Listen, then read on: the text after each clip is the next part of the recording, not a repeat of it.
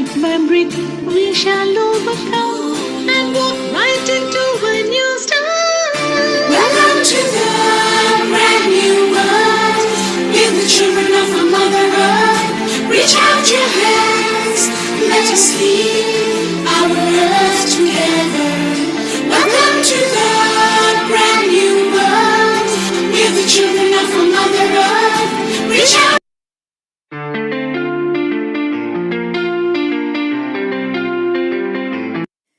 Global Namaste. Please join us this Sunday on a free global online episode, World Environment Day. Our Earth, our future.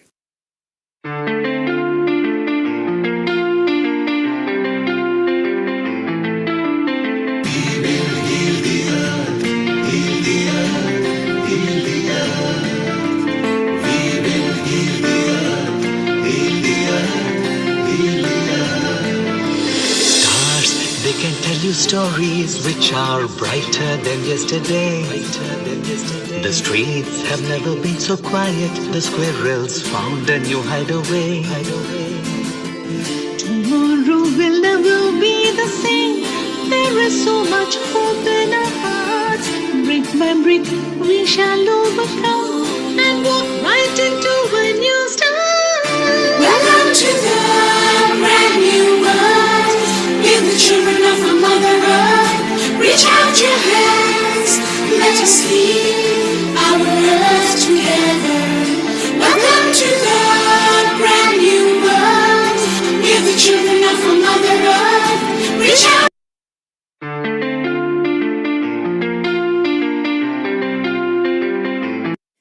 Global Namaste.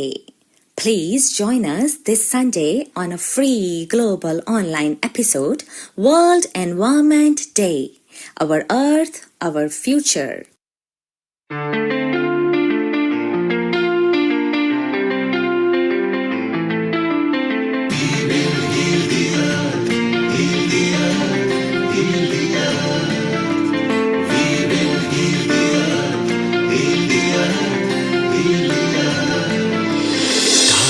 They can tell you stories which are brighter than yesterday. The streets have never been so quiet. The squirrels found a new hideaway. Tomorrow will never be the same. There is so much hope in our hearts. Remembering we shall overcome and walk right into a new start. Welcome to the brand new world. We're the children of a Mother Earth. Reach out your hands, let us lead our earth together. Welcome to the brand new world. We're the children of a Mother Earth. Reach out.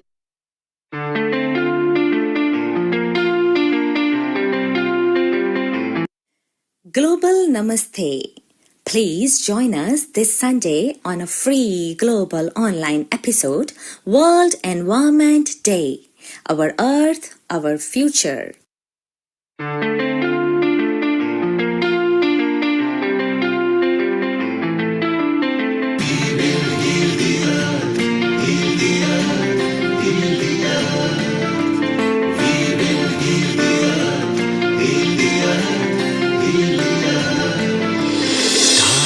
They can tell you stories which are brighter than yesterday.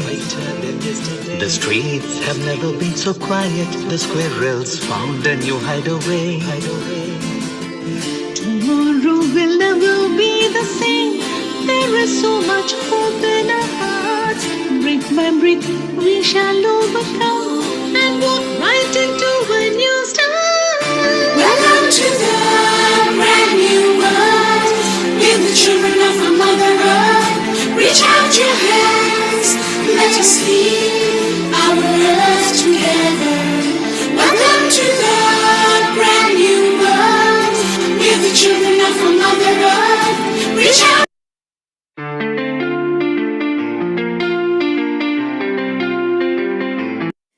Global Namaste. Please join us this Sunday on a free global online episode, World Environment Day. Our Earth, our future.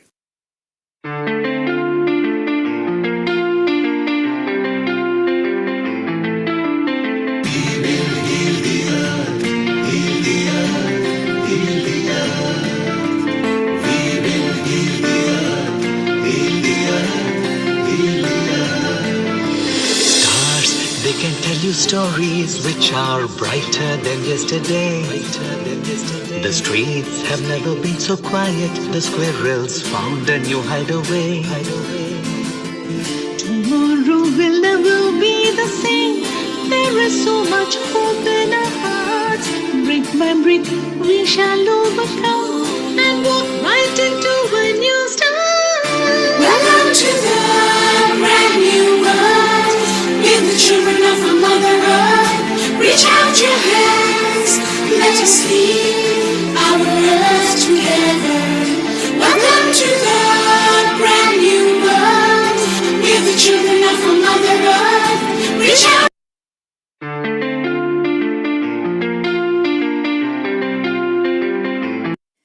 Global Namaste. Please join us this Sunday on a free global online episode, World Environment Day. Our Earth, our future.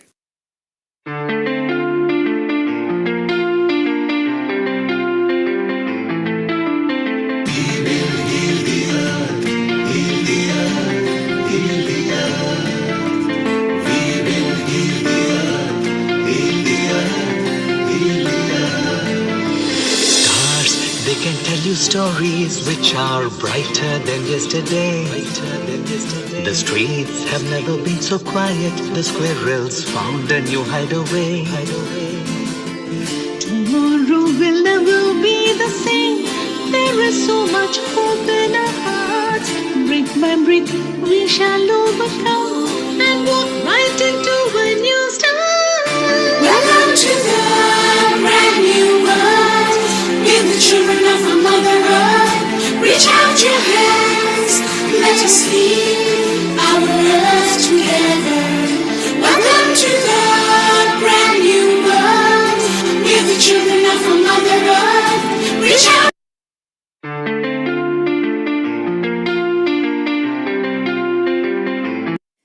Global Namaste.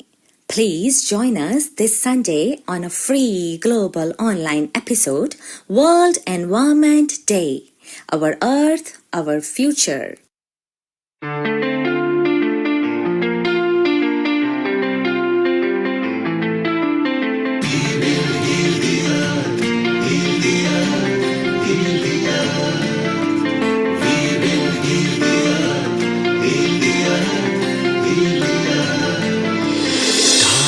They can tell you stories which are brighter than yesterday. The streets have never been so quiet. The squirrels found a new hideaway. Tomorrow will never be the same. There is so much hope in our hearts. Brick by brick, we shall overcome and walk right into a new start. Welcome to the brand new world. With the children of our Mother Earth, reach out your hands. Let us lead our earth together. Welcome to the brand new world. With the children of our Mother Earth, reach out.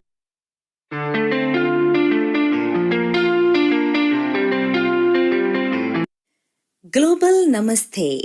Please join us this Sunday on a free global online episode, World Environment Day. Our Earth, our future.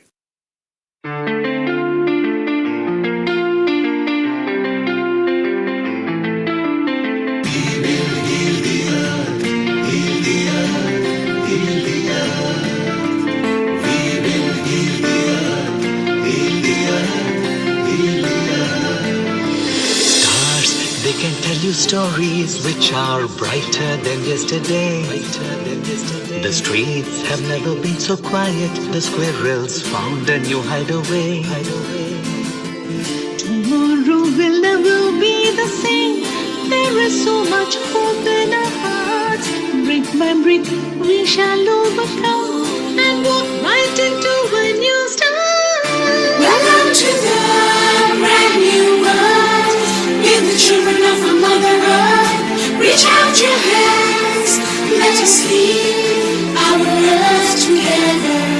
Welcome to the brand new world. With the children of our Mother Earth, reach out.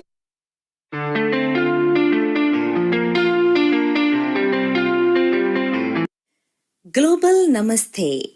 Please join us this Sunday on a free global online episode, World Environment Day. Our Earth, Our Future.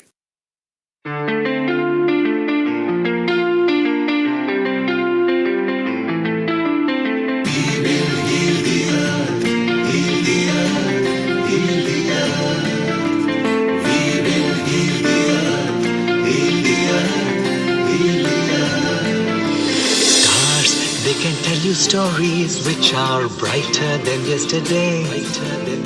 The streets have never been so quiet. The squirrels found a new hideaway.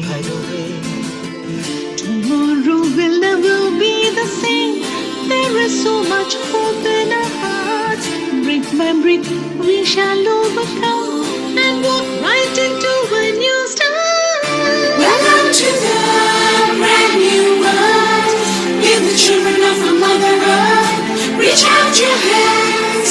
Let us lead our earth together. Welcome to the brand new world. We're the children of our Mother Earth. Reach out.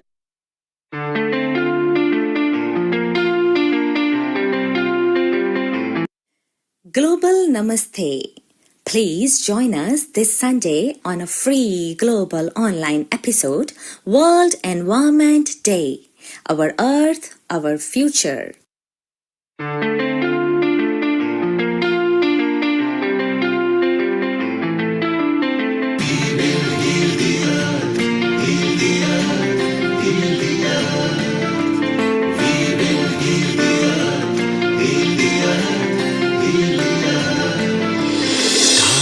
They can tell you stories which are brighter than yesterday.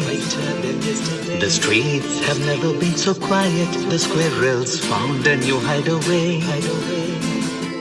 Tomorrow will never be the same. There is so much hope in our hearts. Brick by brick, we shall overcome and walk right into a new start. Welcome to the brand new world. We're the children of our Mother Earth. Reach out your hands. Let us lead our earth together. Welcome to the brand new world. We're the children of our Mother Earth. Reach out.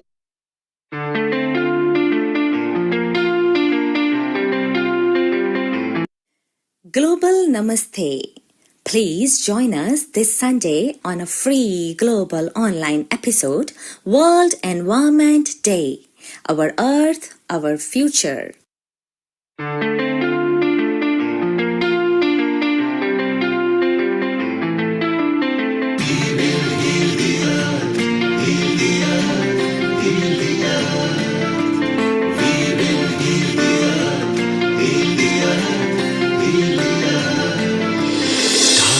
They can tell you stories which are brighter than yesterday. The streets have never been so quiet. The squirrels found a new hideaway. Tomorrow will never be the same. There is so much hope in our hearts. Brick by brick, we shall overcome and walk right into a new start. Welcome to the brand new world. We're the children of our Mother Earth. Reach out your hands.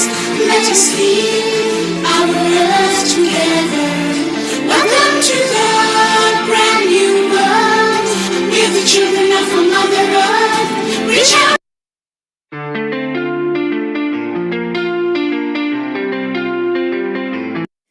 Global Namaste.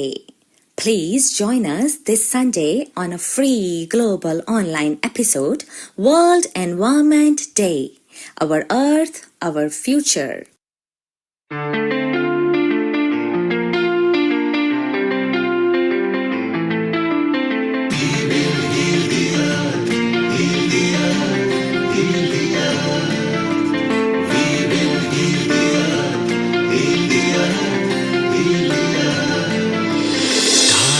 They can tell you stories which are brighter than yesterday.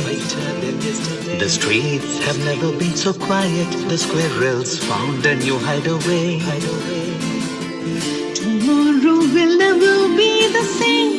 There is so much hope in our hearts. Brick by brick, we shall overcome and walk right into a new start. Welcome to the brand new world. With the children of our Mother Earth, reach out your hands. Let us heal our earth together. Welcome to the brand new world. With the children of our Mother Earth, reach out.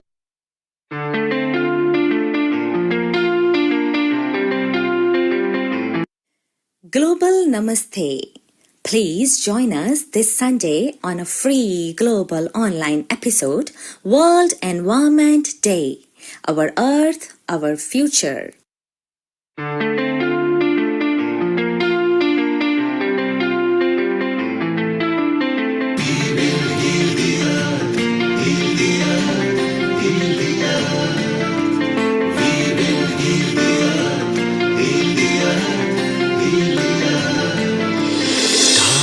They can tell you stories which are brighter than yesterday. The streets have never been so quiet. The squirrels found a new hideaway. Tomorrow will never be the same. There is so much hope in our hearts.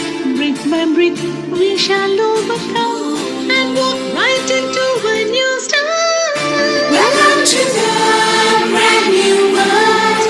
With the children of our Mother Earth, reach out your hands. Let us heal our earth together. Welcome to the brand new world. With the children of our Mother Earth, reach out.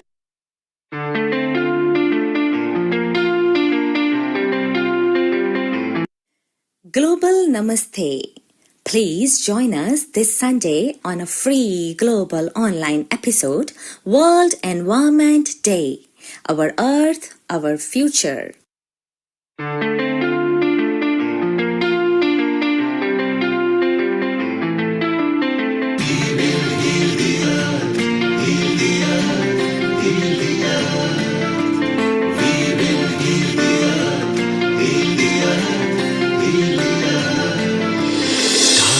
They can tell you stories which are brighter than yesterday.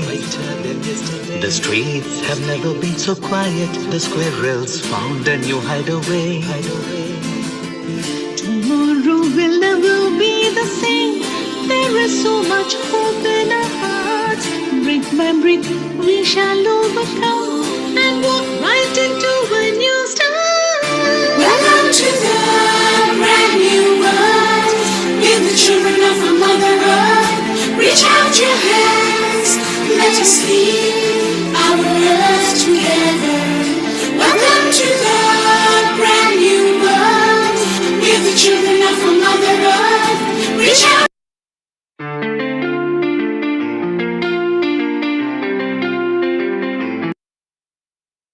10, 9, 8, 7, 6, 5, 4, 3, 2, 1.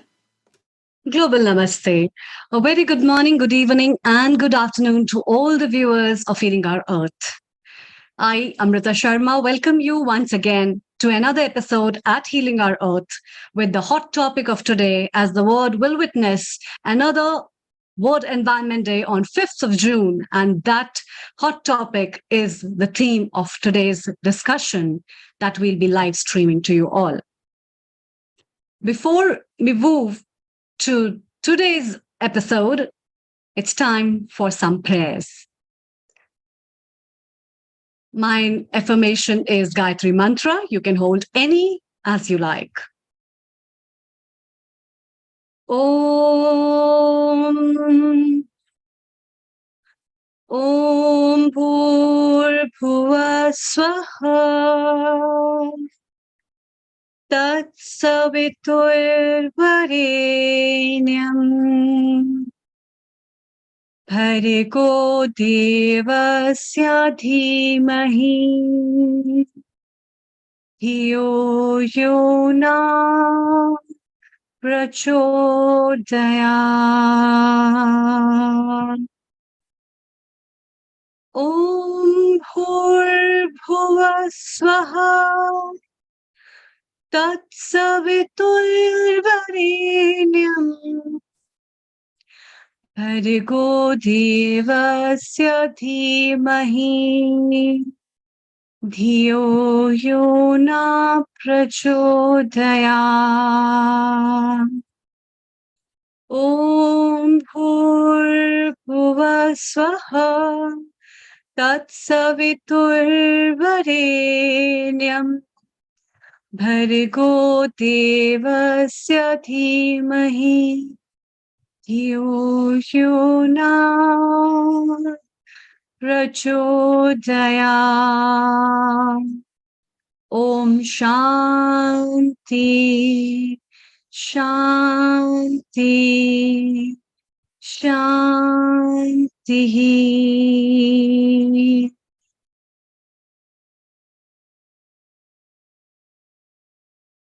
Welcome once again. This year's World Environment Day's theme is based on one of the very important elements of the earth, which is related with water and land. And today's episode is specifically based on finding out solutions, on working up strategies, combating up new ideas, and brainstorming on what better we can do for prevention of desertification, for building up drought resilience, and also how well we can restore our Mother Earth. We all have a piece of land. In fact, everybody has. And when we will die, we'll again have a little piece of land where we will be buried, electrified, or being cremated. But still, this Mother Earth, as it has given us the space where we all are sitting and witnessing these changes, it's time again to think on all these things. And that's why today's episode is specifically about our Earth, our planet. How much we can do.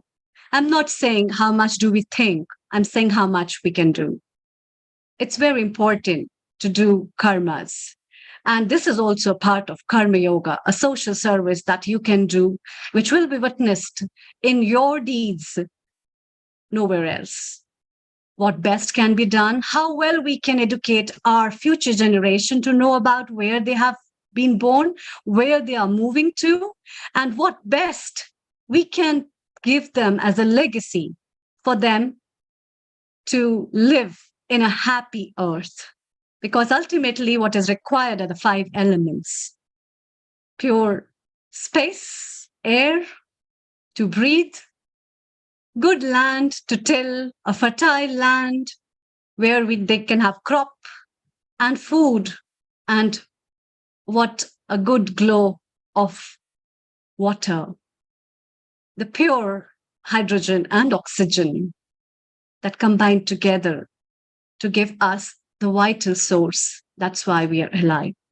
So it's time also to thank Mother Earth, and it's also time to acknowledge what changes are important. And that's why we have various experts, very renowned personalities in today's time who will be joining us. So don't go anywhere, stay around, fix your seats, have some good tea, coffee, beverages, snacks, breakfast, lunch, and make your dinner ready and tie up your seat belts off your bed, couches, and chairs to know and find solution. And yes, if you have any question and answer, you can just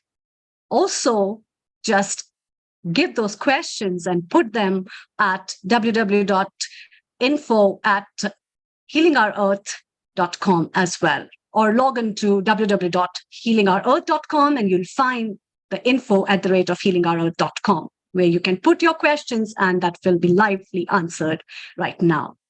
Moving ahead at this episode, let me welcome our guest for today, with whom we will be having our discussions, our chit-chats, and we will be taking up this discussion of what better can be done forward. So, a very warm welcome and a global namaste to you, Kailash Parekh, and the guests, Dr. Shorna, as well as Dr. Richa Soni. Very good afternoon and a warm welcome to all three of you. Over to you, Dr. Kailash. Before we take our guests as well, let's welcome them and your thoughts about what best we can do for Mother Earth as well.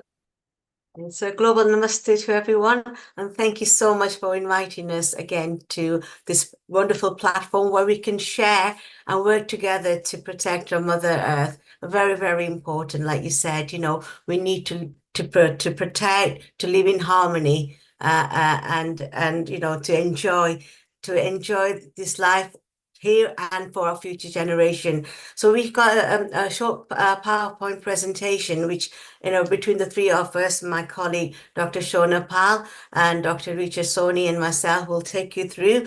And it's all about, like you said, raising the awareness through education, and has members of the organization called LEAP, which is Lancaster Environmental Action Protection Group. This is what we're aiming to do, is to raise awareness through education and training. And so this will give you a snapshot of the kind of work that we do at the grassroots level. So I'd like to pass over to my colleague, Dr. Shona Pal, to start us off. Thank you. Thank you so much, Kailash. Namaste. Namaste, everybody. What I would like to first start off with is basically to just share a basic principle that we follow at Lancaster Environment Action and Protection. And why I'm sharing this is really because I'm hoping that will encourage others. At this point of time, because climate change is not a new phenomenon. It's been going on for millennia. But the way it is affecting us at present, frankly speaking, if we don't change our mindset to share rather than continuously try to compete with each other, it will be really difficult to kind of, slow down climate change so that ourselves and our future generations can live in harmony. So what I would really say to all organizations and individuals out there is, please, please, please certainly take action and certainly take forward that action with others. Share the way you're going forward. So this is something that I hope today's presentation will give you all an insight into, and something that I hope all of you will take forward. So thank you so much. Next slide, please. Okay, so a chirpy picture of myself, basically. And what I wanted to underline here is, yes, beautiful summer in the UK, and here's my victory sign to everybody, to our planet, to all the human beings and the animals and the beautiful plants and all creatures, really, living and actually inanimate ones as well, to be able to survive on this planet and carry on. So despite knowing that it's a very dystopian situation with many of our fellow animals across the world. So you have monkeys who are dropping dead right now as we speak from trees in Mexico because basically because of the heat, through, of course, no fault of theirs, due to this evolved animal that human beings are. You also have, people, you have the gunas who again, basically are being forced to leave their islands and move inland. Again, not particularly due to their fault, but due to the lovely people who are basically not taking action to be sustainable and live in harmony with others. But despite these rather, extremely sad happenings that we may or may not be conscious of all the time, I still say that, here's a V to victory. We can, overcome the issues that we are facing. It's just a question of collective grassroots action, taking things forward, not leaving it to governments and to industries to, basically say, oh, well, they're supposed to do it, but to say, yes, of course they'll do it, but not to be judgmental about, oh, this is what the government can and can't do or should and shouldn't do. It's a question of what are you doing? So, can you please do something about it? So next slide, please, Richa. So with Lancaster Environment Action and Protection, what we serve to do is we serve as an environment partner for communities. And because we really think the action is happening there. So we support communities to take forward grassroots actions with their, whoever, for example, faith organizations, to take forward whatever kind of sustainable action and change in mindset that they can. So we enact this through four, kind of areas. One is, of course, research and policy. So there is a lot of research going on in the background. So right at present, for example, we are talking about, we are kind of researching, looking into what's happening with the clothing fashion industry, fast fashion and its impact on climate change. We've got schools action. So schools action is working with schools to support their green teams, to help these flourish, as well as, for them to take it forward. Because like faith organizations, schools have a huge impact in being able to reach not only their pupils, but the families of the pupils. And that's how we're trying to reach out. And of course, youth action. So we have a wonderful Lancaster Environment Action and Protection Voices of Youth. So quite a, mouthful. So I'll just call them LEAP VOI, who are doing some wonderful work, which I'll share briefly on the next screen. And of course, we have the community organizational action, which is, you might say, a very big part of our forte, which is working with faith and non-faith communities through their community organizations to take forward environmental assessment and management. So thank you so much, Richa. So again, to just very briefly touch on this, so my favorite, which is basically Lead Voice of Youth. You can see, I think, from the kind of work that they're doing, that they are really taking forward something very fantastic. So just very briefly, the Eco Festival booklets are things that you can download from our website. And our website is there at the bottom of the slide. So please do go ahead, share them as widely as you like, because as I was saying, this is not about competition, this is about sharing. And what these do is basically anybody, any person, any child, along with their family, even very young children, can take forward the activities in these festival booklets to celebrate festivals very, very, very economically and very, very, very sustainably. So that's something that we're particularly proud of. Of course, we have other, partnerships with UNESCO and with the Art of Living. And, we've had some wonderful national sustainable quizzes, which have been spearheaded by the Art of Living. And we've worked alongside with them, where our Lead Voice of Youth have basically been a part of that. Moving on to very quickly, the schools action. So with primary and secondary schools, as I was mentioning, we work not just around the Green Week, but at other times as well, having sustainability, superhero competitions. So really changing the mindset again, that, to be a superhero, being, sustainable, being recycling, these are things that actually are really fantastic in becoming a superhero. So change the definitions really, helping young people feel valued as people. If you're picking litter off the streets and you're, actually putting it into the recycling bin, you are a superhero. So changing the mindsets of young people and their families. And basically also, as I was saying, the energy at home, that really links into the larger environmental assessment and management that we are taking across, that we conduct training for, which Kailash will be going into great detail about. Just to speak in terms of community organizational action, we have been massively supported by the Hindu Forum of Britain. So this is what we need. We can, certainly cough up the goods. We can make these wonderful toolkits, but unless community organizations take it forward, they're not going to go very far. And the Hindu Forum of Britain, basically led by President Mrs. Trupti Patel, has been massively supportive in, rolling out this environmental assessment and management training across to, many, many temples and organizations. So to take forward, look at their activities, celebrate what they're doing well already, and take forward or think about what other activities they can do. Again, the toolkit is absolutely something you can download free of charge from our website. Again, it's about sharing and not about keeping all the goodies to ourselves. You can always come up with new and good ideas to, take it further forward. You don't need to compete. And I think basically with that, I'll kind of wrap up. There's also some exciting stuff going around with Preston City Council with the climate jury that Dr. Parekh served on very recently. But I'm not going to go into all the, LEAP actions, because I think at that rate, we won't leave space for others to speak. So handing over, I think, Richa, I think the next slide is straight onto yours, probably, to Dr. Richa Soni. So a very wonderful, director who is an environmental engineer, and she will speak to you about climate change and why it's so important to all of us. Thank you so much. Namaste. Thank you, Sharna, and namaste, everyone. Quick introduction. Thank you for that, Sharna. So my name is Richa. I'll not go into much details about that. I would like to talk today about this year's Environmental Day theme and some action points from COP29. The purpose of Environment Day celebration is to raise awareness and promote environmental conservation. Now, this year's theme is land degradation, the restoration, desertification, and drought resilience. So all this bad things, maybe degradation, desertification, and droughts, why this is happening? I think this all is happening because of some human-led activities. And what we need to do is we need to stop them and stop actually the drivers which are causing that.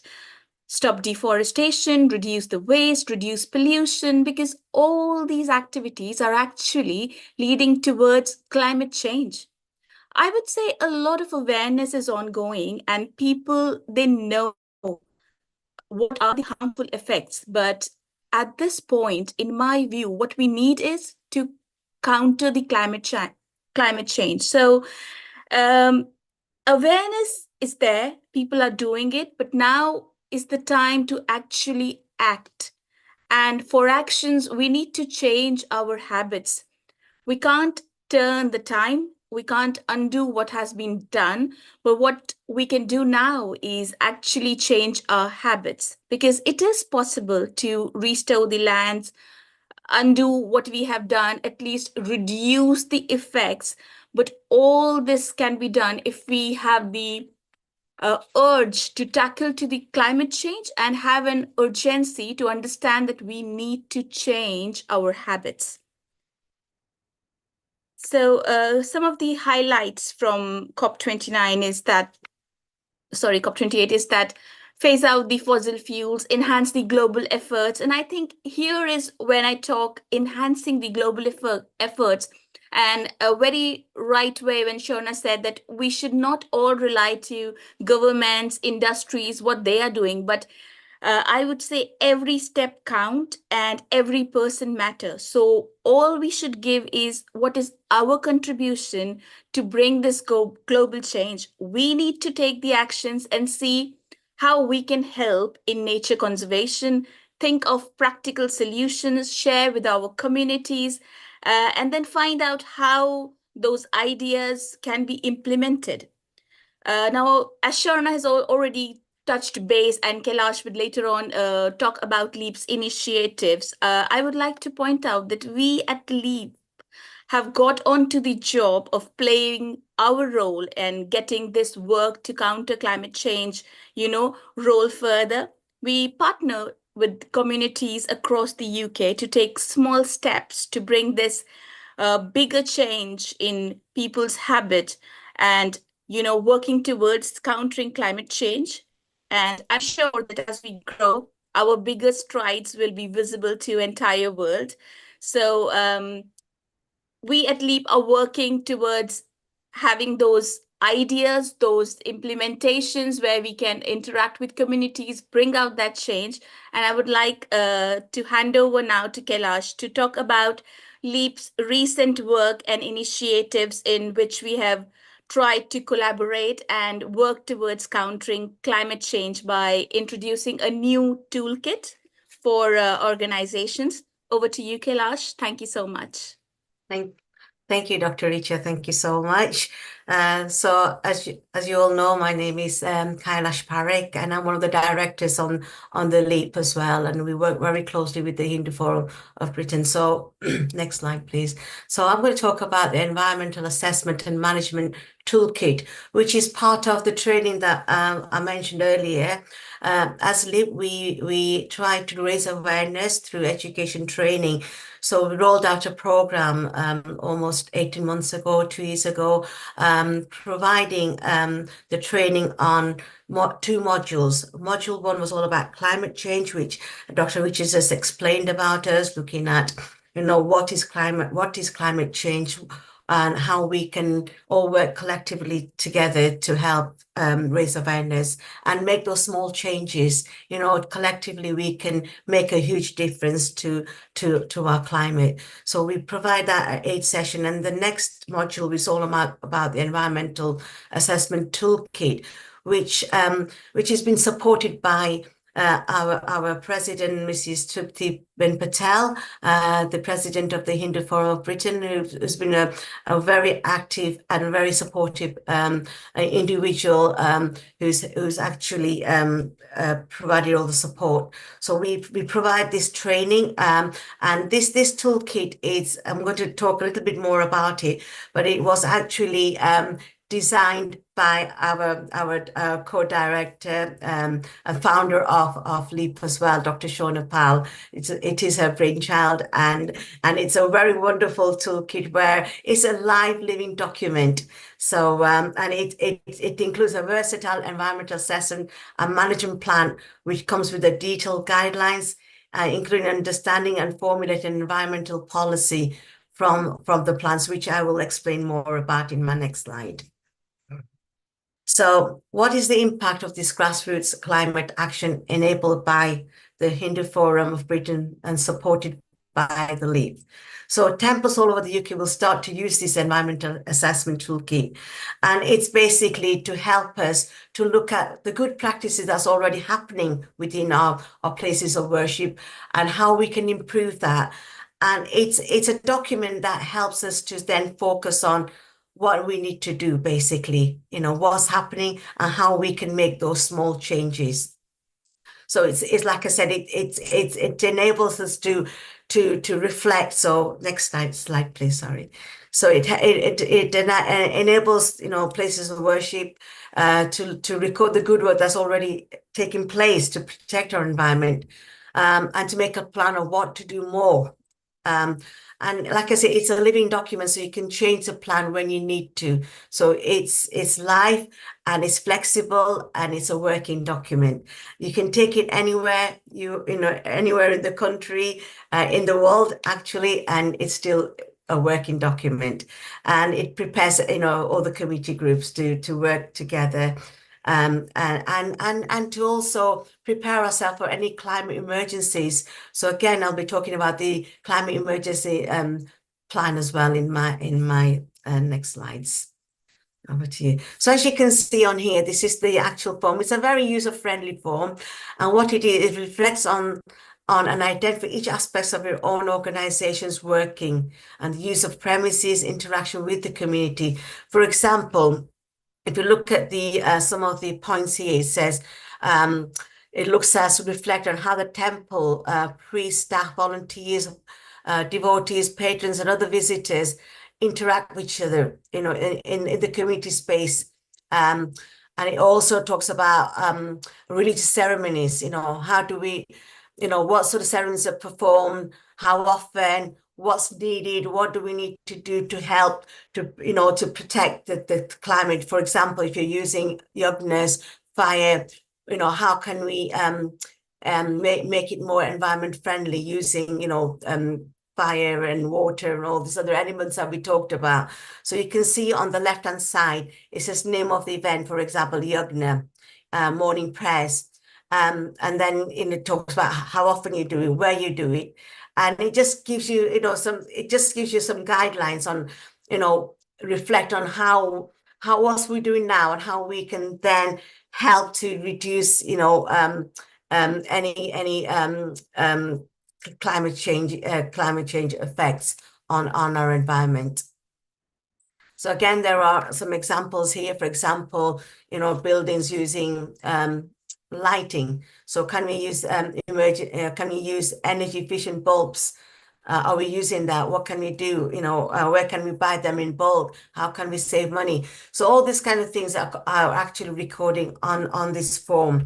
And we also encourage, each of the places of worship to have what we call a climate change coordinator, who is responsible for filling in this form and reviewing and making sure it's a living document, so it can be flexible and change it as and when it's needed. So again, it helps us to set short-term and long-term goals with days and how to increase our sustainability, and that is really important as well. So next slide, please. So we talked about, again, this toolkit will enable us to to look at a climate emergency group network. So should there be an emergency, how do we deal with this? And we, again, share those kind of links and resources and helplines and networks to come together to help us to deal with such emergencies in our places of worship. Next slide, please. So here are some of the feedback from our participants we've had 2 cohorts of participants from different places of worship across the UK attending this course, and they found this really helpful, especially the networking, working with other people from different parts of the country, coming together. What are they actually doing in their own places of worship? How can we use that best practice and share? And one of the good examples we talked about was, when we use plastic plates, for serving food. Well, there are biodegradable plates that we can now order, and it's much more cost effective to work together as a network and to order it in bulk so we can save money. And this kind of initiatives that are coming forward through these groups that we've been delivering this training to. So as you can see, there's been received a very positive feedback, and we'd like to build on this in the future. Again, there's a case study that we did for one of our Diwali magazines that came out just recently, last Diwali, and this case study of one of our participants who talked about their experience, tell us a little bit about your organization, what was happening, what initiatives are you taking place to help, with the climate change, and those kind of experience. And they talk about their experience and how they're going to use the knowledge, the understanding, the training that received on the climate change, and how they're going to use that and spread it out with other groups within their organization.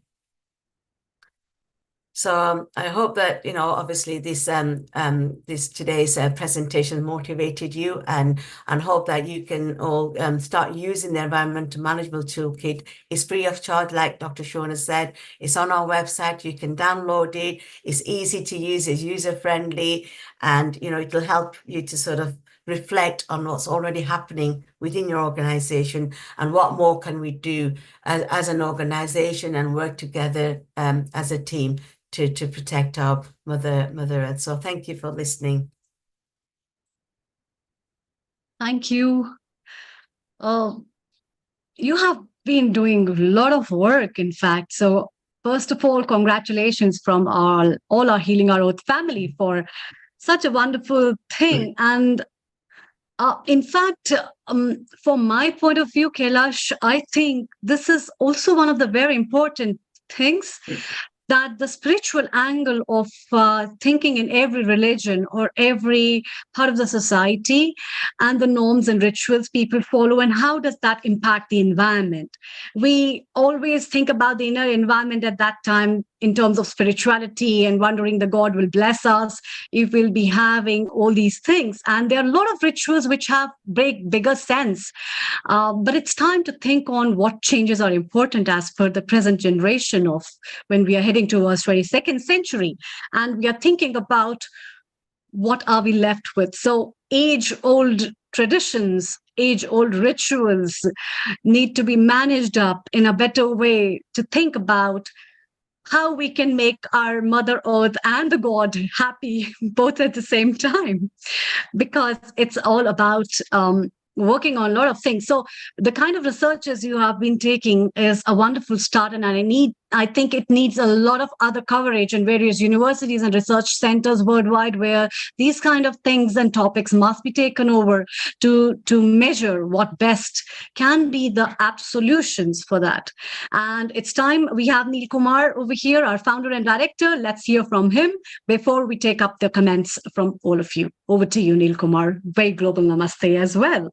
A global namaste to you, Amrita. You're doing a sterling job as usual. Kailash, Dr. Shona, Dr. Richa, how wonderfully you presented the outreach that you're doing, particularly providing a free toolkit. So there are questions that people will want to ask a bit later. What we are going to do now, just in a while, over the next 10 minutes, we're going to bring Charles over here. He is also involved in something that he's going to tell us a bit more about for over the next 10 minutes. Then we are going to go back to the LEAP group, and we want to know more, particularly also our integrated health lead, Rajiv, who is from North, and our Oman representative here, Sai Chitra Narayan. So we'll have a discussion and how we can share this toolkit, like how Shona and Richa said. It's not about competition. It is just sharing with you. And that's what Healing Our Earth likes. Free share, free education, unite, love, and liberty. So stay around, ladies, digest yourself, have your cup of tea and something. We'll be back with you. And over to you, Dr. Amrita Sharma. Let's bring in Charles. And Charles is our regular contributor over here. So over to you, Dr. Amrita and Charles. Thank you, Neil Kumar. Warm welcome and a global namaste to you, Charles. A very good afternoon. I can see all greens around you, which is really lovely to see, in fact. But from just mere wallpapers and the screen share backgrounds, it's important to bring them on board practically as well. So, Charles, please tell us about yourself. And I can also see something written as Fly Greener. It's that Instagram page at the rate of no CO2. Wonderful. Over to you. Over the 10 next minutes, we have you. Please tell us more about yourself and Fly Greener. Thank you. Thank you so much, Amrita. Thank you, thank you, thank you. A big welcome to everybody. I'm really pleased to have this opportunity to speak with you all. So I'm here in the UK near London, and maybe today we've actually got the first day of proper summer. I mean, after all, it is June, but it is the UK, so anything can happen with the weather. So because it's so sunny, this is a great time for everybody to think, well, summer is here, therefore we need to think about holidays, going away, going on holiday, and me too, right? But air travel, whether you're traveling near or far, I think these days we all have a worry in the back of our mind about what's going on. We have a nagging worry, which is, we know that air travel creates CO2 emissions, which causes harm to our planet, to other people, and to other living beings. And this is on the news all the time. So basically, what can we do about this? What can we do about the problem of the CO2 emissions that we create? So I started thinking about this problem a long time ago now, and in 2015, I really got more interested in this and decided to do something about it. But the reason is that what's happening, and we can now see it just over the last 2 or 3 years even, we're seeing it much, much more. It's all over the news. So what's happening is that the CO2 emissions we're all creating are creating global warming. And the way this manifests in parts of the world, it manifests in heat, drought, fires, floods, worse hurricanes, and particularly frightening is melting ice and rising sea levels. Now, in the UK, you look out the window and you think, well, there's not too much happening here. It seems okay. But the point is that in other countries in the world, and I know that in India, you're getting crazily high temperatures of 50 degrees in places, 50 degrees centigrade. And this really means that people can't hardly go outside. People certainly can't work. So it's a big, big problem for us all. So what's happening here is that really I felt back in 2015, I felt that I really needed to try and do something about this. And so what I did, it took a while. It took a while to really understand what's going on. And I think really this is where I can relate to everybody here, that global warming is a complicated problem. It took me a long time to understand what it was really all about. And after that, it was in 2018 that I finally got around to launching No CO2. And No CO2 is about planting trees. It's about making it easy for people to do something and take action. So now we've planted a total of 1.75 million trees, and these have all come from donations, and they've all come from people like ourselves who want to do something about global warming, want to make a difference, not quite sure what to do. and thinking, well, hey, planting trees really does make a difference. So since then, you may have seen me on some of the webinars. We've run live webinars from the COP meetings. This is the COP26 meeting in Glasgow, from COP27 in Egypt, COP28 more recently in Dubai. We've ran webinars from these meetings, had live speakers from the events. And just more recently, for Earth Day 2024, we've launched a campaign, One Person, 1 Ton, and this is a campaign in partnership with IAHV. This is the International Association for Human Values, and my friend and colleague, Shailin Mittal, will be speaking later today with here, and also with Rotary. And what we're doing here, we're inviting people to remove a ton of CO2 by planting 120 trees. Okay, so that's what it's all about. So Amrita, back over to you. Thank you, Charles. That's really a great initiative. And my question to you is that why fly greener? And what does it, how does that impact? And what basically is this project about? Sure. Over to you. Okay, thank you for your question. Okay, well, the heart of this is really about flying. We all want to travel. We want to travel to see friends, to see our family, and just to go on holiday. As I say at the beginning, it's summertime, so we want to get away, want to go somewhere different. Now, we know that air travel actually harms Mother Earth, it harms other people, it harms other living beings by the heat, the drought, the floods, all the rest of it that it causes. So the question we have, the nagging question in our mind really is, well, look, actually, what is the right thing to do? So what's the right thing to do for us? So the options are, well, first of all, you think, well, maybe not go at all, maybe not go this year, maybe go another year. And then your friends and family say, well, look, hey, you know, really, we need to see you, what this is all about. Why are you doing that? So very often it's not going to be realistic just not to fly. And then the second option is to say, well, look, it just seems easier to leave it. I'll sort of think about doing something about it. And then you leave it and you end up getting on the plane. And when you're on the plane, you think, oh, perhaps I should have done something about the CO2 emissions. But by that time you sort of think, well, it's a bit late. But the other thing is to actually remove your CO2. So you've got an option with ourselves, which is to remove your CO2 emissions. So what we do, we help you by making it easy for you to plant trees. We plant the trees for you, we remove the trees. So obvious question then is, well, how many trees do we need? So simple calculation is that 1 hour, one ton of CO2, which is sort of measure for all this, 1 ton of CO2 is created by flying for 8 hours. So just look up where you're flying to. You probably know if you're flying from London to India, to Delhi or Mumbai, it's about 8 hours, 40 minutes.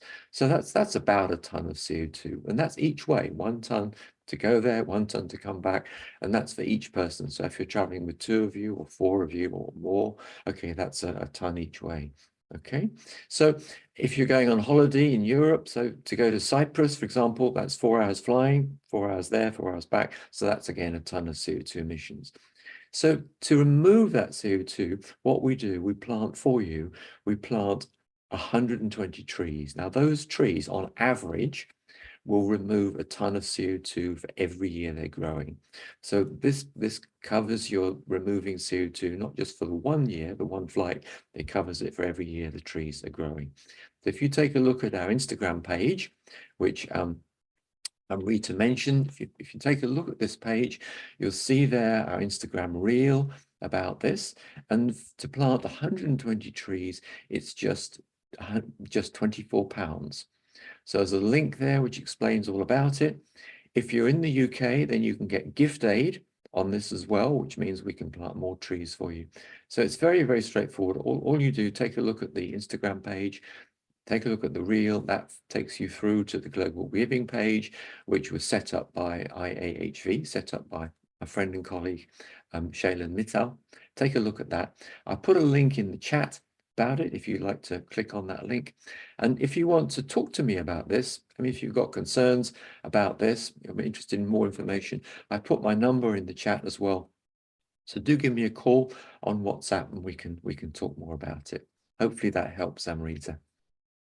Definitely, definitely. Why not? That's really wonderful. In fact, a lot of us might not be thinking about it, that where we are moving towards urbanization, modernization, where we are happy, oh, we have got flights to fly from this place to this place, and the time has been reduced. We are not thinking how much CO2 we are producing and what impact in the coming years will it give to our future generation, where they might not even have air to breathe also.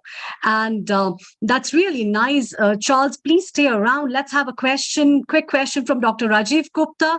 Global Namaste to you, Dr. Rajiv Gupta. He is our integrated health producer, as well as a regular contributor and a marvelous person as well. Let's have a question from him. Over to you, Dr. Rajiv. Thank you so much, Amrita, and thank you very much, Vinil Kumar. Very, very interesting episode. Two important questions. The first one was about that we all know that there is global warming. We know that environment is being harmed by many of the acts we do, but very few of us consciously do something every day about it. So it's really good that this all is brought up, that the harm that we are going to do to our Mother Earth, to the environment, to the nature from where we are born, is going unnoticed by many of us. It's not just people who are ignorant, it's also by the people who know it and consciously ignore it. So I think that's something I found very not just interesting, but really intriguing. Okay, thank you. So that is something I wanted to bring to your notice and what your views are. And also, as a small observation, I just saw it, no CO2. I was thinking plants need CO2 to convert back into oxygen to give to us, and whether the slogan has taken that into account. Well, what I mean by this, I mean people as individuals know CO2. I mean, on average in the UK, we're creating about 7 tons of CO2. So to remove 1 ton is just a part of this. So if people would like to remove more CO2, then that's great. But I would just like to pick up on what Amrita said just now. There are some people who are flying around all over the place. Most people in the world, I mean, still 10% of people in the world are in extreme poverty. And by planting trees, a key benefit here, it's not only removing our CO2 emissions, it's not only helping protect other living beings, other people, other families, other animals, wild animals, birds, fish, etc. It's also creating paid work for people who are in extreme poverty. So these 120 trees approximately are creating 1 day of paid work for people in poverty. And the other point about what Amrita was saying is that we do have a very polarized world now. We have 10% of the population in extreme poverty. We have a lot of people who are unable to travel. They don't have the money to travel. And then we have a very privileged group of people, of which most people here will be part, who do have the funds to travel. And where we are traveling, a key point for me is that really out of fairness to those people in the world who don't have this, who are basically, very often the subject of the problems that we're creating, which Dr. Gupta talked about, it's really only fair to do something about it. And this applies to so many of the things we're doing which damage the planet. So I'd really just like to put on the table the option for everybody of making a difference by planting trees, going through the links here. And big thank you to everybody here for giving me the opportunity to talk about this. Thank you, Amrita and Dr. Gupta, for your questions. Thanks, Charles. Before you go, I would like to just mention one thing, because we are bubbling hot in India. To be very honest, what is happening, everybody cannot afford air conditions. Everybody doesn't even afford a fan. And in India, we have got a lot of trees, especially the banyan tree, the peepal tree, where there is already a tree and they have built a concrete around for people to sit. And people have, through community service, put earthen pots for people to rest under the shade of the tree, which is considered to be much cooler.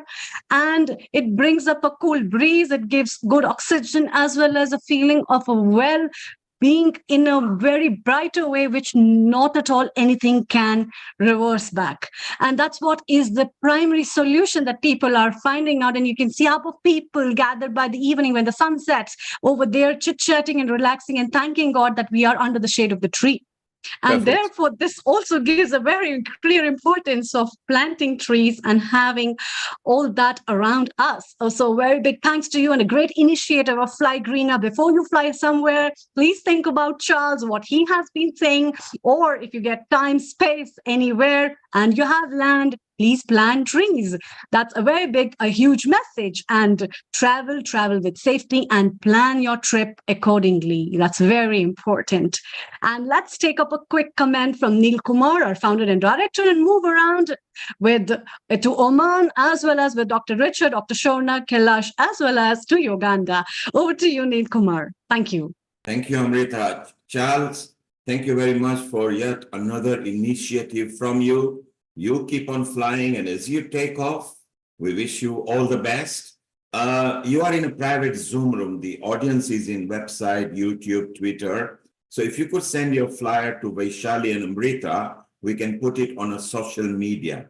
Here it's only the people who are contributors who are talking. So if you could send your flyer, let's make it viral on the social media so we get better exposure. Charles, thank you very much, and we'll see you shortly in some other episode. Thank you. Thank you, everybody. Thank you. Thank you, Charles. Thanks And for what we'll coming. do now, Amrita, what we'll do, Rajiv has got a comment, and as has Robert from Uganda. So we will bring them, and we want to go back to our LEAP organization because, you know, they are offering toolkit and it's free. And we want to take a comment from Sai Chitra Narayan, our Oman coordinator there. Global Namaste, Sai Chitra ji. You were listening very intensively what the LEAP ladies were talking about. What are your comments? Global Namaste to everyone. I'm very happy to share one beautiful thing. Got around 300 students in my nursery, and we made each one of them to plant one sapling. And we had poster making competition where around 300 children participated. One plant, one earth, one future.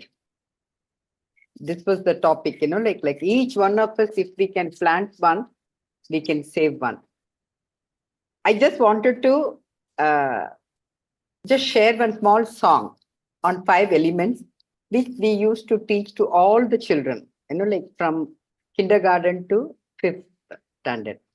So can I go ahead? Yes, please go ahead. Yes. Oh, space, dear space, how can I live without you? Oh, space, dear space, we pray and bow to you. Oh, air, dear air, how can I live without you? Oh, air, dear air, we pray and bow to you. Oh, fire, dear fire, how can I live without you? Oh, fire, dear fire, we pray and bow to you. Oh, water, dear water, how can I live without you? Oh, water, dear water, we pray and bow to you. Oh, earth, Mother Earth, how can I live without you? Oh, earth, Mother Earth, we pray and bow to you. Oh, God, dear God, how can I live without you? Oh, God, dear God, we pray and bow to you. Let's take care of this planet. Let's take care of Mother Earth. Peace, peace, peace, peace on the earth. Peace, peace, peace for all the universe. Love, love, love, love on the earth. Love, love on the earth. Love, love on the earth.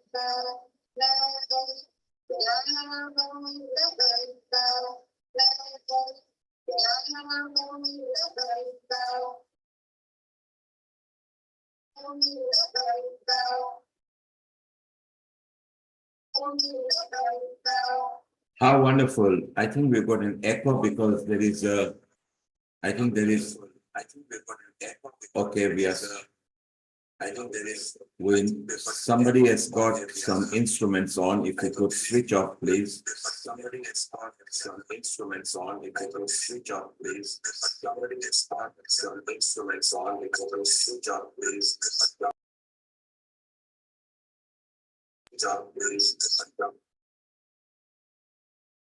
Okay, Amrita, do you read me? Yeah, so that Yes. was Yes. that was beautiful from Saichit Raji in Oman. Yes. And Rajiv, you had a comment, and then we got to Dipti in Egypt. And Rajiv, you had a comment, and then we got to Dipti in Egypt. And Rajiv, Fantastic, Chitra ji. I hear so peace, peace, peace, and love, love, love, and that's so beautiful. And Sai says, "Why fear when I am here? Mother Earth will be saved. Mother Earth will be saved because He is here." And I am sure that with collective effort, God has been giving us the inspiration, and we are the media to act, to do something about it, while millions of people are not even bothered or thinking about it. So I want to congratulate all of people who are talking here and those who are listening, because they have taken their time out to devote to this topic so that our environment, Mother Earth, and the rest of universe can have a better life. And we human beings are blessed enough to talk about it. There are other creatures like plants and animals who have prana, but they can't talk. So at least we have got that power. So let's thank God for giving us that ability and opportunity. I want to ask a question to Lee. This is because I am part of National Forum for Health and Wellbeing. I don't know if you have heard about it. So I'm the global coordinator for the NHFW, and we had the Health Mela in Preston a month and a half ago, and we had another one in Burnley just 2 weeks ago. And this is actually an opportunity to coordinate the effort, because health and environment are not two different parts. The environment affects the health, and the health affects the environment. And therefore, it's quite good to really connect if we can and help each other and getting some more influence, because you are doing this work, which is amazing. A free toolkit that is readily available for people to use. And it'll be great that if we can help publicize and popularize that so that we can reach more people can take the benefit of it. So that was one thing. And also, I know in the part it says Lancashire, but I think you would not like to limit yourself to Lancashire. You want to go global and bigger. So that would be great. So just wanted to thank. What do you think you have found the biggest hurdle in propagation or popularization or reaching people? That's perhaps just back to you, Kailashi or Richa, any of you want to answer. Sorry, thank you so much for your lovely words, Dr. Rajiv Gupta. Actually, I was at the Health Mela myself at the UCLan, so I'm sure we must have met each other, and I think it's a really good initiative. You know, we cannot separate health and environment. You know, it's so important. Everything, you know, we talked about the 5 elements: the water, the air, the fire. Everything plays a part, and as you know, those who study Ayurveda, that it's all about balancing those 5 elements within our own body as well as the environment. So I think health and environment go together really well. One of the hurdles, like obviously, you know, our LEAP is doing our very best with the Hindu Forum of Britain to reach out to all the organization across the UK, and we want to raise the awareness. We want to see how we can work together collaboratively to share good practices and to share resources, to raise awareness within our individual places of worship. We do our little bit can help have a great impact. So, but one of the things that when we rolled out our training, we got a very poor response, and we want to raise that when we want to work with organizations to encourage more participants to take part in the training. I think it's through education training that we can raise this awareness. So I think one of those, I'm sure my colleagues will agree with me as well, but this is what we personally found, that, we really want to encourage more people to take part in this training. And thank you, for sort of reaching out and saying that you'd like to work with us and raise that awareness within the health sector as well. I think that would really be very helpful for us as well. So over to Dr. Sean, if you want to add anything, Dr. Richa. Thanks so much, Kailash. Absolutely, Rajiv ji. Basically, one of the hurdles that we faced was that even if people came along to the environmental training from an organization, when they actually took it back to their committee members, there was this massive block that, we are already really stretched with our volunteers and our, work, and we really can't take out the time to actually review what we are doing. So it's a bit like, being on the treadmill and not having time to see where you're running to. So, that was basically one of the hurdles we faced. We also, from the responses, we thought that another way of engaging with the community would be through cultural activities to again raise awareness. So in a different way. So like I think we were discussing a little while ago, as long as we keep moving in the right direction, it doesn't matter. So if you come across, something in your way, just if you're walking along a path and there's a boulder and, perhaps, you're not as fit as, some other persons where you can actually sprint over the boulder, you would find a way around it. So we are basically starting a series of recycled clothing shows, fashion shows. And what this does is really because, just commenting on Charles, basically, it's a wonderful initiative that he's taken it forward. But in terms of clothing, fast fashion contributes to 10% of global emissions. And, basically, I'm laughing because it's unbelievable that 85% of the clothes that people buy end up in the landfill.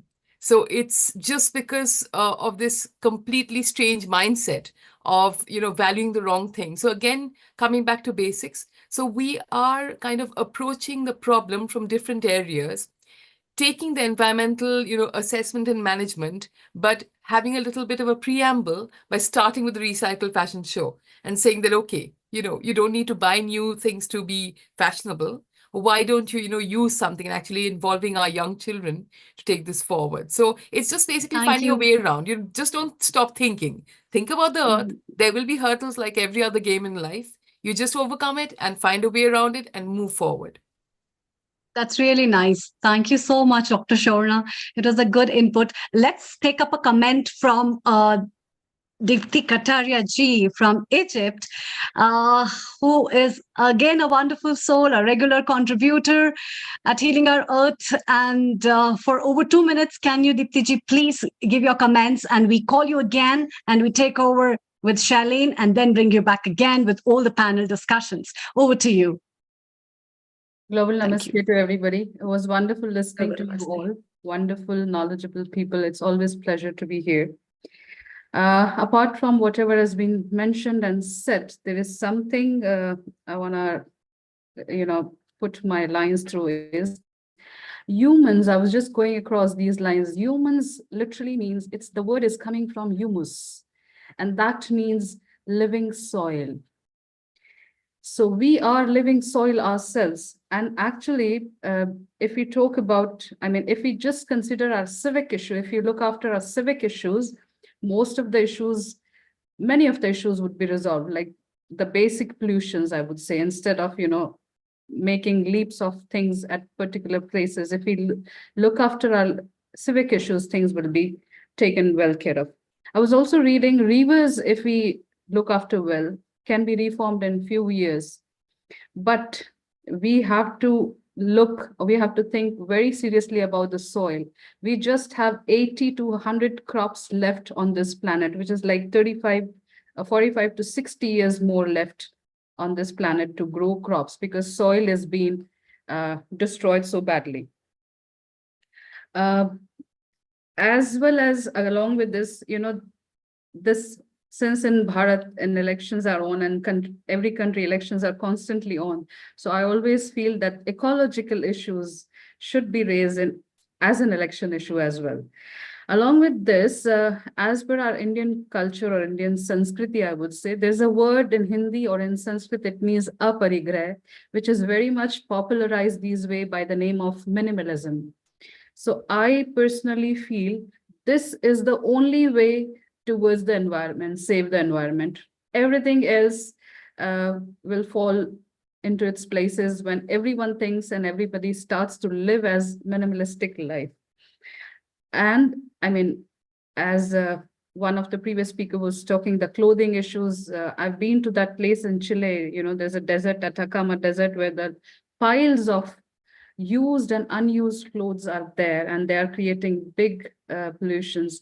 I mean, I'll not talk about the pollutions because we have many experts here. I just want to say that we need to work hard on saving the soil. One of the speakers was talking that how many trees he has planted. This is the new way further. We have to start the vegetation in our planet. Otherwise, this land is going to, the biomass, I just wrote down this 80% of biomass insects have already been disappeared. And we are going to see a very painful and serious food crisis in coming ways. And only the powerful person or powerful country will have the food. You can think about it. I mean, how dangerous it sounds, how scary it sounds. Soil is not just producing food, it's also a carbon, it sinks the carbon. It's a big water soak. It's a basis for 35 to 40% of topsoil is basis for 80% of life on planets. So along with others, the vegetation and minimalism, which is aparigrah, is the next move forward. And at the same time, we always say we have been doing, somebody is doing, but nothing has been happening. I have so much faith in our culture and our transcripts. In Gita, there's a shlok called Karmanyavadhikaraste ma phaleshu kadachanam. Doing your job is only thing which is in your hand. What phal would come, leave it for the time to decide. So let's continue our work. Namaste. Thank you. Thank you. Deepti ji, stay around. And we'll have your comments again. Let's move over. It's time to welcome another guest from UK. A very good afternoon to you, Shailene. Global Namaste. Global Namaste. Thank you, Amrita ji, for having me over. And thank you, Neil ji, for the opportunity. Thank you. Thank you very much. What have you lined up for us today on this topic of World Environment Day with the theme of land restoration and drought resilience? Over to you for over next 15 minutes. Thank you. Thank you. So I'm going to speak about tackling poverty and global warming through volunteering and Seva project. So before jumping into that quick introduction of myself, during the day, I work for HSBC Bank as part of their wholesale risk compliance. And I'm also part of the bank's climate action committee.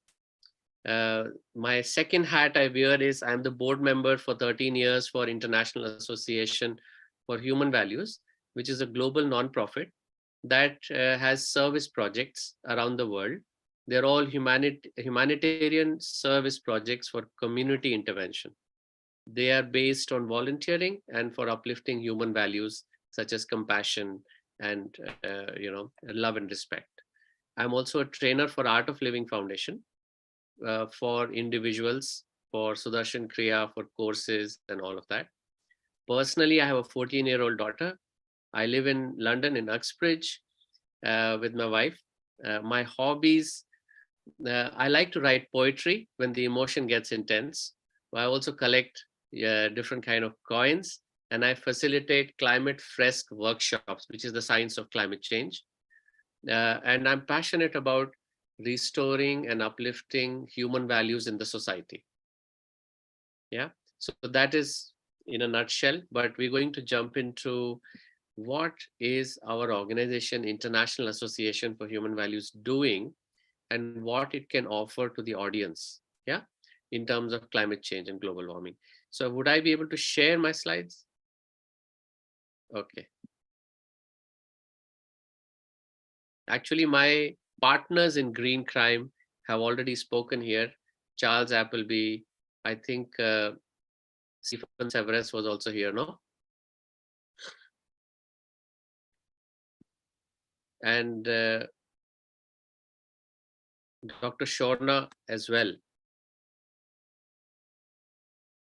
Are you able to see the screen?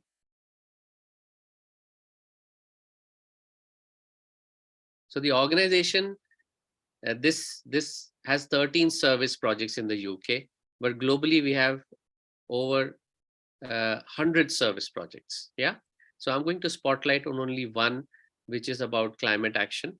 It is creating forests and creating jobs and awareness.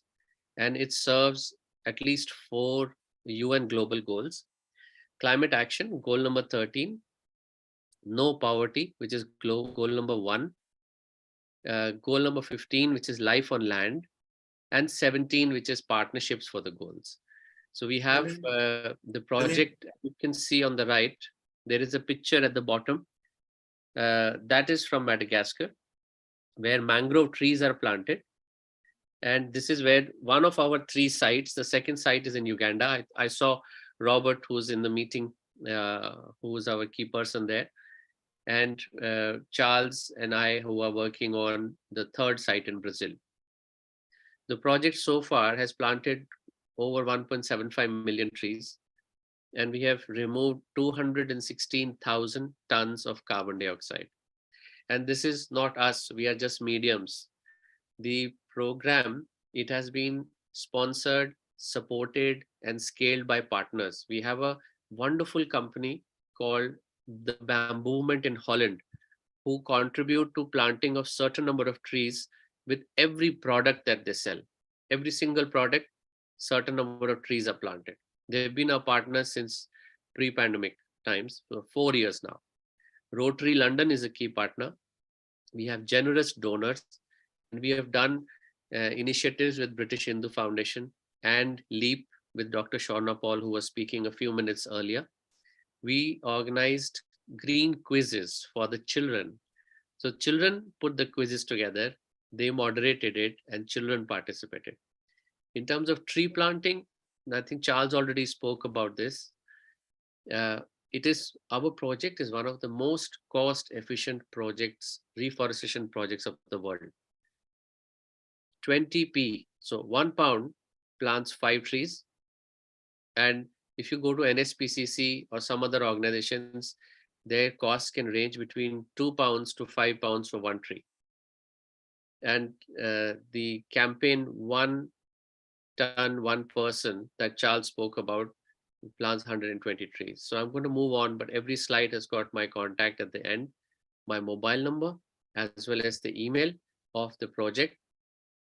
The main thing that we want to foster and offer to the audience is to volunteer their time and skills. We all have spoken about how important it is and how many more people need to get involved, and we offer the perfect platform for people to volunteer. So besides tree planting, our second initiative is this climate change book. As you can see, that picture on the bottom right is me and other Art of Living volunteers and teachers distributing. We went from school to school before the COP26 Glasgow hour started. Early morning, we would be at schools at 8 a.m. We would give them the books. These books are in 4 languages. And this book is the complete piece of education on climate change. It talks about causes and effects, all the science terminology, what happens, what are the solutions. So it really makes children aware and empowers them. When there is awareness and knowledge, they are able to do more and tackle eco-anxiety a little bit better.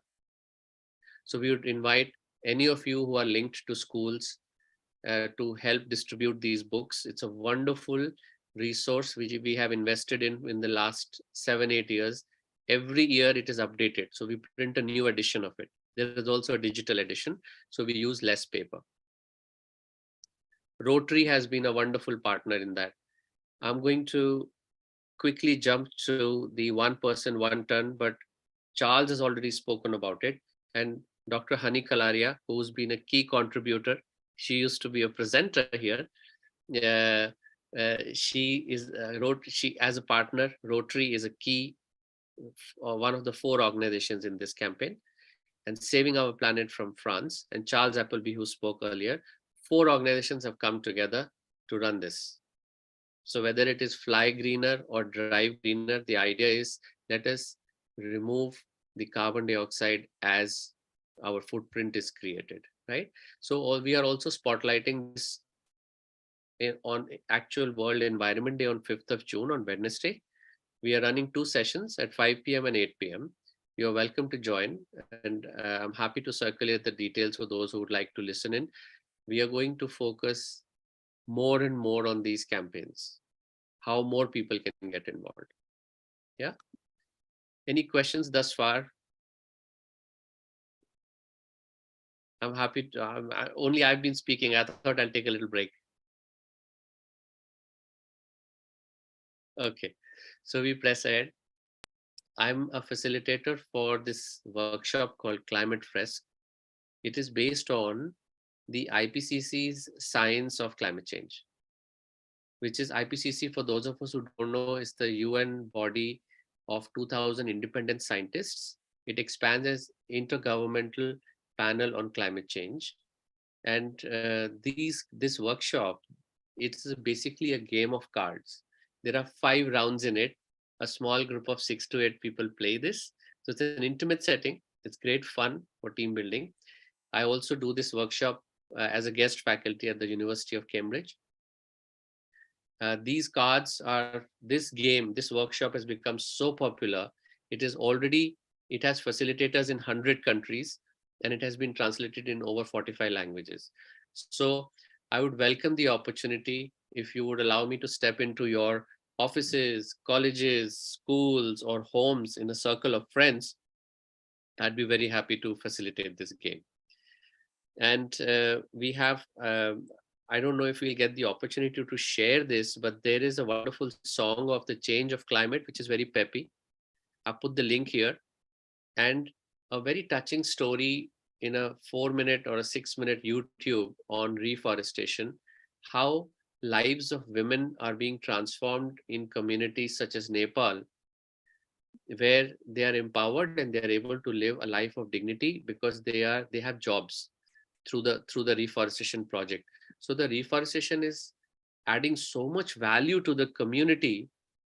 It is very noble. It is just very touching, and it's things like these that inspire me to continue to volunteer and support these kind of projects. I would also highly recommend watching this series called Getting Warmer with Cal Penn. It's a Bloomberg original series, 20 minutes of podcasts. You would be able to catch up, get a lot of technical and practical knowledge on all aspects related to environment and climate, whether it is what hydrogen solutions are being made, what cryptocurrency farming does to global warming, how plastic is recycled, what are the latest innovations in that. All of those things is brilliant, and he's funny actually. Finally, youth internship. So our project from International Association for Human Values, it has a youth wing. We are offering 13-week internship program for the youth in the age bracket of 18 to 30. If they would like to volunteer under various causes and projects, such as Climate Action Now, disaster relief, and mental health for youth, we have 2 interventions. One is called Sky Campus, which is a program where youth are empowered in the universities to take care of their well-being. And another one called Wild TP, Youth Leadership Training Program. So this one is in the communities and more in the global south. And Shalin, could you please make your screen full screen mode? Yeah. Sorry to interrupt. No problem. Is this coming up? And is it better? Yes. Thank you so much. No problem.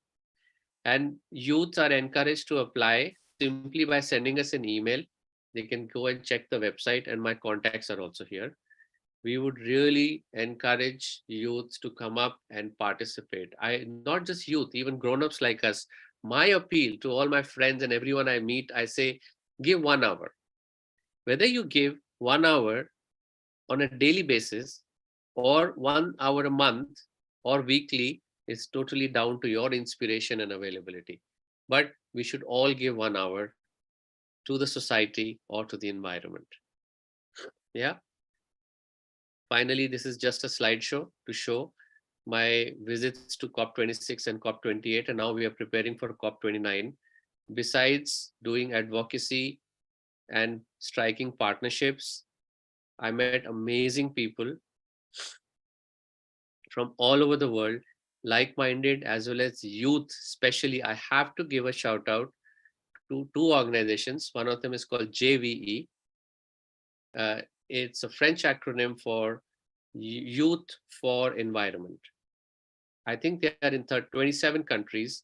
Absolutely amazing youth who are really hustling and making a huge difference in lobby, in advocacy, in influencing the outcomes of the conferences, in raising awareness, and in taking more people along with them.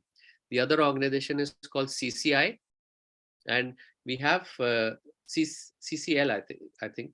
We have, I'd like to introduce as a next speaker, Solomie Hernandez. And Amrita, of course, please you take over from here. I met her actually in COP28. She's the next speaker, I think. She's the soul of CCL's efforts in the Southeast of America, US. And she's a Southeast regional coordinator and a champion volunteer in Florida, Alabama, Georgia, North Carolina, and South Carolina. So I think her presence truly makes this global namaste and this healing our earth global, because she's a powerhouse. She's drawn her roots from her education in political science, as well as she's a community organizer. And she's been a delegate for the United Nations Framework Conference. She's also a nature lover, and at the heart of her inspiration are her 2 sons. So I'll hand it back to you, Amrita, and welcome, Solomie. Thank you, Shailene. I think that's really wonderful. And the part that you have shared about your personal thing, I think if everybody makes climate change as their hobby, that they want to work as an environmentalist, not for people, not for others, but themselves, this hobby can do wonders, I think, which is really a very great thing. And thank you so much for sharing so many things and in you getting involved in so many projects. All the best from all our Healing Our Earth team and family around. And as you have already mentioned, Solomie is already here. Very good morning to you, Solomie. A lot of things already Shailene has told about you, and that kicks off my heart to say, oh my God, what a wonderful delight to have you today at our episode. So talking about from your personal journey, what has inspired you to take over with so many things, that you have been a part of so many parts of environment of COP28, and therefore talk to us about your inspiration and your message for people on today's episode. A very warm welcome to you, to Healing Our Earth family. It's your first time over here. We are really glad to welcome you, and a beautiful morning as well. Over to you for next 15 minutes. Thank you. All right. Thank you so much for the kind invitation. We have been talking about issues and solutions. I'm going to be talking about how civic engagement and public participation builds political will. So, Chanel, I have some slides. I can probably share them too. You can share them for me. So I am joining today from... Sorry, are you able to share them on your computer, because I'm due to leave and I won't be able to move the slides. All right, let me go ahead and... You can share the screen as well. By the time, so let me tell us more about your inspirations and your journey in this walk of environment. I'm going to go ahead and use my slides, because most of the things that I have to share. I got pictures. I love pictures. So hold on, let me just a minute and let me go ahead and share a second. Oh, wait. All right, we got the second screen. It's really nice to listen to people and to get so many opinions. And here we move with Solemi Hernandez. Over to you. All right, thank you. So I work for Citizens Climate Lobby, and I started with this organization as volunteer. Could you make it full screen? Is it full screen, please? Excuse Is me. it not full screen? Can you see the full screen It or is. not? Just make it as full screen. Yes. It's not? It is. It Okay, is. okay. But okay. Thank you. But you can see probably my whole tabs on the top. So I started with this organization inspired by their mission of creating political will for a livable world by enabling individuals breakthrough in exercising their personal and political power. I had my own personal political power breakthrough when I won a scholarship in 2018 to go to Washington, D.C. for the summer conference and lobby day.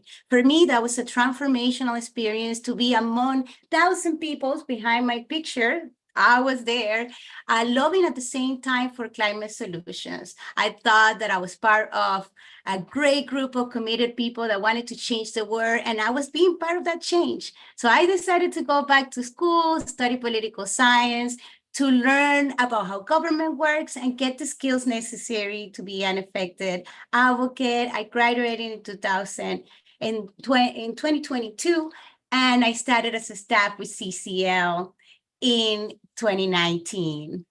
And now I can be a hyperactivist and being involved and do this full time with as many organizations, as many great people that I get to meet just like you with these events like this. Let me go ahead to the next slide. So we also have a sister organization, which is Citizens Climate International at the international level.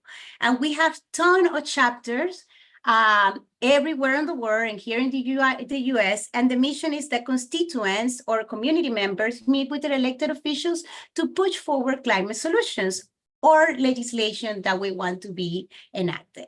And part of our international work with Citizens Climate International in public participation and civic engagement is participating in the COPs or Conference of the Parties. But I want to talk about a little bit about what COP is because it's a very complex process. So we have the United Nations Climate Change Convention with the United Nations Framework Convention on Climate Change, or what we call the NFCCC. The Conference of the Party, which is COP28, COP29, what we had in Dubai, or what we're going to have in Baku next year, is a 2-year annual meeting with 198 parties. Imagine that. 197 nation states plus the European Union that are signatory to the 1992 United Nations Framework Convention on Climate Change, or the UNFCCC. The COP agenda is actually 5 processes. Parallel processes happen at the same time with these 198 parties. We have the Conference of the Parties, that could be conference COP28 or COP29 in this case. We got the meetings of the parties in service of the Kyoto Protocol. We have the meetings of the parties in service of the Paris Agreement. We have the subsidiary body for implementation and the subsidiary body for science and technological advice that is happening right now in Bonn in June. This is a midterm process that happens in June every year in Bonn to get prepared for COP29. We to our delegations and our partner always tell our observants or party members or participants of the COP to embrace complexity and unpredictability of the process because and to study the process and get comfortable with a dynamic that change, shift, evolve, and out of our control. So you cannot change. I mean, it's just crazy. Things can change from 1 minute on another one within the negotiations. And this is a natural product that happens when you bring together diplomats for 198 parties and observers for thousands of organizations to focus and discuss about 5 detailed structural processes for implementing a treaty that mandates transformational action. We observers and their parties, there are many constituents, interact officially with the UNFCCC process through defined constituencies. Some are named in the convention or other ones are named in the Paris Agreement, but all which have representing, they have a stand as representatives of stakeholders across the youth. One of these examples of the constituency is Jongo. It's the youth constituent. We have the women's constituents. Another way that the first time I am an observer since 2019 for the COP, the COP of the Conference of the Parties. And when I went the first time, I realized that all the knowledge that was being shared there and the opportunity to engage with decision maker wasn't accessible to the people. My people in my community that someone mentioned before don't have the financial capacity to participate, but they are the ones in the ground doing the work. So we and a couple of the friends decide to organize to build a platform where people could access through their phone, through their computer, anywhere in the world, and they could tune in to all this new information because they also have climate finance opportunities, new technologies. Oh, I learned so much with the new things that they can do now with the AI to accelerate climate solutions. And all of those things, transfer of technology, are things that, you know, our people in our countries that cannot do the travels can be there. So our first try, it was a failed thing. We just can like live stream one event. The platform was terrible. But 3 years ago, we have a wonderful platform where we can live stream around 600 events that are happening live in the UNFCCC, panels, talks, you name it. We also, there's also different pavilions that have their own agenda going parallel and talks. So we have partnered with some of them. There's so many. In the future, we wanna work with all of them and bring all the information that is being shared to everyone in the world. But right now, we just have like a partner pavilions, indigenous pavilions, some of the countries' pavilions, the health organizations that allowed us to live stream their information. Whenever, let me see if I can, I'm gonna put the link on the chat. Please welcome to join us. The People Pavilion is also a platform that works like, I'm sorry. Are you still seeing my slides? Yeah? Yes, we can see People's Pavilion. Okay, so I put it on the chat. It's also like a platform where you can share whatever you're doing. I heard so many wonderful things you guys are working on, make new friends across the world. And whenever the COP is happening, you can be there with us, tuning into all those amazing workshops and events that are happening during the COP. So another thing that we have done with our sister organization, Citizens Climate International, is that we have partnered with the Fletcher School at Tufts University to create some diplomacy earth workshops, leadership workshops. So we train about the process, we train about the stakes, we think about opportunities for cooperations and implementations. We also do this before COP. This is completely free. Again, we just did it for the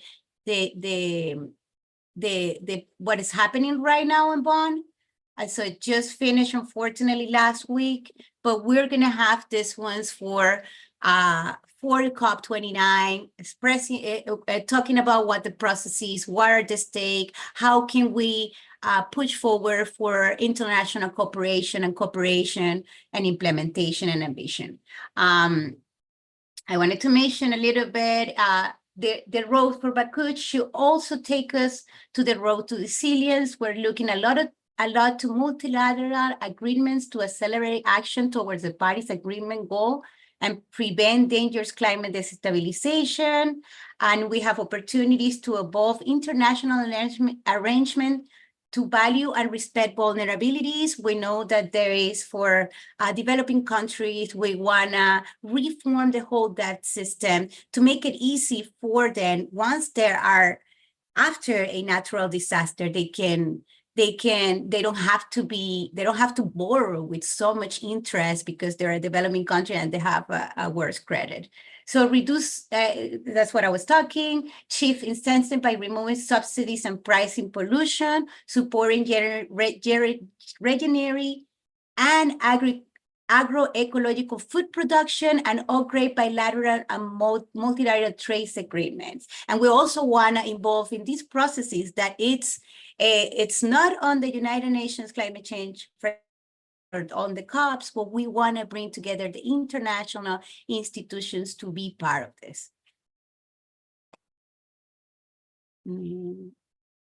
So in our Rock for Baku, our conversation continues. Again, like I mentioned before, mobilizing those new financial commitments, ongoing international finance reform, like I mentioned before, and involving all those international financial institutions, vulnerability, sensibility, debt relief too. And I want to add to this that we also want to we want to push for early warning systems when early warning systems and actually effective as well for developing countries for whenever a natural disasters happens. Again, we want investment in food mitigation, adaptation. We want climate science data sharing, which is really important. And we need to upgrade our national determined contributions, which is how countries report the work they do on climate change at the national level. And this is by the Paris Agreement. We want to cover a whole economy. We want to cover global emissions, heatings, while engaging stakeholders to support rural relevant policies to then engage in the climate, that public participation, civic engagement. One of the things that I love, and I'm just going to talk a little bit very quick, and Chatel, this is our COP picture here in the right-hand side. We work a lot. I'm big and passionate about public participation and civic engagement. I think the government and these institutions are ours for us to work and take over and do what we need to do to tackle this big issue of climate change. So Action for Climate Empowerment is all about elevating rooted climate action through education, training, public awareness, public participation, public access to information, and international cooperation in this. And we are going to have, I'm really, really excited because next week I'm getting ready to go to DC. I'm the Southeast Regional Director, so I get to deal with 69 congressional offices, including senators in my whole region. This is us, and it's the picture I have behind us. We have over 1,000 volunteers that come from all over the world. We even have a delegation from Ghana we had last year. We're hoping from one from Ghana, Sierra Leone, Nigeria, from the parliament. So we're super, super excited. They're doing their own work, building relationships with Congress, but you have the opportunity to join us because we have, we're not going to be doing everything, but you're going to be able to live stream some of the workshops that we're going to have. So I'm going to put that in the chat. And I want to finish with the song that we did last year. Let me put so you can register for our conference and catch some of the sessions online in the chat. And I want to finish with, and I'm going to stop sharing. And I want to finish with a song that we did by volunteers, for volunteers, last year when we had our June conference. And it's all about what we were lobbying for, and really, really, really, it reflects who we are, what we're for, and what we're doing in this work. So let me go ahead and have it ready here. Amazing, amazing, Solemi. That's really wonderful. Give me just a minute, so sharing this real quick. You're sharing a song? Yeah, and sharing a song, you're gonna love it. I hope it's not copyrighted because we cannot play any copyrighted material. No, it's original. It was all of us doing it. We did this song last June about what we were looking for, and it's made with volunteers, for volunteers for our last year conference. So it's pretty cool. And it's less than 2 minutes, so don't worry about time. No, we would love listening to you for a longer time as well. So many things in that little time of yours. Here, gotta make this. Okay, I'm gonna share. Let me share my sound and optimize video. Here we go. All right, these are all volunteers, guys, and this song just melts my heart every time I get to hear it.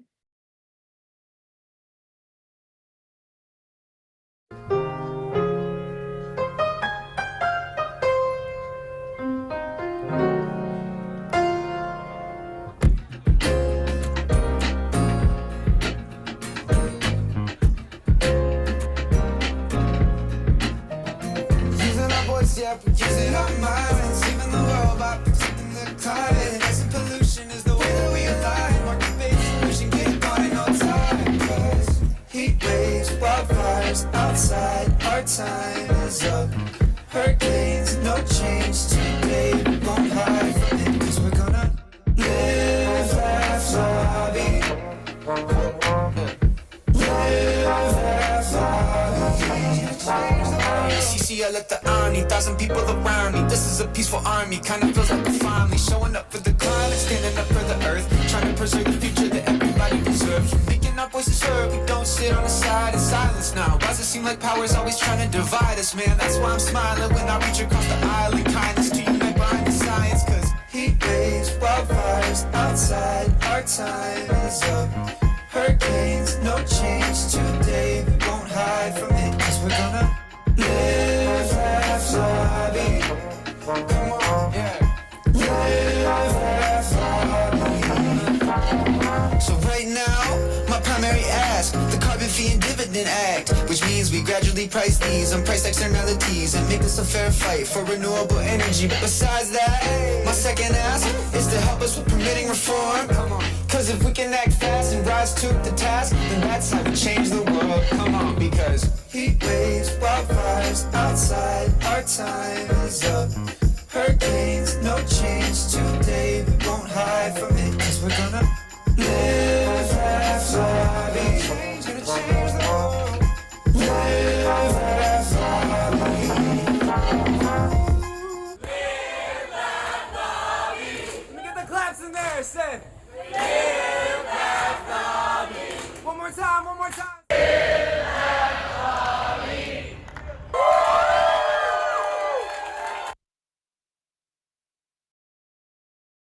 Thank you. That was beautiful, Salami. You are now part of Healing Our Earth, and you can bring this kind of outreaches. We love it. You need to keep in touch with Amrita and Vaishali so we can put it in social media for you. In fact, say hello to Vaishali here as well. She's our resident beauty expert and an anchor and a host here. And she will also make sure that, Vaishali, what did you think of all the groups getting together and in a rhythm talking about the earth and its problems? Global Namaste, Solemi, Global Namaste, Amrita, Nil Kumar, and Ishji. What a beautiful song, and the energy, and live, love, lobby, and I absolutely loved it, and the way communities are coming together in the whole world. This is a called evolution, true evolution. We all know that we want change, and in order to bring the change, we have to be the change. And people like you, people like us, it's our responsibility, isn't it? And I loved it, absolutely. What a community you have, and outreach. I would love to, as Nil Kumar said, our founder director, that, we would love to bring more communities together. We need to meet hands more. I loved it, absolutely. And DC, oh my God, I felt like I was actually there. So thank you, Vaishali. Vaishali, thank you. We are going to carry this further. We'll take comments from everybody else. Right now, we want to go to Professor Ish Sharma. He has brought a very good point. He's actually brought a practical solution through millets. So let's listen to a bit about Professor Ish Sharma. Solemi, hang round. Dipti, hang round. Lakshmiji, hang round. Shona, hang round. We will chit chat. Let us see how even millets can help the earth. So over to you, Professor Ish Sharma and Dr. Amrita. Take it over. Thank you, Neil Kumar. Solim, it was really wonderful. All the very best and best wishes. I hope we see you again and again. You keep rocking up the world with the same way. A global namaste to you, Professor E. Sharma. Professor E. Sharma is an Ayurvedic expert, Healing Our Earth regular contributor, Ayurveda episode producer, as well as he's presently serving at University of Mauritius on Ayurveda chair. And he has been a vibrant Ayurveda expert, as well as also talking about so many remedies related with environment and health solutions. So it's time to hear him, what solutions he has through millets to talk on drought resilience and land restoration. Over to you. Thank you. Thank you, Thari. Thank you very much, Amrita. Thank you very much, Neil, and global namaste to all. Environment is becoming like such a challenge that maybe one strategy might not suffice. We have to think from multiple directions. And that is where our food can be a very important contributor. What do we select to eat? For example, becoming more and more vegetarian is surely going to protect environment. That is one thing. The topic for today being millets. Millets have been in use by mankind for millennia. There have been excavations like from civilizations which are like thousands and thousands of years old, and excavations could find pots filled with millets, proving that millets were very much in use ab initio, since very beginning. And millets can serve a very important cause when it comes to protecting environment as well. The United Nations declared 17 sustainable development goals, which are 360-degree all-inclusive, where every person from like every nook and corner, every strata should be uplifted, and then only these SDGs will be fulfilled. So making small changes in our own life will surely contribute to all the SDGs, including environmental protection. Millets, interestingly, serves more than one SDG. It can cater to SDG number 2, that is zero hunger, SDG 3, good health, SDG 12, that is responsible consumption, and finally SDG 13, which is protecting our environment, the topic of the day. Ayurveda did tell about millets, and those are called as kudhanya. Kudhanya means not the most superior food, not the most nourishing cereal. Why so? Because these do not give as many calories as given by rice and wheat. So these were considered inferior. But nowadays, we all are unfortunately suffering from calorie overload. Starvation is killing lesser, and overeating is killing more people.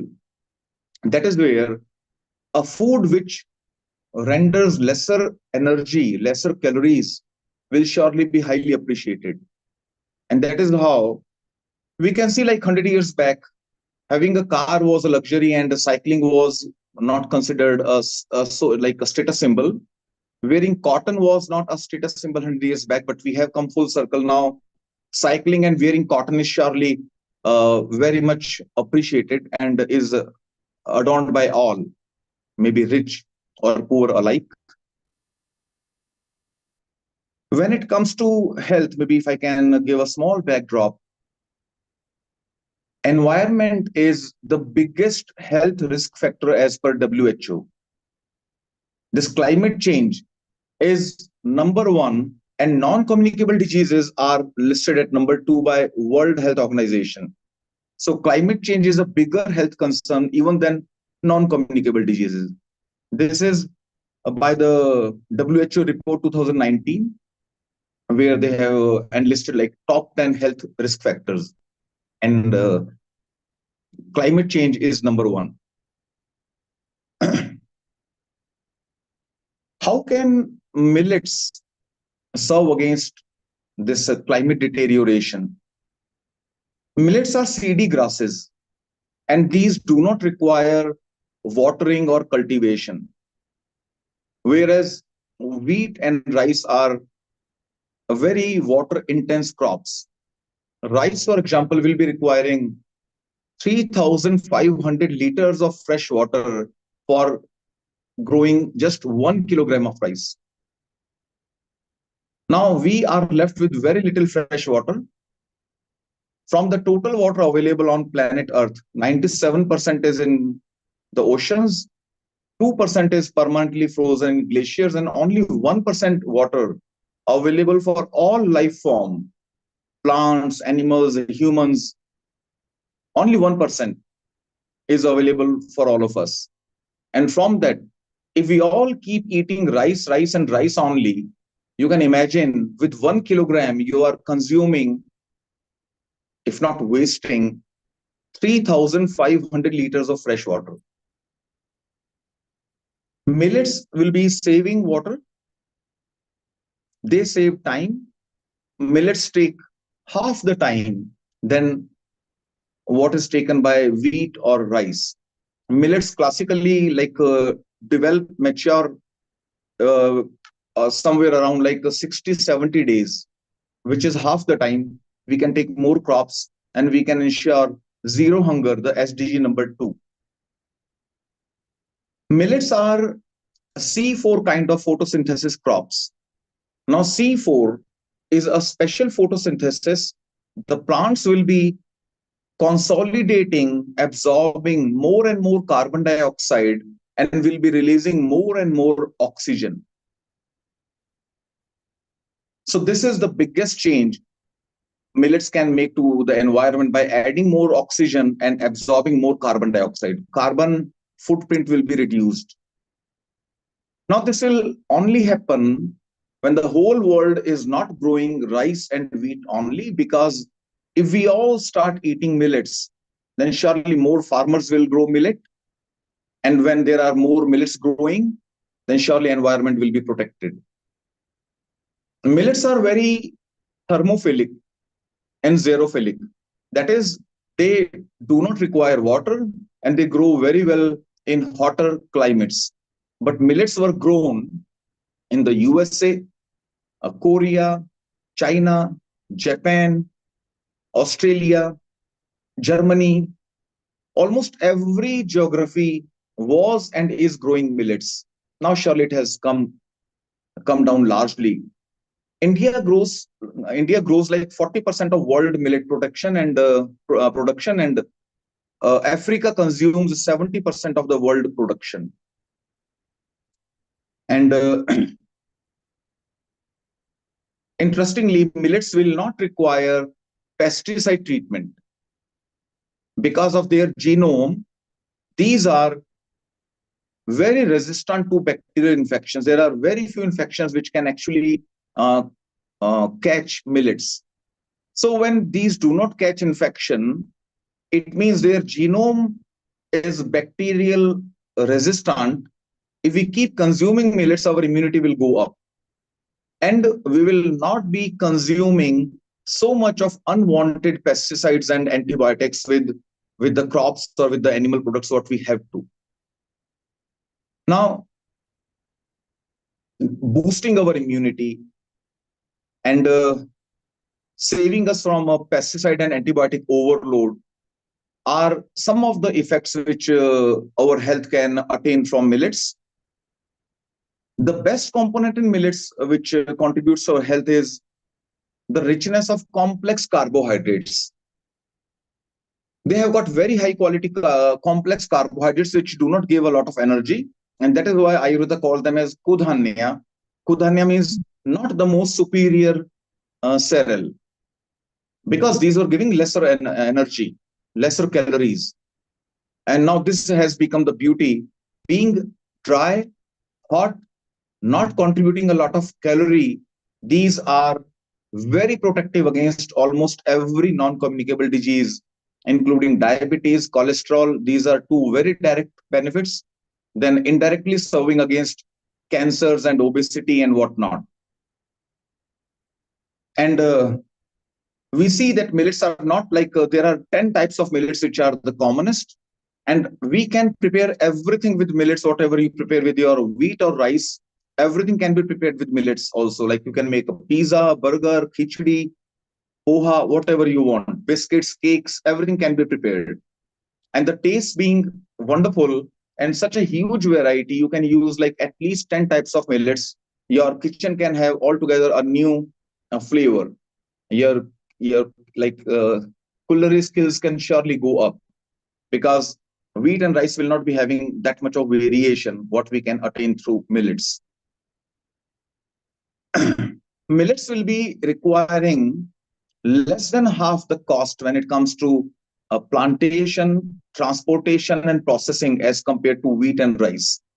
Because these do not require cultivation, they grow by themselves. These are seedy grasses. So maintenance is much lower, and total processing is half when we compare to wheat or rice production costs and the transport costs. So, So, Professor India, Ish, yes, please. Professor Ish, you have very much demonstrated that millets are not just healthy, but they are super environmental friendly, because water is becoming less on the earth. So we don't have to use that much water as maybe rice, which is a staple diet in many countries. Not only have you demonstrated that millets are healthy, but a super environmentally friendly grain. And this is what we need to get to everybody over there. And let's ask our Chef D, who is our kitchen expert down here. Maybe she can even say why she likes millets and what recipes she recommends, which are easy to make. Chef D, global namaste to you. Global namaste, everybody, and global namaste to Dr. Ish as well. Wonderful listening to you as always. And yeah, what a fantastic episode we've got today. I'm so sorry I'm dipping in and out. I've got visitors here, so I'm running around the house trying to find a quiet place to talk. But yes, as millets, it's become my favorite go-to at the moment for everything. There's so many things I'm making from millets. My only problem with millets here in the UK is the cost. Unfortunately, we don't get it as cost effectively as we would do in India. That if I have any problems, that's my only issue here. Is when the good quality millets, the Siridhanya millets, are becoming very costly to get hold of. But aside from that, if we look at the regular millets, the jowar, ragi, and bajra, which is readily available here in the UK, there's umpteen amount of things we make. We can make desserts, we can make main meals, starters. On Tuesday, I made cookies and I took upama, foxtail millet upama to the Consulate General event, and everybody loved it. Absolutely gluten-free, high in protein, high in fiber, absolutely nutritious. So there's really, so far, I've not found anything I can't make with millets. So when I come across something I can't make with millets, I'm definitely going to make a note of that. But so far, everything, we can make a batter from it, we can make flours. There's just so much, and it's definitely a rice replacer. And Chef D, does it taste equally good as other grains or even better? I think even better, because at the end of the day, everything we cook, we have to add some flavor to it. No grains we can eat just as fine. Yes, we're all used to eating rice, boiled rice, but who actually eats just boiled rice? They'll end up putting salt in it. They'll end up putting butter in it or ghee in it. So if you think about it, everything needs to have some sort of flavor added to it. But even if you did just the minimalistic flavors, in millets, you've still got a lovely earthy profile. And I've noticed that each millet has also got its own deepness as well. Some taste They've got a deep, earthy, grassy flavor, which is still fine. Some have got a complete neutral. You can add anything to it. You won't even know what you're eating. And I find making batters and fermenting it is the absolute fantastic way.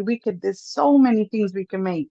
And obviously, when we ferment things, when we sprout things, we're adding so much more nutrition to it as well. So millets are definitely those. Shefti, you have obviously demonstrated that millets can be very exciting, very tasty. Professor Ish Sharma has demonstrated that they are very eco-friendly and environmentally friendly. Let's ask Dipti. Dipti, in Egypt, do you use millets? Do the local indigenous population use millets, or has the Indian influence brought their millets in Egypt? Yes, definitely. As India is the biggest millet production country, I'm very proud of that. So, along with my food habits, definitely Egypt uses a lot of different kinds of millets, especially with the corn and the wheat. The millets of wheat and corn, and of course, the cuneo and other millets. They're kind of part of the fashion now. Everybody is on diet, as Doctor Can I mentioned. just stop you? Sorry, I don't want to interrupt rudely, but can I just stop you there? Wheat, corn, and quinoa are not millets. They're not in the millets family at all. Thank you. So we Okay, need to correct ourselves there. So those okay, three but things there are are different kinds of millets who looks like wheat. I'm not sure what's the name of it. It's I don't know what's the name. I know the name, Egyptian name, which is called basaha and all these. I don't know. They look like cracked wheats. They don't. They're millets. They're sold as millet shop, and they are. Are they like a local diet there? Are they Yes, it's a staple food here. Wow. It's a staple So food look, here. so look, even Egypt likes it. Dipti is there. She has seen the influence going there. Daksha, you have made it. Professor Ish Sharma has demonstrated eco-friendliness. Amrita, you use millet as well there in Punjab? Yes, definitely. I prepare chapatis as mentioned by Chef D.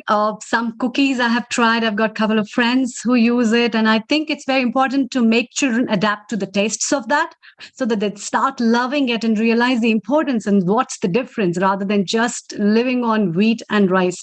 And it's very important to give children the taste of different grains for our survival and everybody's survival. Thank you. So the beautiful part is it's not just eco-friendly, environmentally friendly grain, but it's tasty and healthy. So I think we should bring this facet out to the public very much. Vaishali, you were very much concerned when you were doing your master's project for future, where you found that water will be scarce and millet requires literally fraction of water as compared to rice. What are your thoughts on it? And then we go to Rajiv, and then we move to our chief guest, Sister Jayanti.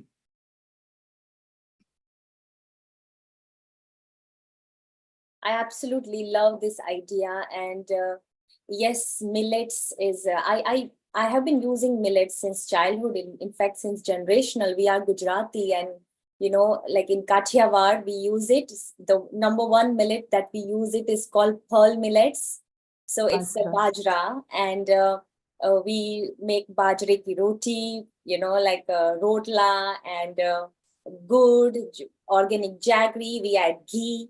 So, oh my God, it's so mouth-watering. I absolutely love, the bajra roti of pearl millets, and I add loads and loads of ghee. And on that, I add jaggery. So still I eat it in the morning, and it's very, very healthy. Like Ishji said that it is on the lower side of a glycemic index. So it will not add carbohydrates much. I'm sorry, I don't know the exact terminology. I didn't remember that you mentioned in glycemic index. Yeah. Yes. Kudanya, you said. Kudanya. Kudanya.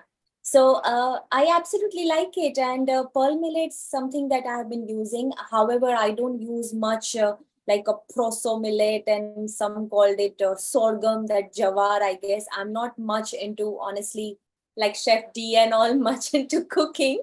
But you like millet nonetheless, Vaishali. I love millets, yes. So stay around. We are going to ask last comment from Rajiv, and then we will ask our chief guest, Sister Jayanti, if she loves millet or not later. So Rajiv, your last comment, and then we move on, and then we'll again chit chat. Rajiv, over to you. Fantastic. So I think thanks for that. I was born in Rajasthan, and I would say that Ish was also in Jodhpur. So both of us are from Jodhpur some way or the other. And Rajasthan millet is their basic food.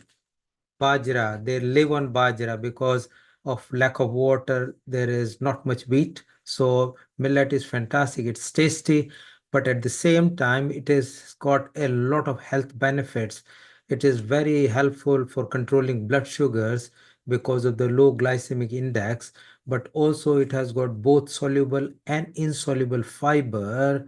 And the insoluble fiber is very good for growth of bacteria. It acts as a prebiotic.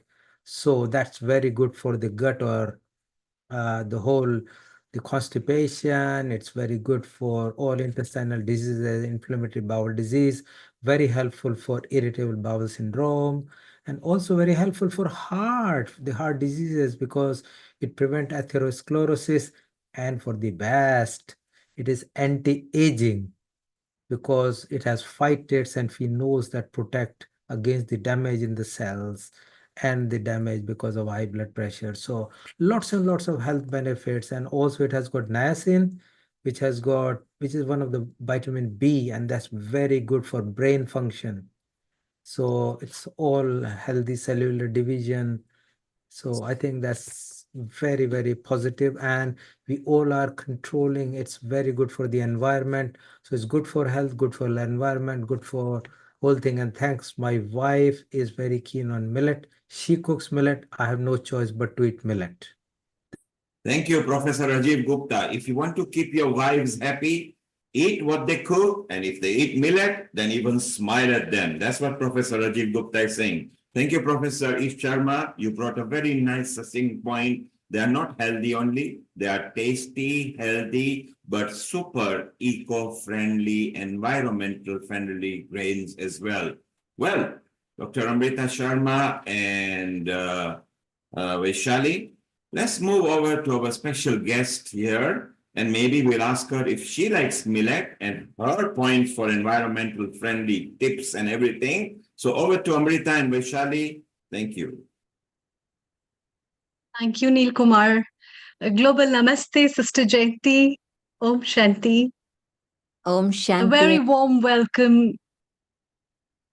warm welcome to you at another episode at Healing Our Earth. And before we take over, a very happiest birthday to you, Sister Jayanti, as you move over to the century beyond, just like Dadi Janki. We are so truly blessed to have you with us.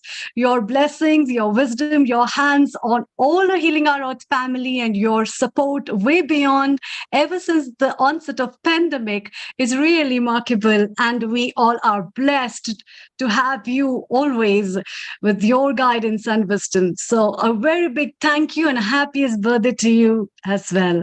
Vaishali, your wishes, and then we move to Sister Jayanti. Over to you. Global Namaste. Om Shanti, Sister Jayanti. And first of all, what a beautiful reply you sent me on my WhatsApp, and on behalf of all the Healing Our Earth family, that I sent your wishes. And thank you so much for your blessings for the whole family of Healing Our Earth. We are truly, truly grateful for that. And all we want to say is, बार बार दिन ये आए, बार बार दिल ये गाए, बार बार दिन ये आए, बार बार दिल ये गाए, तुम जियो हजारों साल, ये हमारी है आरज़ू. Happy birthday to you. Happy birthday to you. Happy birthday, Sister Jayanti. Happy birthday to you. We love you. We love you, Sister Jayanti. We love you.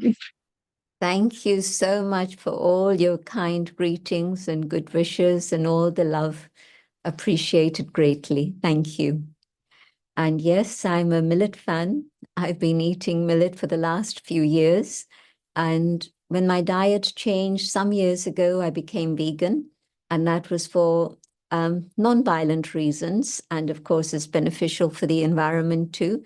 But a few years ago, I also understood that gluten-free diet is important for me, not necessarily so for everyone. Each one has their own system, but and millet is definitely gluten-free, and so it's one of the things that we cook on a daily basis in the ashram here in London, because there are several of us who have made that choice to have millet rather than wheat.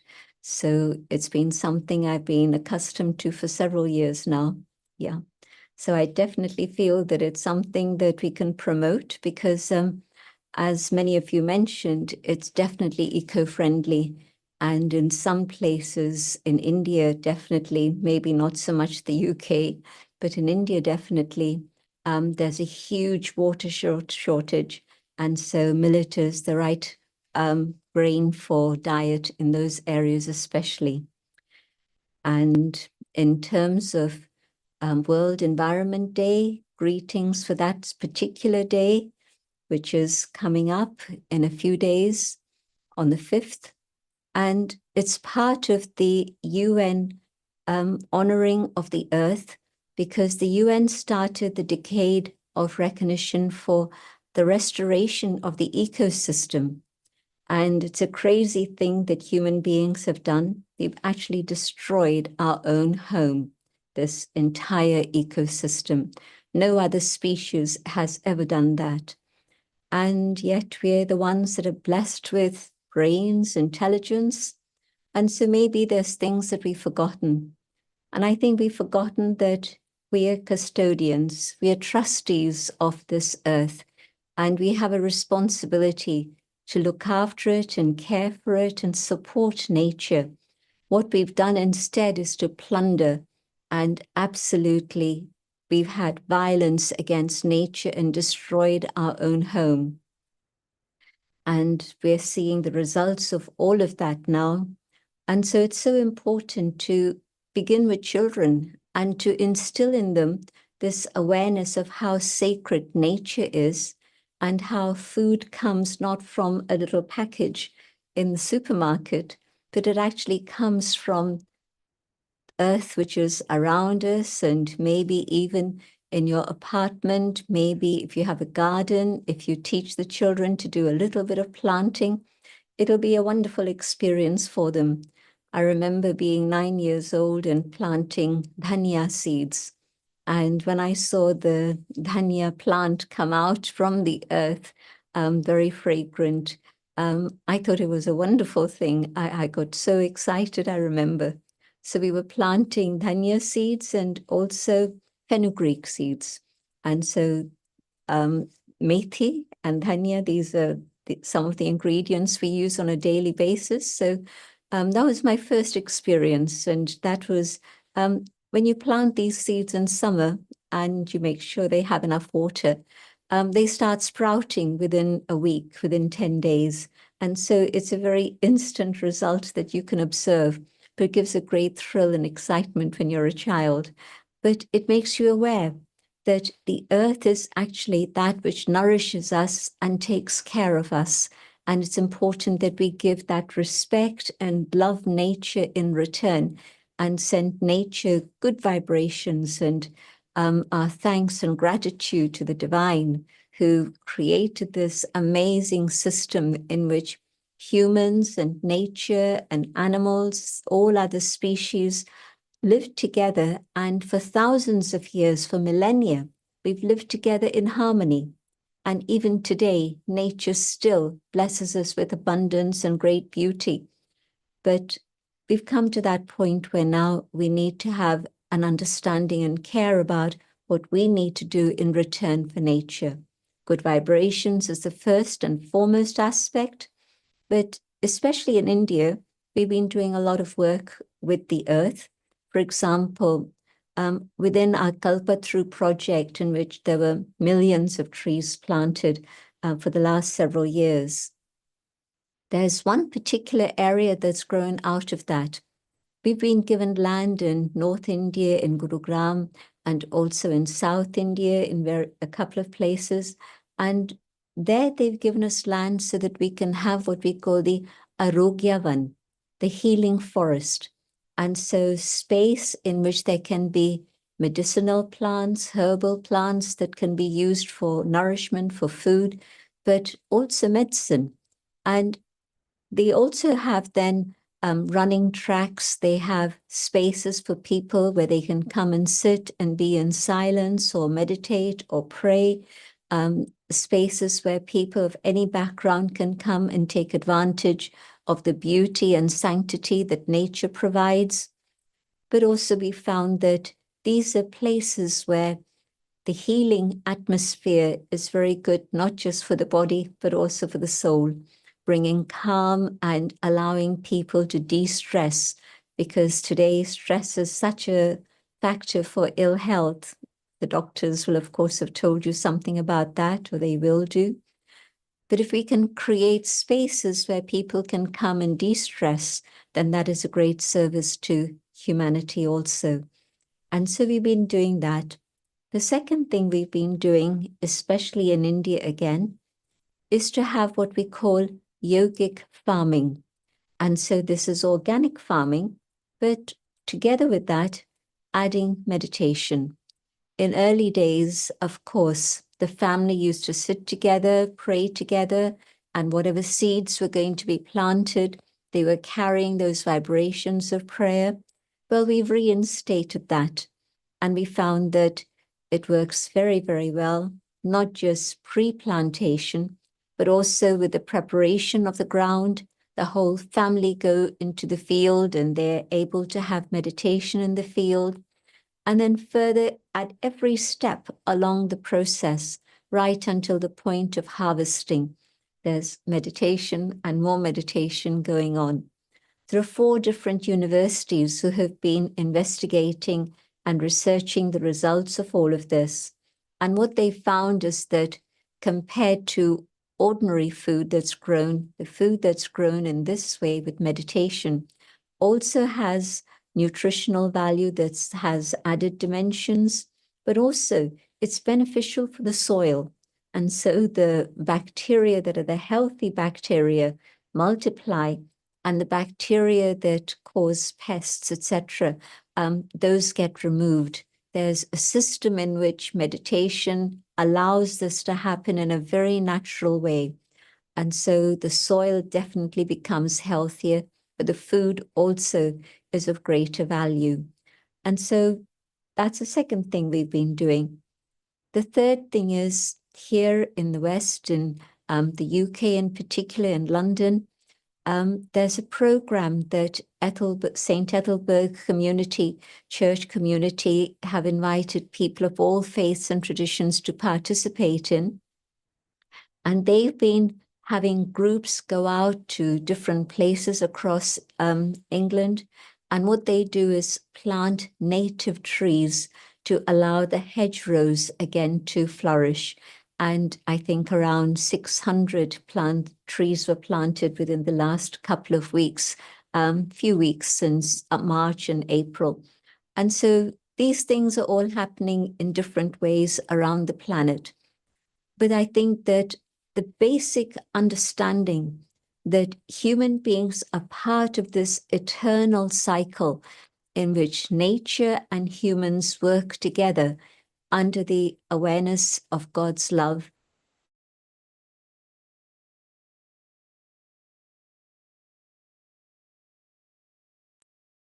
I think we are frozen for a while, Amrita or Vishali. Yeah, I think we are frozen at the moment, and we have lost the signals, I guess. Yes, we will wait. We will wait for sister to come back. Normally, yes, the signal might have gone. So I like the point that Sister Jayati made, particularly about the diet and her Yeah, and especially I also liked the point about forests and the aspect of meditation in connection with that, which is so wonderful in relation to Arogya one, which is so nice and a beautiful concept, in fact. Recently, where Ayodhya Raman, that Pratishtha has been done, they are planting trees. So we are back with Sister Jayanti, and we'll be hearing to her again to know more about what else really beautiful thoughts on environment conservation. And of course, one of the biggest things is the whole use of fossil fuels. And so in India, we're one of the leading users of solar energy. And we have now the system that we have in India is powered by photovoltaic, but also other modes of solar energy. And we run the whole of the complex of 30,000 people using solar energy. And they found a way to store that energy also, so that then it's not just during the day of sunlight, the daytime of sunlight hours, but of course what you need is electricity at night for lights and so forth. And so we store the energy during the day, and then it's used all through the 24-hour cycle. And so there's been a lot of research done by our own people in this area, and that information and knowledge that they've acquired is shared freely with many, many others. Whoever comes to the ashram has the opportunity of seeing these. And then we've also run classes, courses for people to come for a few days to stay and then understand how solar energy is not just for a little home, but it can be used on a wider industrial scale too. So these are some of the projects that we're involved with. But the underlying awareness behind all of this is that we have to come back to a spiritual consciousness. In the last 100 years or so, everything has become very, very materialistic. And our own identity has been caught up with matter, with this body, rather than the awareness of the spirit that I am residing inside this body.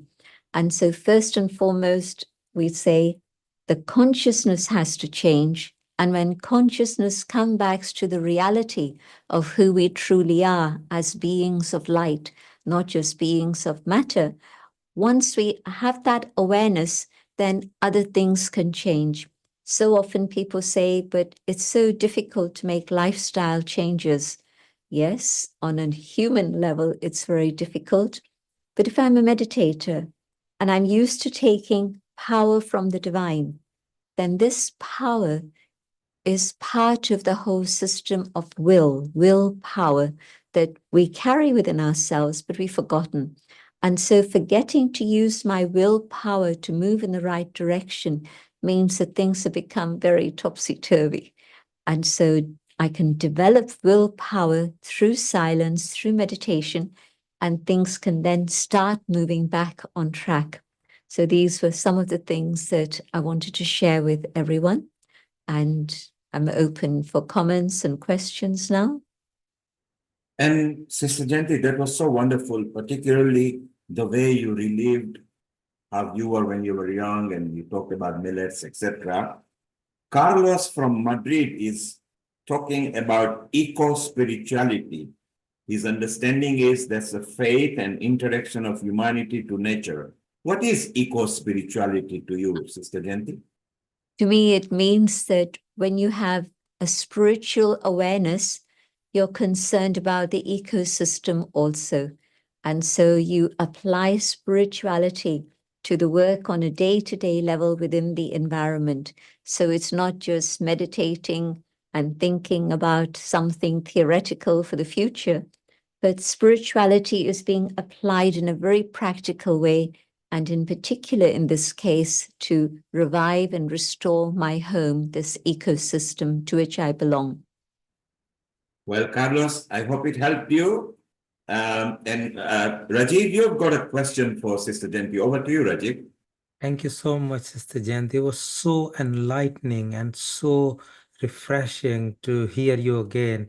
I know we were on stage at some point in time, if you remember long ago, for Bharat Gaurav Award. And we had a discussion. It's so interesting because today we are on the environmental day. So we have an external environment, but we also have this internal environment for which we don't look after so much. And I would like to take an opportunity to ask you that this ego kick in all the time, despite knowing the fact that we are on this mortal body for a short period of time. Even myself, I experience that, I try to keep thinking that in account, but somehow it just happens that we always, whether it's, I don't know, Maya or something, get entangled into it. So what would you suggest how we can keep that spiritual environment clean all the time, which is our internal body, and keep it free of this so-called junk called ego or Maya, in very simple practical words that people like us professionals or day-to-day living people can do? In the awareness of being that being of light, the soul, there's a very lovely expression in Hindi, Swaraj.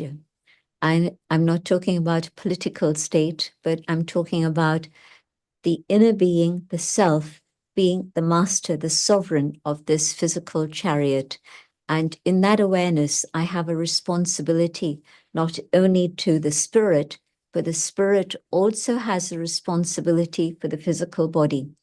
And so diet is maybe the most important factor in this. If I eat healthy diet, that for me in a simple way means plant-based diet on all levels, food and drink, absolutely. So in the awareness of spirit, I know that I have to fulfill this responsibility because I'm here on earth at this moment, not only for myself to do good karma, but also I'm here to be part of this transition and this transformation that the world is going through. We're definitely moving from Kali Yuga to Satyug. And so in this transition, each one of us has a very, very important role by bringing about transformation of consciousness. And so I want to keep this body healthy and strong so that it can support me in this task that we all have to share in. And so I think that if I'm aware of this and I make sure that I keep my diet clean, but also I keep my mind clean, because we've seen how maybe 95%, maybe more or less, different doctors would give a different percentage, but the mind, the psyche has an impact on the soma. And so the whole area of psychosomatic illness is something that has been studied way back in the early days of the Copper Age, thousands of years ago. But in modern times, it's again been revived, and we're again looking at all the aspects of psychosomatic health and illness. And if my mind, my psyche is kept clean, pure, free from anger, lust and greed and ego, attachments, all these things, then the impact of that on the body is that the body can have strength and last. Dadi Janki is an excellent example of that. She was able to serve until she reached 104. And her physical health had never been strong. So it's not that it was a special blessing, but even with a very fragile physical system, with the power of yoga, the power of good wishes, and most of all, God's love, she was able to continue to serve until that time.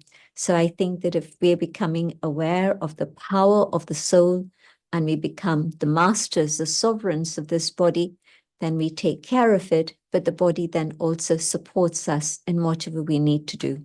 Thank you, Sister Jayanti. Very nicely answered. And you again mentioned Dadi Janki, who we all loved, and you, 75 and counting to century and way beyond. with the love you are spreading, reaching even more countries. We wish you all the best and very nicely answered. Vaishali, you've got a question for Sister Jayanti. Over to you. Yeah, Sister Jayanti, first of all, what a beautiful explanation, and yogic farming and solar energy and whatever you explained to us. What clicked to me, and my question is related, the way you said that it's not easy for humans to to bring a change in a lifestyle. It's not easy for humans. However we want to do, it's becoming tougher for us as a human because human body has limitations. And you mentioned that, but divine energy pushes you, it helps you, it actually holds your hand, and it will put you exactly at the right place. It will give you the willpower. You also explained the willpower. So my question is, because we have an audience from all the religion, all the countries, all the continents, and the supreme power has no religion. And what you explained here, I would like to know that what is a universal way, a simple tip, if you would please give us that, how to connect with that divine energy, a simple tip, a simple way, a universal sound or any technique that we can get in touch with our own divinity. And that way we can bring the change within us first, and then we can bring to the humanity. Thank you. Over to you, Sister Jayanti. It's very, very simple. First step, coming back to the awareness of the inner being, that this body is my property, but within this body that I call I, the inner being, am a spark of light, just a tiny spark of conscient energy shining in the center of the forehead. And if I can come back to this awareness and hold this, next step is to know that there is a being who is a supreme. And here we've shown you a tiny point of light, which is a reminder of that form of the inner being, the soul. It's also the form of the supreme being. And so when I connect with the supreme being, just simply knowing that the divine is a being of light, the source of all positive attributes. That's it. It's not a question of belief. It's not a question of mystery or magic, but experimentation. Experiment with this idea of being the energy here and connecting with that supreme source of light. And I'm sure that in this awareness of the soul, the awareness of the supreme, the divine being is able to surround me and give me that experience of divine light, of love, of truth, of joy. And it's available for everyone, anyone, whatever their age, whatever their physical condition, can do this. Thank you, Sister. Sister, we say hello in Ghana to Grace Lopez Charles. Global Namaste to you as well. Namaste to you. Om Shanti. Om Shanti to you. Thank you that you joined us as well. And whenever Sister Jayanti comes, she brings sparkle and light and a glow to all the audience, particularly those who are listening on the YouTube, Facebook, Twitter, website, and they're really enjoying that. Dr. Lakshmi Vyas, would you like to say hello to Sister Jayanti here? Privileged to say hello to you. I wish you a very happy birthday on this occasion. And I liked the Gurugram subject that you mentioned and how you do the farming, as well as yogic farming was something new that I've heard. And both of them, gave me a lot of energy, to follow this system of whatever we were talking about millets. So putting all this together, I'm sure the consumption of millets will really help a lot of people, and it will also make us much more healthy.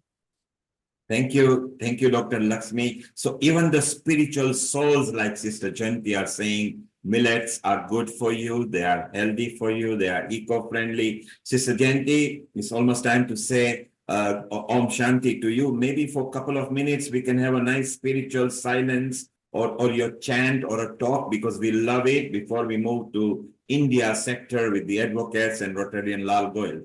2 or 3 or 4 minutes, please. Let's have a nice, soothing, silent voice from you that people hear to and to listen to. Sure. Just carry on sitting comfortably, and I'll share my thoughts and invite you to follow these ideas. I let the body relax. I focus in the center of the forehead. And as the body becomes calm, I become aware of the inner being, the being that I truly am, the being of light, infinitesimal spark of energy. I am a being of peace. This is my natural state of being. I am a being of truth, of living consciousness, a being of bliss. Sat, Chit, Anand Swarup. This is my original state of being. And in this awareness, I connect with the divine, the supreme, the being of light, the source of spiritual power, the almighty authority, the benefactor, the parent of the whole of humanity, the one who removes darkness and brings light.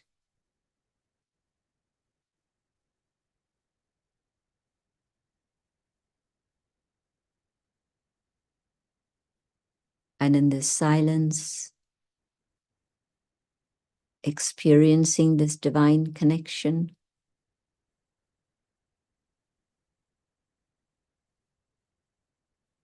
I am transformed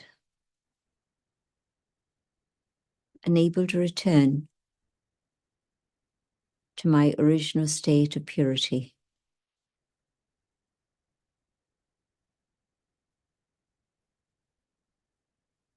I hold this awareness and I come back to the physical dimension, but now recharged, carrying this power and purity from the source to be able to use in all the things I do in my life. Global namaste to all of you, and a big, big thank you to our brother Neil Kumar, but also the whole team of Healing Our Earth. Thank you so much. Om Shanti. I take your leave. Thank you so you. much. Thank you, Sister Jayanti. Om so much. Shanti. Om Shanti. You, Shanti. you always bring peace, unity, love, liberty to everybody wherever you touch. Thank you. Om Shanti to you. Well, Amrita, Vaishali, let's move over to India now, and then later we'll go to USA, where even Dr. Lakshmi Vyas has got 2-3 guests coming after 6 o'clock. So the episode is extended for 1 more hour today.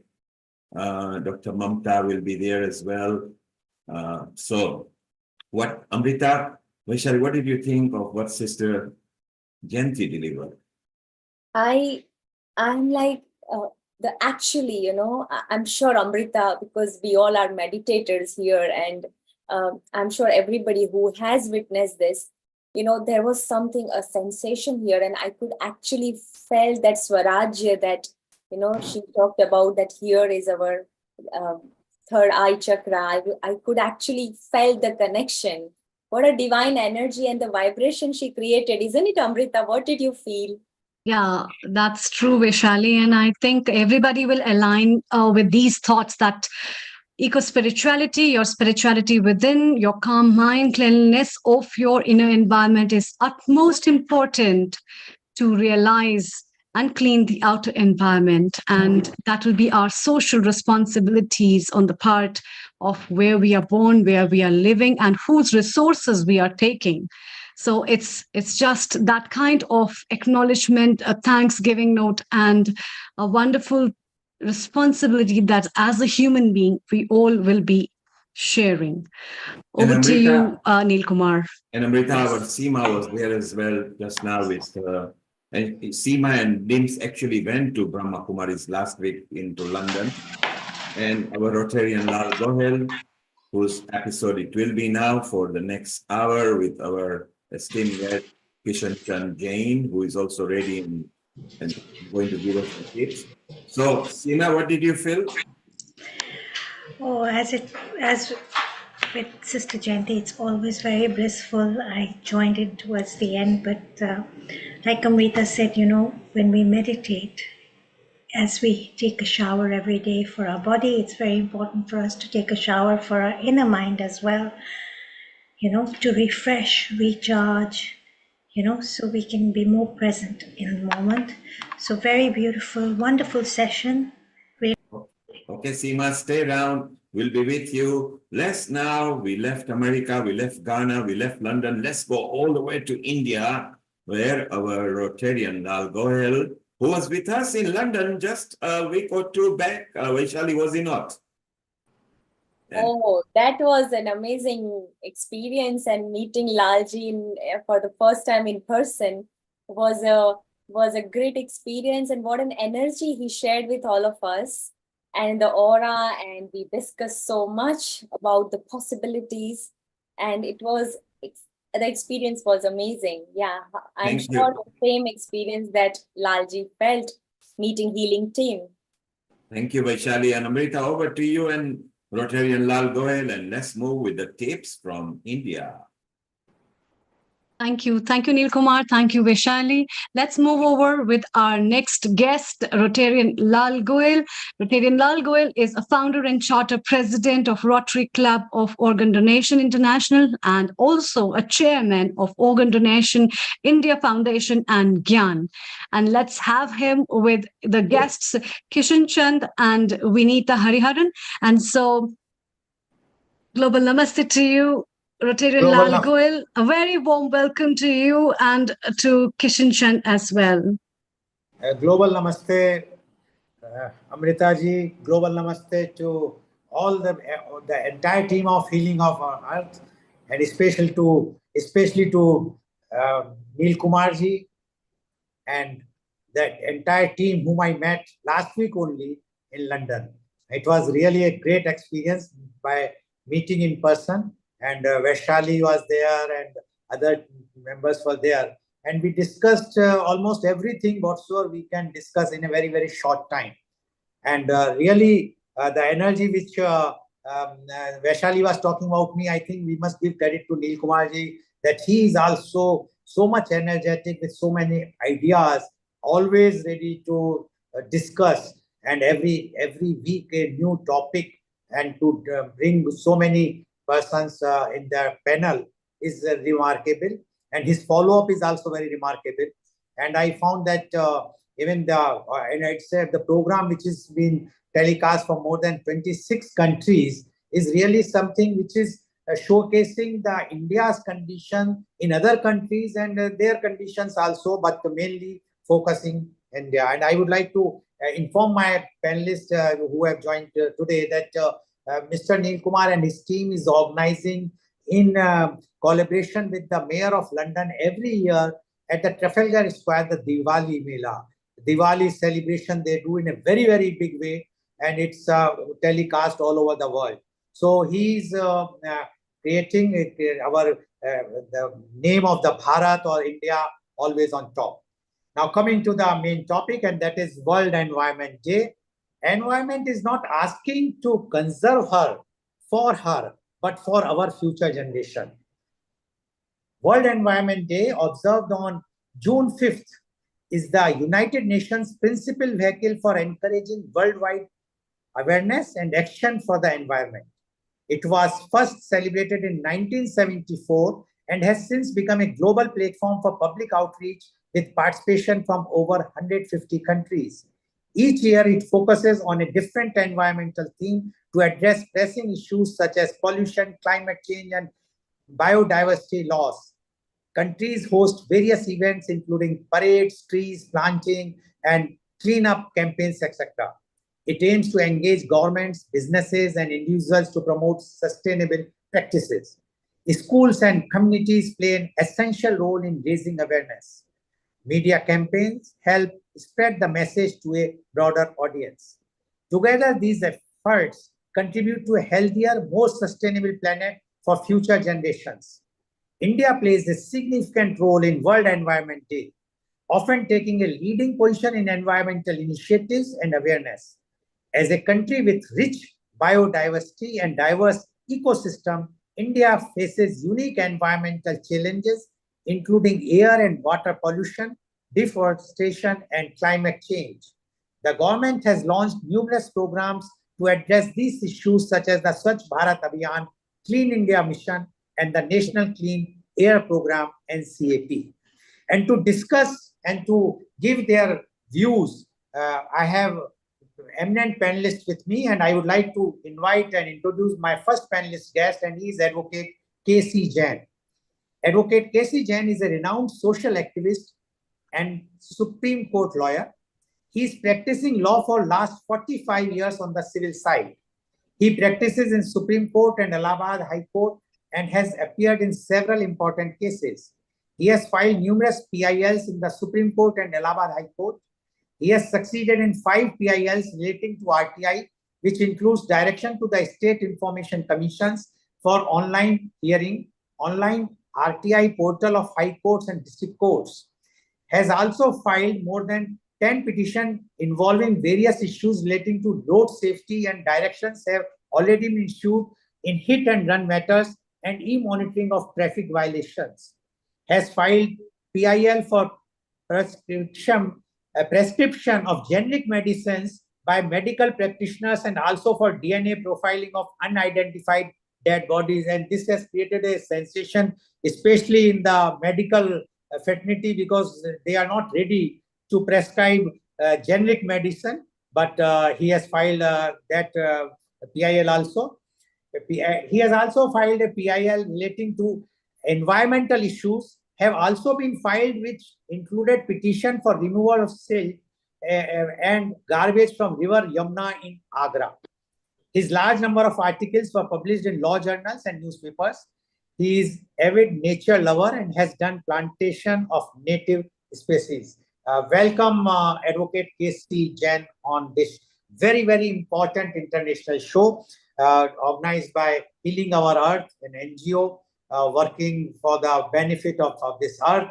And this is the main thing, that is the environment. And we all know the condition of environment. And as you are based in Agra, and you know more than us who are sitting in that very, very cool temperature. I was in London and I was in Edinburgh City, Lakes and Lake District, and Center Park, where the temperature was between 7 to 15. But here in Agra and Delhi, the record has gone to 52.9 degrees. So this is change which has come, because when I was at Mathura, I left Mathura about more than almost 40 years now. At that time, the temperature was touching about 40, but now it is touching 50 or crossing 50. So environment is very, very important. We would like to know your views on environment, World Environment Day. Advocate K.C. Jain, please. Thank you, Mr. Dal, for inviting me and giving me a wonderful opportunity to share my views. First of all, I would like to apprise you about the initiatives that I have taken by filing the public interest litigations and how does they impact the environmental issues. The first petition which I would like to refer is about the agroforestry. Agra, being a part of the Taj trapezium zone, is treated as ecologically sensitive area. Here, the trees are not allowed to be felled, but it has affected the other way also. Private people are not coming forward to plant trees because they know that they will not be allowed to fell them. Facing this difficulty that even private people won't come forward, and how we would add to the forest cover, green cover, I filed a petition in the Supreme Court and succeeded, where they said that agroforestry should be allowed and those who plant trees can fell the trees. That way we would be adding to greenery and also make a profit. The farmers can earn profit. So this is the first initiative of promoting agroforestry, which is a worldwide practice of growing trees and felling them on the getting ripe. Another important thing is that online hearing by the information commissions. We are traveling from one place to another for attending the courts. It is leaving footprint. We have to travel by automobile, by plane, or by train, and then staying at one place. This all has its footprints. If we can have online hearings, if we can appear before the judge or the information commissioner without traveling actually and sitting from our home, we can put our submissions to him. It would save the environment. So that initiative that has been taken, that now the Supreme Court has directed that we can appear online, virtually, and appear before the information commissioners who are in UP, they are at Lucknow, and in other states also in the capital towns. Another initiative taken by me was for buying tickets for seeing Taj in night online. Unfortunately, the orders of the Supreme Court earlier passed in 2004 were that you had to go and buy the ticket physically. Now that has been changed with the petition being filed by me, that now you can buy it online.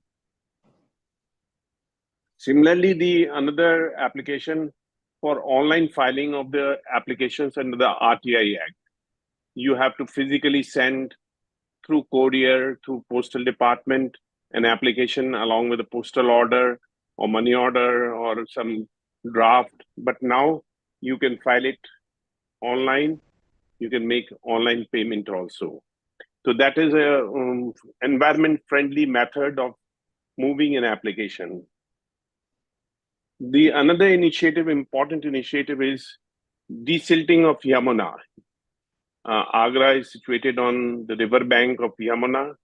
Taj is also located on Yamuna bank. But unfortunately, the river Yamuna has become very shallow. The riverbed has risen because of the deposit of silt, garbage, and ultimately the depth of the river has gone down. It has reduced substantially. The water storage capacity of the river has become very less. Therefore, we need to remove the silt, garbage, and the plastic that gradually got deposited on the riverbed, and ultimately this water body will store more water, which will percolate and which would recharge the groundwater. The Supreme Court has given directions that yes, it is required to be carried out immediately. We hope that River Yamuna will become in a better condition. Such a big water body would be able to store more water. Another important thing is e-monitoring of traffic, motor vehicles. Now the policeman is to stand there in a normal course to create challans, to find out what violations the automobile is causing. But now the Supreme Court has directed that it has to be done electronically. The cameras that would read the number plate automatically would help to find out the violations also in case that concerned automobile so causes. These initiatives ultimately will help to reduce the carbon footprint. Some other initiatives that have already been taken, but we are awaiting the outcome, is the standard operating procedure for plantation. We carry out plantation, but that does not survive. Mortality rates are high. What should be the standard operating procedure for plantation? What should be the standard operating procedure for permission to grant felling of the trees? That is important aspect. And another important aspect and initiative which we have taken by moving the application and petition in the Supreme Court is that the commercial vehicles which are not to load or unload goods in the city should not be allowed to enter in the city either in daytime or in nighttime. So these are the initiatives that I have taken. Coming to the how we can reduce carbon footprint. Again, I would say that judicial proceedings, or whether they are administrative proceedings, we should go for online hearings, e-filing, emails, e-messages. Instead of physically attending the courts, we should virtually appear. It would save our traveling, not only expenses, but also it would reduce the carbon footprints. Supreme Court of India has taken initiative. Now we appear virtually before the judges of the Supreme Court. The Supreme Court has also directed that all the high courts and the tribunals functioning under the central government, virtual hearing is obligatory. They are to provide virtual hearing, and those who opt for that can appear virtually. So that would help to reduce movement of automobiles, trains, planes, and we can conveniently appear online. For instance, in UP, we have the capital town Lucknow, where the government people sit. If we are to meet them, we travel by road or by plane. That all is leaving carbon footprints. We should have the meeting virtually. We have meeting for 10 minutes, but for have that meeting of 10 minutes, if we have to physically travel, it takes the whole day. Another thing about plantation, I would like to point out that we should go for native species of plantation. We should find out what are the native species of that area, and only those native species should be planted because they help to grow us easily. The mortality rate is much lesser. Therefore, we should go for plantation which of the native trees only. And they also help to attract butterflies, moths, bees, which are the pollinators. And we now have to go for dense plantation. Miyawaki Japanese system is to be adopted to create urban forest, and the invasive species are to be avoided. For instance, in India, we have the Prosopis juliflora, which is from America, and it is causing a havoc. Therefore, we have to be selective to choose species of plantation. Rainwater harvesting, we should go for it because groundwater in India in most of the areas is receding very speedily. We need to conserve groundwater, and for that, we need to use drip irrigation, sprinklers, and not the flooding way of irrigation. Moreover, the treated water from the sewer, from the drains, that has also to be recycled and used for washing, for irrigation. Public transport is also to be encouraged. We have to, there is in fact explosion of automobiles on the roads of India and all over the world. Now we have to restrict the use of automobiles. We have now to think of public transport, because ultimately there is carrying capacity of the roads, carrying capacity of the infrastructure. We cannot ignore the carrying capacity and keep introducing new automobiles. The time has come that we are to think of how to restrict the number of automobiles, how to have efficient public transport system. Townships are also to be designed in a way that people are required to move the minimum. Not that we keep traveling 100 kilometers, 200 kilometers, 50 kilometers a day, but we should have such township. We have to design such township where people have either not to travel or they have to travel only short distances of 2-3 kilometers. Therefore, townships should be self-contained. These are some of the ideas I wish we need to consider and brainstorm and to implement them. Thank you, Mr. Lal. Thank you very much, Advocate Jain, for giving your views. And you have mentioned about that how one can increase the plantation, and you have done so many initiatives by filing the PIL, although one should not go for that way. The government should come forward, but we know that it is not possible to get the things done so easily. And I'm really very appreciable for you that you are doing such a great social service by filing the PILs and getting the orders which have been implemented, and the results are being shown, and many other things which I am reading almost every other day on the newspaper from Agra about your initiatives. So thank you very much. Be there. We will be coming to you for the questions afterwards. Before I will move to my next panelist guest, I would like to mention that what we have done as far as I am concerned for the environment, we have started a barter system about the plants, and that we started at our Pandit Health Resort, Mangalore, from 2008. So almost now 16 years passed. In that, we are sending the plants. Suppose somebody is having roses and they want some other species, like they want other flowers. We will send them those flowers we have, and they will, in exchange of that, they will send those roses.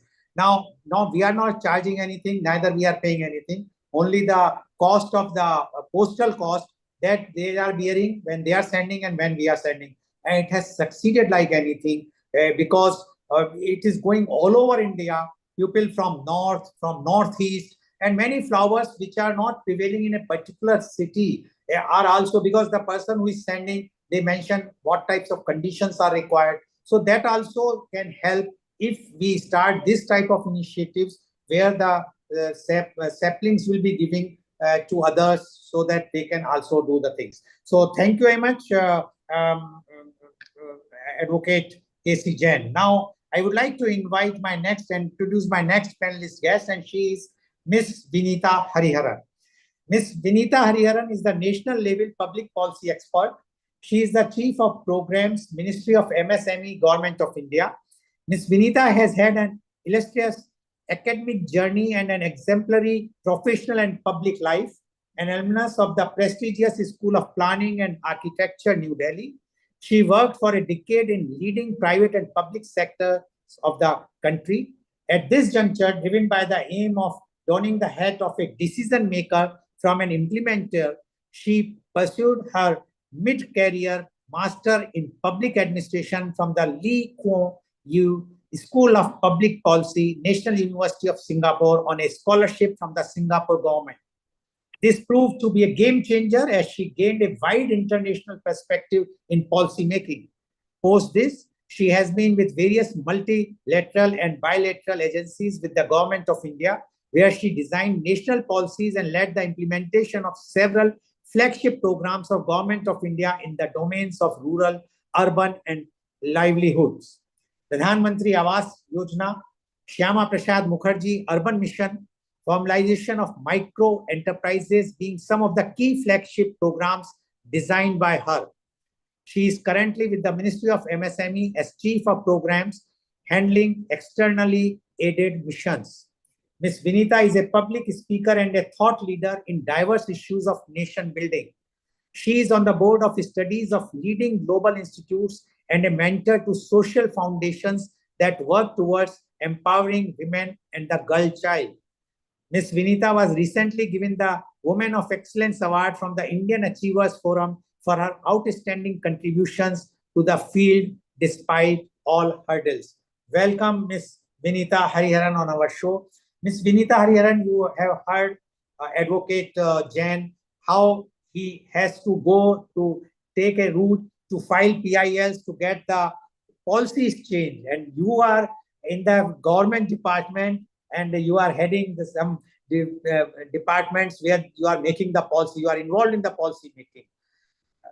When we are talking of environment, and you know, although you are from Kerala, but you are mainly in Delhi because of your work, and you have seen the temperature is going up like anything. It's burning. Its conditions are very, very bad. Don't you think the government policies should, you have to take some more proactive things that in spite of going to Supreme Court to get some policies changes, if the government, which is doing lots of things, no doubt about it, under this our present leadership, but still we require so many drastic changes from your side. So first we would like to hear your views on World Environment Day, and definitely afterwards, if you can reply this thing also. For Ms. Vinita Hariharan, please. Thank you, Lal Goyalji. A pleasure to be on your show after a long time. And I am really grateful for all the points that you've given. And also to my earlier panelist, Kishan Chandji, very relevant points and what the citizens can do in terms of protecting our environment and to be environmentally conscious citizens. I think he drew out a kind of a charter for citizens, so to speak, which is the ideal scenario. And we are moving towards that definitely, surely, but slowly but surely, we are moving towards the goal of being an environmentally sensitive country. So if you look at the the theme of the day, which is World Environmental Day of 2024, the topic, the theme that they've chosen is restoration and resilience is the theme for this World Environmental Day, this year's World Environmental Day. Which is again reflective of many of the policies and programs that the government of the day has been running over the last decade in restoring and providing resilience to our various alternative systems, be it the alternative systems of conservation, alternative systems of water consumption, alternative systems of healing like Ayurveda and yoga. It taking reference in the last session that we just had on the meditation and the yoga. So this present government has been extremely aggressive on alternative systems and on renewable energy and the circular economy per se. So if you talk of the circular economy, it's important to reflect on the plastic waste management crisis, which is a very, very imminent theme in this entire umbrella of the environmental awareness that we are talking about globally. If you see the global crisis of plastic waste management, about 300 million tons of plastic is actually generated every year, and of which half of it is single use, which a plastic which cannot be used again. So they just block the systems, they block the drainages and all of that. So that's a big crisis that we're facing globally. And of the 300 million tons is what the plastic is produced, and the waste generated, the plastic waste generated, if you see, more than about 250 million tons of plastic is generated annually, and 12% of this is part of the municipal solid waste. Only about 9% gets recycled, and much of this plastic waste actually goes into being disposed as landfills across the globe. And in India too, we face this crisis. About 10 million tons of plastic is generated annually, and only 60% is actually collected, and less than 10% is recycled. So this is what the crisis, what for our rivers like the Ganges, and which actually gave way to the big project, which was Namami Gange, which the government of India ran because of the collective degradation of the river basin and the disposal of plastic waste and all of the other solid waste and liquid and the plastic waste was generated over so many years. So all that collective waste has to be cleaned, and the river basin had to be new energy and new life had to be given to the river basin, and that was Namami Gange, which has achieved much more than what I'm talking about. It has achieved revitalization of the basins, the coastline, and a lot of cleansing effort has already taken place in this particular program of Namami Gange. Apart from that, talking about plastic waste management per se, we have the plastic waste management rule of 2016, which was brought in by this present government, which actually mandates the municipalities to adhere to solid waste management and plastic waste management framework of recycling and the circular economy principles, and also mandates what are called as the polluters, importers, and brand owners, which is like companies like Coca-Cola and Unilever, to be responsible for all the plastic that they generate, to collect them and recycle, and to be responsible for the entire life cycle of plastic that they produce and generate. So that is a big rule that has come in India, which is the extended producer responsibility, which actually mandates a lot of these, all the brand owners, that by 2025, not less than 25% of the plastic has to come from recycled polymers. And by 2027, not less than 50% has to come from recycled polymers. So I have seen how big companies like Coca-Cola and Unilever, etc., are working tirelessly, relentlessly in actually restructuring their manufacturing capabilities to actually produce bottles and produce products which consume this kind of plastic, which is made of recycled polymer, thus giving a lot of employment opportunity, a lot of business to MSMEs who are actually active in this space. So there are several MSMEs now, with 500 to 600 medium, small enterprises and startups in this space of plastic waste management, particularly. So if you talk about this, apart from the plastic waste, of course, we are, we have been blessed with so many resources, from the mountains to the forests to the oceans. So therefore, the responsibility for India to protect the environment is so much more, because we've been blessed with so many natural resources. And therefore, various programs that have been coming from the government of India, like the Namami Gange, like the National Afforestation Program, National Mission for Green India, all of that.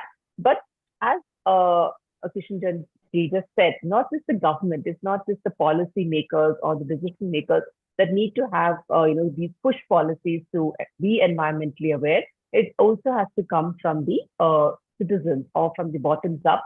And all of us as citizens, especially the younger generation, have to be really trained and educated in aspects of environmental awareness. And I think the school curriculum, many of the school curriculums are rolling out such environmentally aware aspects of education, and we see our children and we see the future generation being much more aware and actually educating us on how we can have practices of efficient waste management in our homes and in our offices, and the small practices like segregation of waste at source, then which is happening in many of our cities and towns.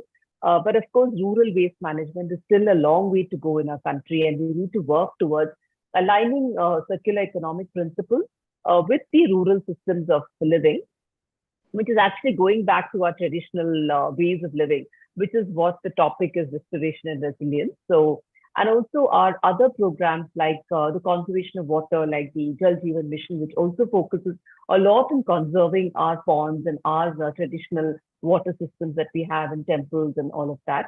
So that also goes a long way in restoring our ecosystems and in actually protecting our water resources, because all this water shortage recently, as you mentioned about Delhi, the 50-degree temperature and the water crisis, all of it has stemmed from haphazard urbanization that we've seen over the last so many years of our, our post-independence. We've had cities coming up organically because of the need for economic survival, the need for jobs, the need for livelihoods. So we had rapid industrialization and rapid urbanization. And today, India has cities which are one of the most urbanized in the globe, but they're not necessarily cities which have been following the principles of ideal urbanization, like the bylaws or the urban planning principles, like what Kishan mentioned, the walk to work principles. All of that needs to be again readapted. So therefore, we have the smart city mission, which is about making cities more efficient with minimum intervention, like using technology to improve our traffic systems, using technology for various other aspects of our working, like work from home and all of that. The digital revolution that we see in India is also going a long way in actually moving towards achieving our environmental targets, I would say. And also the international cooperation treaties, that's very important as well. All the agreements that we have signed recently, the Paris Agreement, we are actually exceeding our targets in terms of our renewable energy targets, sourcing our energy from renewable energy sources. So the nationally determined commitments also, we are in a position where we are actually exceeding those. So that is what you can see in the aggressive drive towards solar, saturation of energy sources with solar energy, wind energy, tapping wind energy, and hydrogen, of course. Hydrogen is another new energy that we are looking at. Electric vehicles, that also is a big push that is being driven by the government, but it's not enough. We need to do much more in terms of facilitating electric vehicles, in terms of having our fueling stations with much more frequency than what it is there today, making the automobiles more affordable, electrical vehicles more affordable, and all of that. And shared private transport, and increased usage of public transportation systems, and the last mile connectivity between the public transport to the homes also need to be with eco-friendly, with e-auto rickshaws and transport. So these are some of the things that we could further do in improving our environmental goals. And I think the theme is extremely relevant, restoration and resilience. So call for action from all of us citizens here is to imbibe these principles of environmental consciousness in our everyday life. Like we spoke about source segregation at source, conserving our energies in our homes, and also trying to use electric vehicles like the blue electric taxis, which are available in India quite to a large extent. So at least let's try to be responsible citizens by doing all of that. And maybe, urban local bodies and municipalities or even the councillors could actually see how many of our citizens are actually using green energy systems, how much energy are we conserving, and maybe look at giving credits to citizens, green credits to citizens, and which actually measures their environmentally conscious steps that they are taking. And that can actually go along. They can actually maybe redeem it for rewards, or they could probably get awarded if they are really very, very conscious citizens, maybe awarded by the mayor, and then further on, by the higher authorities of the country. That will go a long way in encouraging citizens to be environmentally conscious. And so with all of this, I would like to end my presentation. Thank you, Lal Goelji. Thank you very much, Vinita ji, for giving your views and rather putting forward what steps the present government has taken in last decade to save the environment. Before I will go to Neel Kumar ji to ask I just want to tell my own experience in UK in the last week, where I stayed in the Centre Park. Now they have 6 Centre Parks. It's a privately owned by the private equity people. And there it's a forest for 350 acres or so, definitely given by the government only to them, where they have developed eco-friendly things where one can go, stay, enjoy. No pollution, nothing.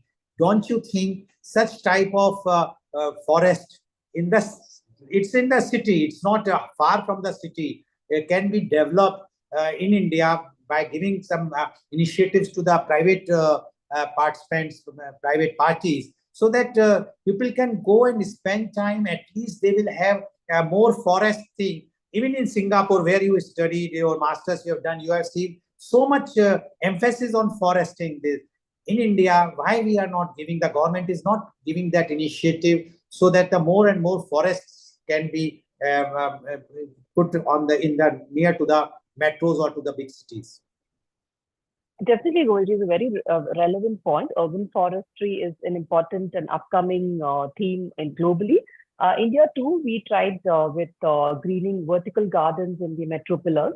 That was the extent to which we could go in terms of urban forestry, and also having the terrace gardens and the multi-story apartments.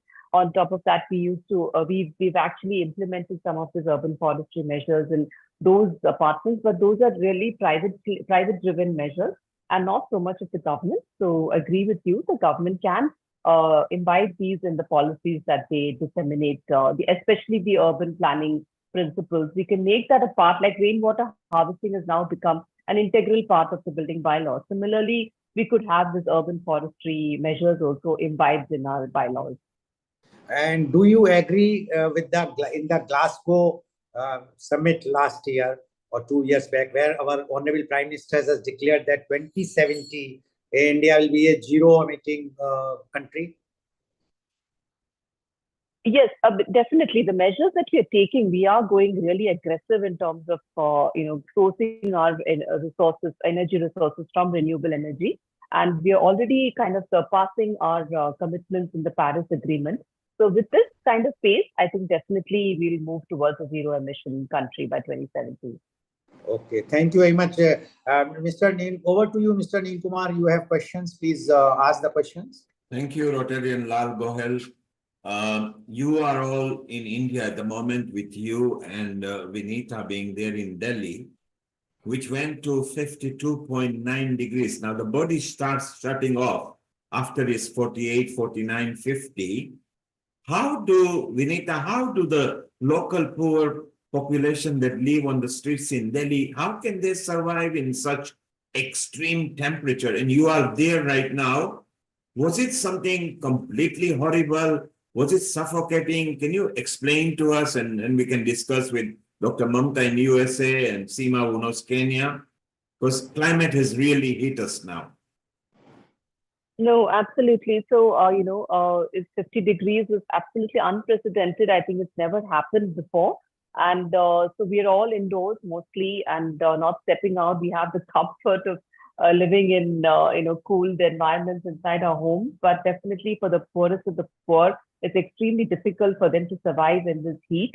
And I was even thinking of why doesn't the government look at cloud seeding and providing artificial rains as a respite to the citizens, at least for a while. So thinking of even holding a show on that and discussing with experts on the scientific after effects of doing cloud seeding. So because it's that bad, and then we have the floods in the other end of the country, in the where I belong to, the southwest tip, Kerala is flooded. So that's the kind of the kind of varied kind of effects of climate change that we can see in India. It's all a result of the haphazard urbanization, we agree, that has happened over the last so many years in our country.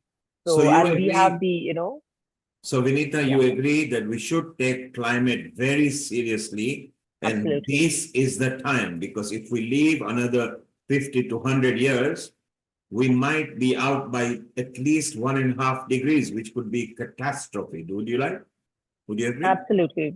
Absolutely, we agree. Yeah, every short step taken towards this, I think, will go a long way in ensuring that we don't hit the 1.5 degree or 2 degree Celsius mark. And Seema, you are in London at the moment, but you were in Kenya a couple of months back. That's right. And you saw the heavy flooding, and and the flooding came to Nairobi as well. And do you feel the same, that we should take climate very seriously? Climate crisis is essential. Okay, we have to do something about it. With all the gas emissions, the greenhouse gas emissions, it's causing temperatures worldwide to rise and severe weather conditions. Sea levels are rising, ecosystems are being disrupted, and we need to approach it with a multifaceted approach. We need to transition to renewable energy and enhance carbon sequestration now. I am part of the International Association for Human Values, and we are planting trees. We have a great project known as Climate Action Now. Trees absorb more carbon dioxide. So my question to you, Vinita ji, is how aggressively is India moving on planting trees? Because So planting trees, how aggressive is India? Vinita, can you shed some light on it, please? Yes. Planting trees is a national afforestation mission is there, which actually talks about, for every tree that you fell for or causes of urbanization, you actually have to replant it somewhere else. So that's the mission that's being driven. But all of these on a large scale, and if you see many of these pilots are again driven by private sector, like the civil society and the NGOs and as at large scale by the government, I would agree that we need to do much more in terms of planting trees. Maybe it can seep down to one of the mandates or the charters of the urban local bodies that they be given a target of planting so many trees in their own jurisdiction and right down to the mayor and to the councillors of every ward. I think that can be one of the targets for them. But my question here is, Neil Kumar, I want to come in. In Mumbai, there are two very big green belts. One was the RA colony, and that's because of the development issue about the metros, etc. The trees were cut. Now there is a green belt that is a Mahalakshmi ground, race course, etc. They are also privatizing it and giving for the development. Don't you think that this will, and whatsoever you will say to the private developer that you have to plant so many trees, and as the advocate Kishan Chand Jain has very rightly says, you are planting the tree, but who is going to see that whether the plant will survive 3 months or 6 months or 1 year? Nobody is there to check that. How the India is going to survive if you will, for the development's sake, if we are cutting all our trees, all the greeneries we are destroying for the name of development. Developments all other countries have done. But they are still, you go anywhere in the country, any country, you will find lots of green places. Why not in India? What government is going to do in that? And then I want this same reply from you also, Advocate Kishan Chand Jain, what the government is doing and what you think, how it can be done. Yes, first you say, Ms. Vinita here. Yeah, so like I mentioned, our traditional master plans, if you look at the spatial planning systems, there is allocation for so much of green space in a particular layout. Which was initially in the nascent stages of our building of our city systems, it was adhered to. But as and when the urbanization, started going on in haphazard manner and corruption stepped in, and development authorities started taking fines in lieu of increased FSI, etc. That's when all these green spaces started getting encroached, and then there was concrete jungles in the place of all of these places where there should have been gardens and there should have been green spaces. But now increasingly it's being ensured by, again, private builders that within their layouts, they do mandate green spaces within those layouts.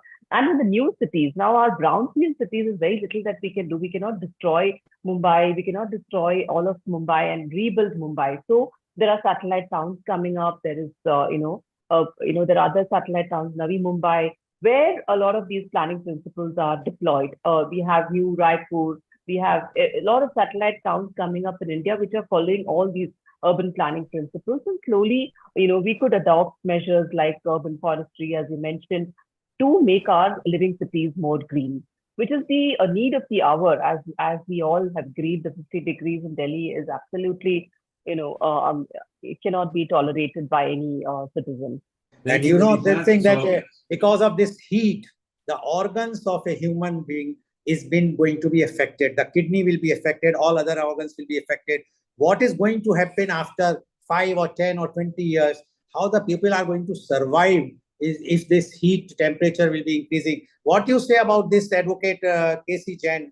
Do you agree what Vinita ji has mentioned? The government is taking so many proactive actions or for this thing, or you think that is still lots of things to be done?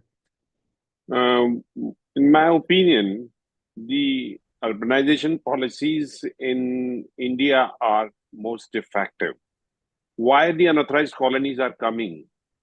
Barring some towns like Noida, Greater Noida, Maholi, or in Delhi also in some part, that there is planned development. Otherwise, you witness unplanned growth of urbanization, where no green spaces are left. What to say of the master plan planning? Master plans are prepared, they are brought into force, but the green spaces that are earmarked in the master plan, they are never developed. They are encroached and unauthorized colonies come up. Unless the government has a policy to acquire that green spaces earmarked in the master plan, we can't see the new green spaces. The small areas that builders are living within their colony or within the multi-storied complex is not sufficient, because that area is comparatively very small. Big patches of green spaces we can conceive only when the government come ahead, acquire that land and develop it into green patches. Coming to the plantation, in UP, we are doing plantation of crores of trees, saplings, 25 crores, 35 crores, and probably for the year 2024, it is 35 crores saplings that will be put in. Question is not only putting plants, question is their survival and which species you are planting. You have to plant such species where the mortality rate is least, and that is only by adopting and going for native species which are hardy and which can survive in that particular climate. For instance, there is too much of heat, therefore we have to put those plants which can bear that heat, or there are some plants which need more water, therefore we cannot put them in water deficient areas. Selection of sapling trees species, number one. Secondly, taking proper care. You plant it, but you don't care. You don't water it for the minimum period of 1 year or 2 years or 3 years, which they require proper care. Therefore, nothing should be done for paper's sake, for record purpose, but there should be a genuine effort. As far as you mentioned that trees are felled, cut for development purpose, if we can have compensatory afforestation in an effective manner, then we can cut some trees for road widening. Ultimately, we need highways, we need expressways, we need metros. For that, we have no option but to either cut or to translocate the trees. The Supreme Court is insisting for translocation and also designing development or carrying out development in a manner that there is need for least number of trees to be felled. That the Supreme Court is taking care, and the policymakers also need to take care of the fact that they need to fell the minimum number of trees. But there should be genuine effort, not only namesake or paper sake. Thank you, Advocate Kishanlal. You mentioned very good point. You mentioned why, how, and what, and now to bring outreaches that can make it sustainable, less water usage. People need to take responsibility. So it was a very good point that Vinita, you mentioned, and Kishanlal, Advocate mentioned, and Rotary Lal, you brought in. Let's leave India. Let's stay here. Let's go to Nigeria with Sister Agatha there. And we go to USA with Dr. Mamta Saha and see what efforts they are making and if climate is affecting there. Global Namaste and welcome for the first time, Sister Agatha. Dr. Lakshmi Vyat introduce. If you could unmute yourself while you're doing that. Yes, and how are you? Yeah, hello. Yes, we can hear you loud and clear. Carry on. Yeah. Yes, I am fine, and I believe we're all fine. And how is Nigeria?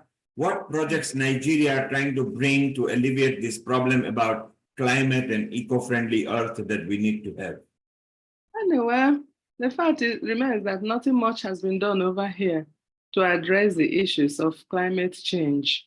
Instead, the impact is increasing by the day. It is actually increasing. In fact, about I wasn't around in the country. I just came in last night, and by the time I came, I realized that many roofs has gone off. So the neighboring houses, and they are working today, trying to put back the roof, trying to bring back the zinc and the rest of them. And because of the kind of wind that we have not been experiencing before, and all that boils down to climate change, so it has been so disastrous, over here. For instance, drought is getting on and on and on. And if you come to Nigeria around March, April, you will just feel like running back, because it will look as if you are suffocating. The air, was so hot. It was so hot. It was very, very humid. So it was really, really bad and terrible. The situation of droughts over here. And we are not also saved by rain, because when rain comes, it also comes with a lot of, disaster. For instance, last year,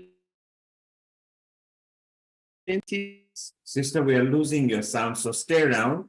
We are going to come back to you because you've got a 10-minute slot bit later, so stay around. Thank you for telling what Nigeria is facing. Vinita, thank you for telling what Delhi is facing, which is very extreme temperatures. Let's go to North Atlantic and ask Mamta, Dr. Mamta, who is down there in America. Then we'll move to our senior host, Sharon. Mamta, what is the situation of climate in America? Because you've got snows, you've got thunderstorms, you've got floods, you've got everything there. What is America going to do about it? If you want me to really speak on these things, I would like to take with my presentation, because my presentation is totally, what I'm looking at since I have come to this panel is everybody's talking about the effects of the climate change and not the cause for the climate change. Okay, and I think Mamta, we are going to come to a slot. Important. We are going to come to a slot a bit later. This was just a quick comment to see. We are traveling continent just to see what you are facing. And then later you can tell us about it, okay?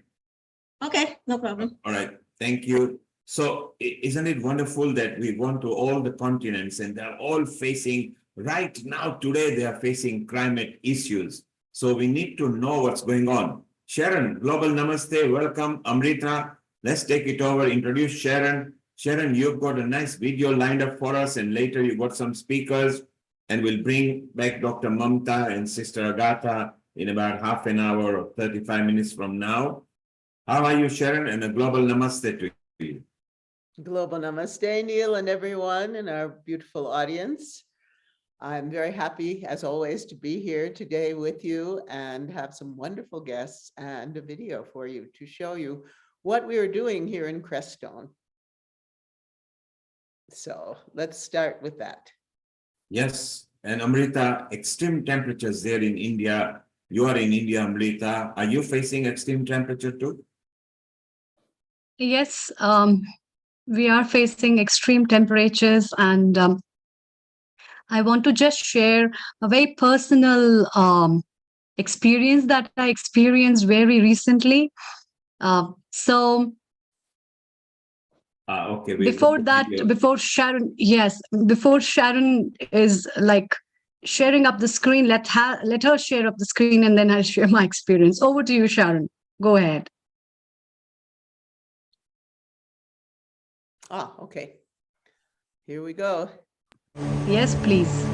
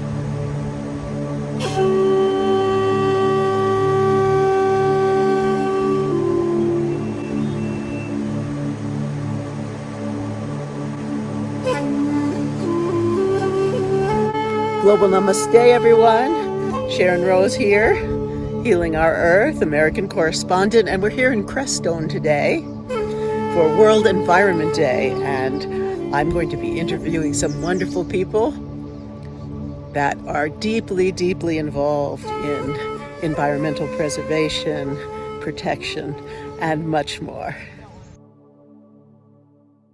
Global Namaste, it's Peter May in Crestone, Colorado, USA. And here's an update for our project and our perspective on what we've been doing for the past year plus.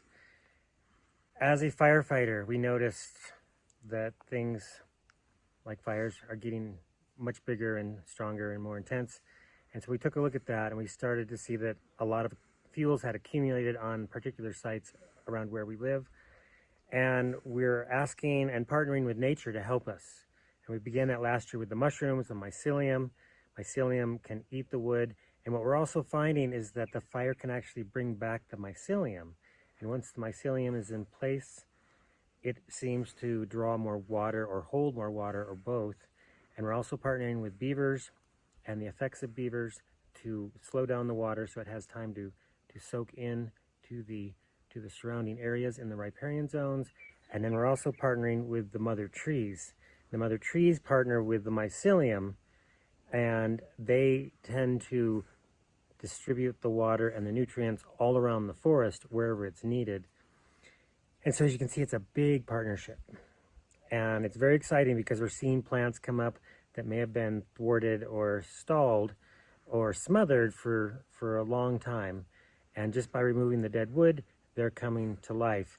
And what we just did in the last several weeks was we took away that wood, and now we're spreading the native edible oyster mycelium to hopefully grow into mushrooms to help also take care of the wood, to decompose the wood. And we've also put in numerous beaver dam analogs, which can then help to slow down the water and hopefully invite the beavers to come back, because we don't have to be this, we don't have to be so alone in this. You know, oftentimes we get overwhelmed.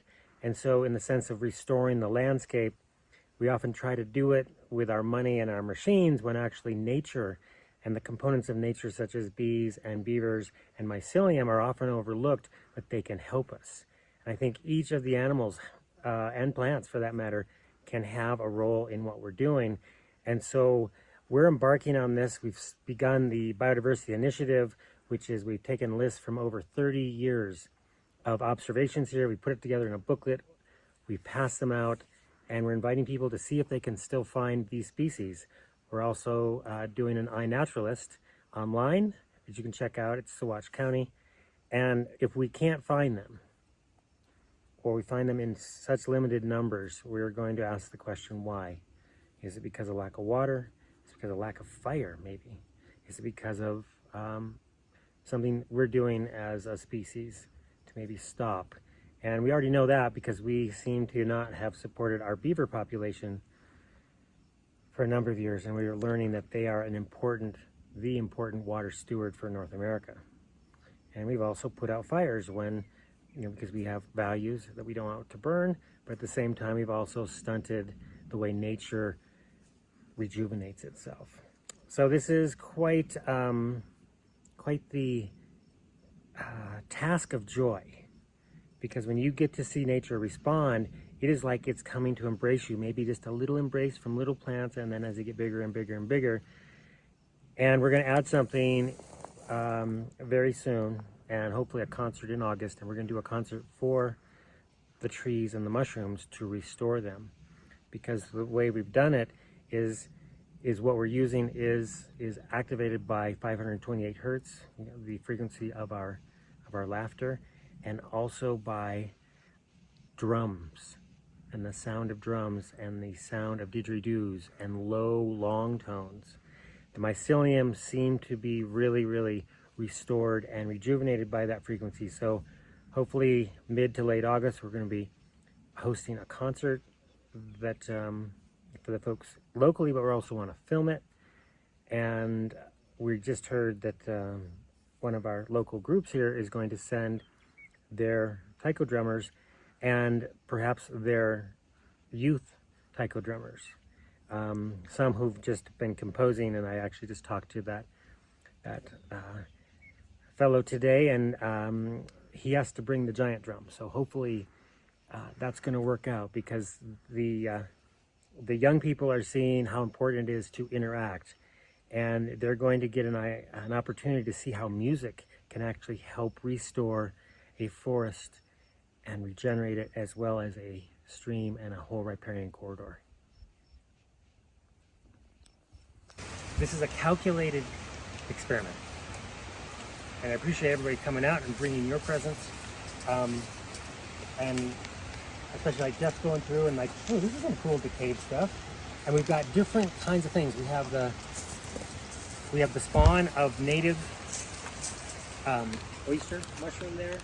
We've got the mother tree food, which is the trace elements, which is going to be feeding it like fire, and then affected microorganisms made from raw milk.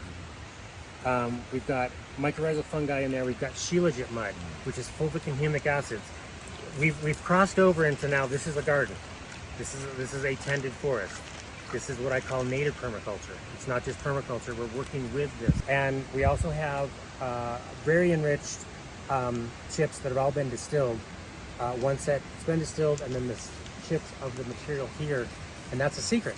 When you bring fire and water in the right mix, you've just unlocked it to become a perfect bed for the mycelium. We've been distilling since 2006. We kept the chips that have been distilled wet. They grow all kinds of things. That's why we know that it's supportive, because we didn't put them in there. I think they're there, and I think they're resilient, resistant to steam. I think they're resilient and resistant to fire. We've already seen some of the mycelium here. It seemed to self-replicate as we're burning. We've got two spots up to the east, up creek, where mycelial stacks, they're already like, they're pads. They're not just single. They're like, they're mounded.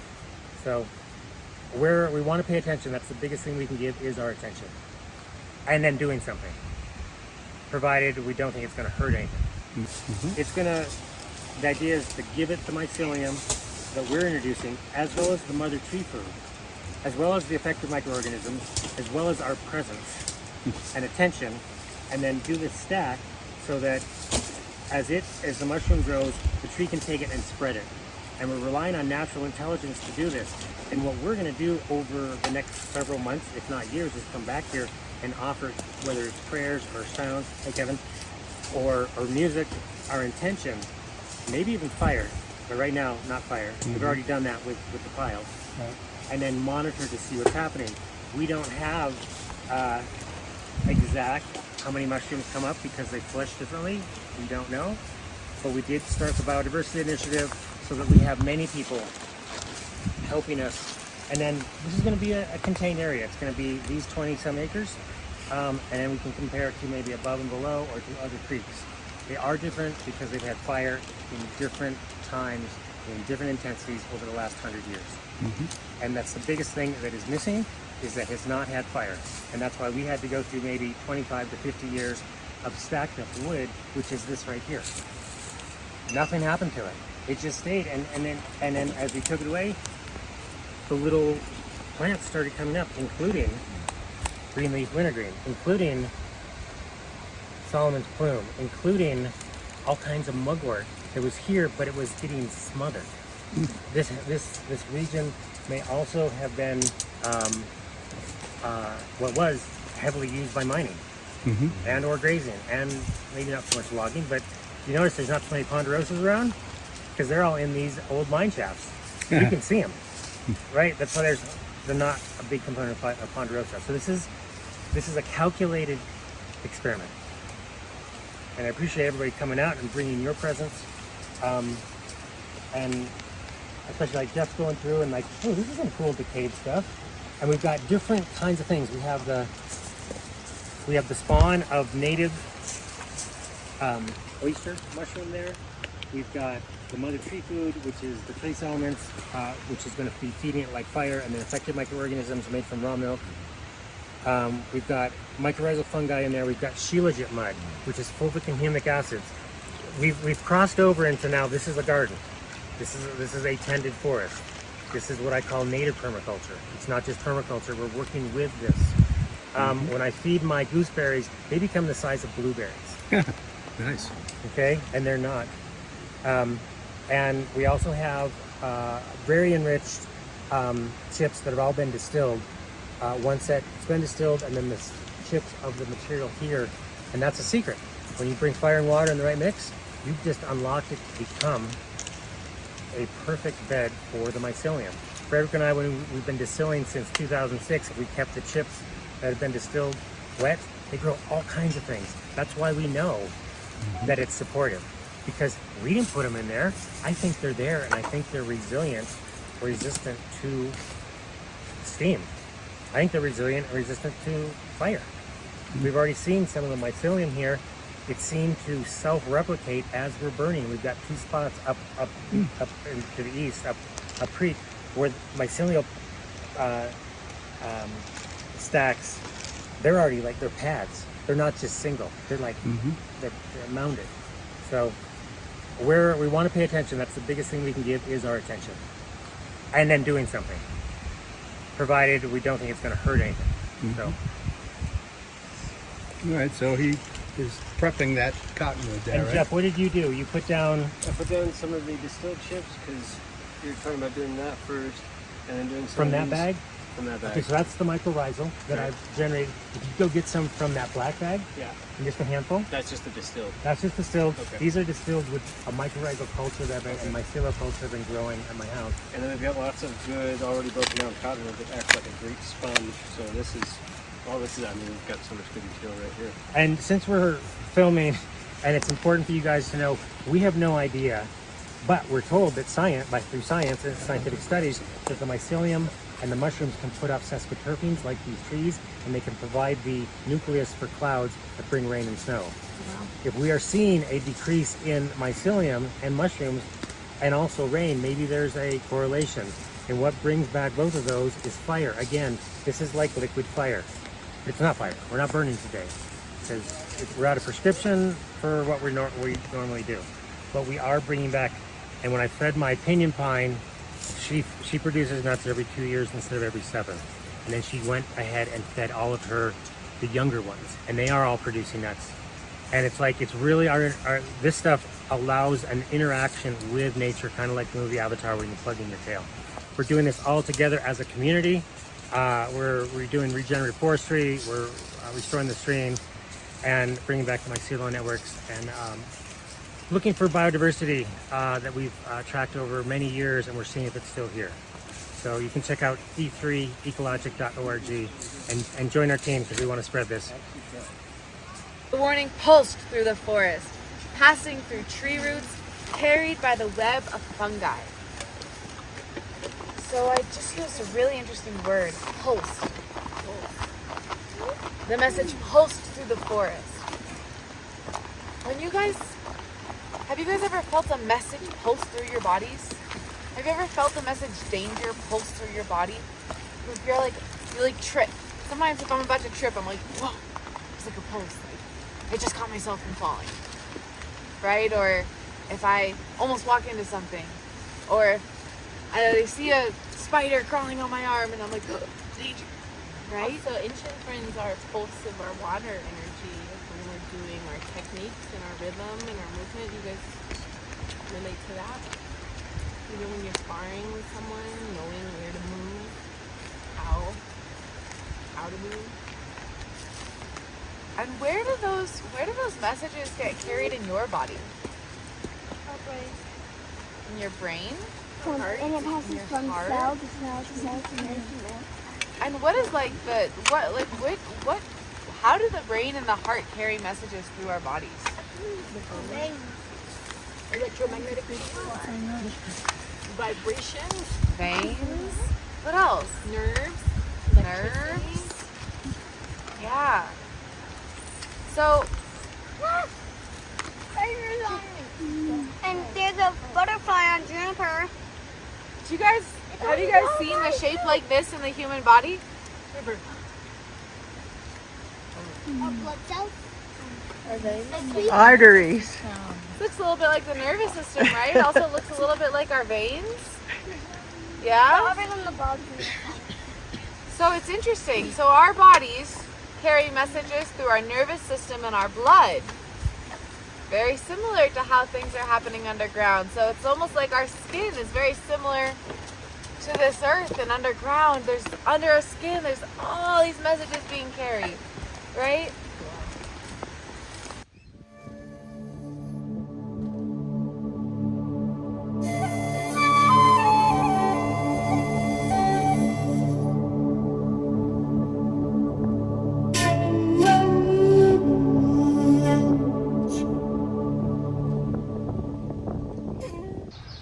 Hi, my name is John Milton, and I had the honor of helping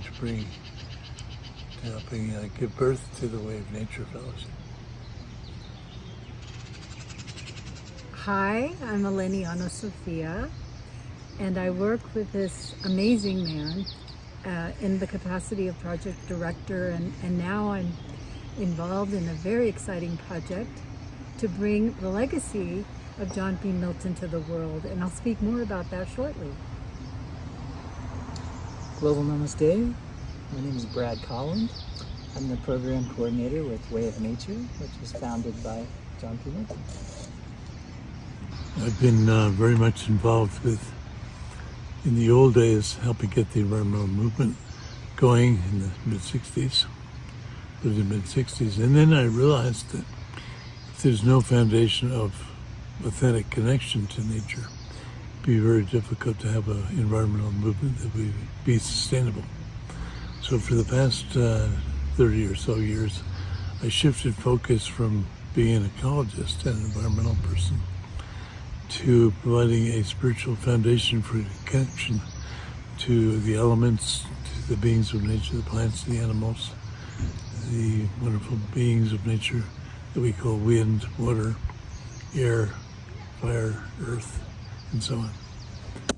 And the Way of Nature focuses on a training process that helps people make a very deep connection to these fundamental aspects of nature, and also to discover the same things in themselves. So they go through an experience of deep communion with all the different aspects of nature.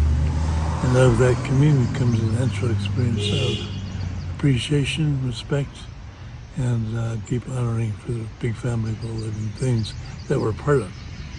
We're not better or worse. We're members of that big family, and we've forgotten that membership. So part of our work is to bring us back into that family. It's difficult sometimes with all these external distractions that we have in these modern times. And we blend a very direct training in how to reconnect to inner nature, outer nature, and your true nature with a period of one solo time in nature that allows people to drop human culture for a little while and have that deep experience of bonding with that big family of all living things. And if we experience that, then we naturally want to be helpful, compassionate, and in service to our family. So that's the basic foundation of the work I've been doing for the past 30 or 40 years. So with the Way of Nature, working with John Milton and our guides with the Way of Nature, we take people into sacred wild areas of nature, help connect people to the 9 perceptual fields that we all have, and then follow that sensory experience into cultivating a flow of universal energy that's naturally flowing through us. We bring that into greater connection with nature directly in wild areas.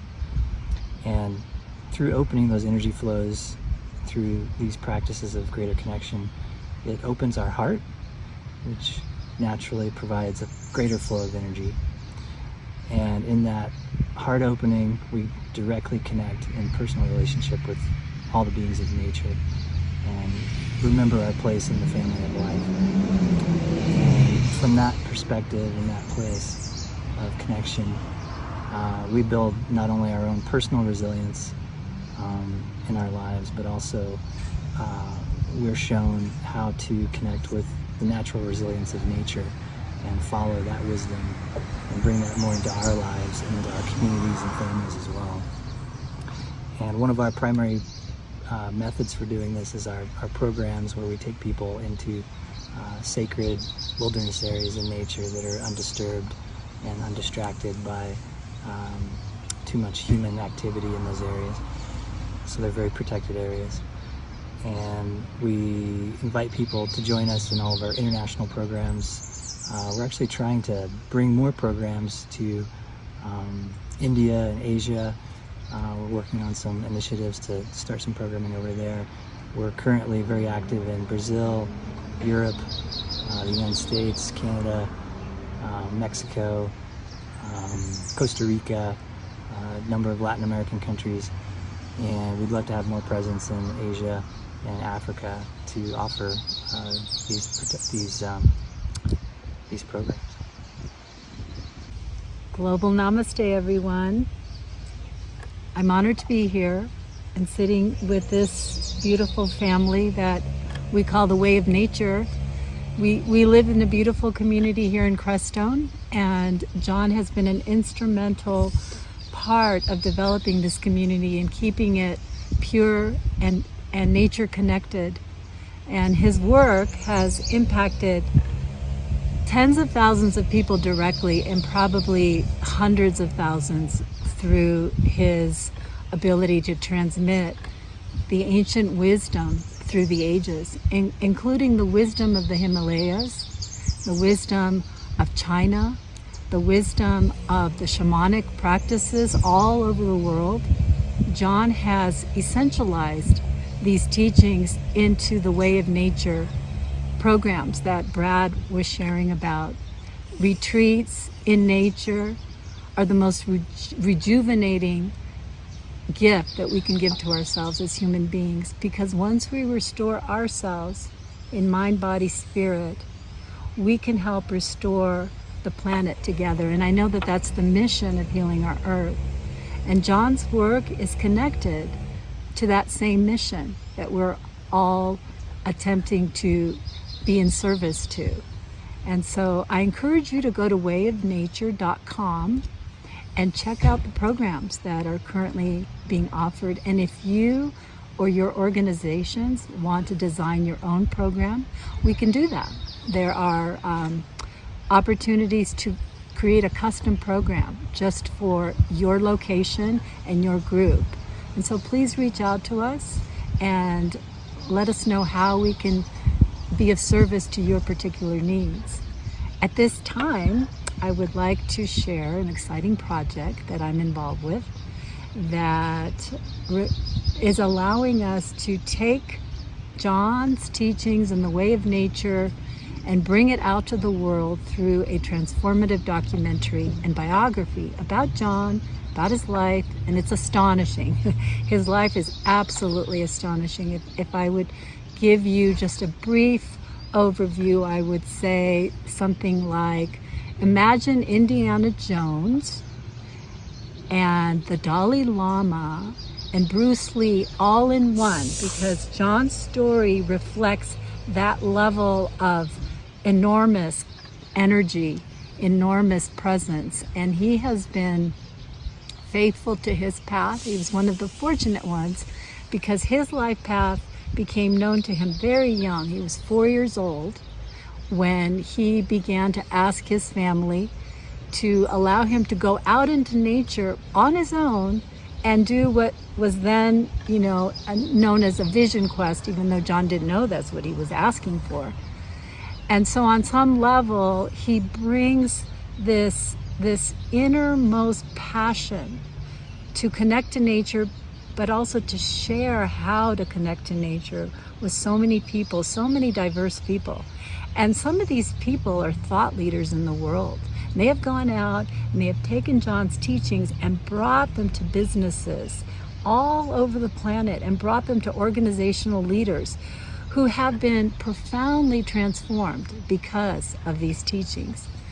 So I'm involved in the Legacy Project that we're calling the John P. Milton Legacy Project.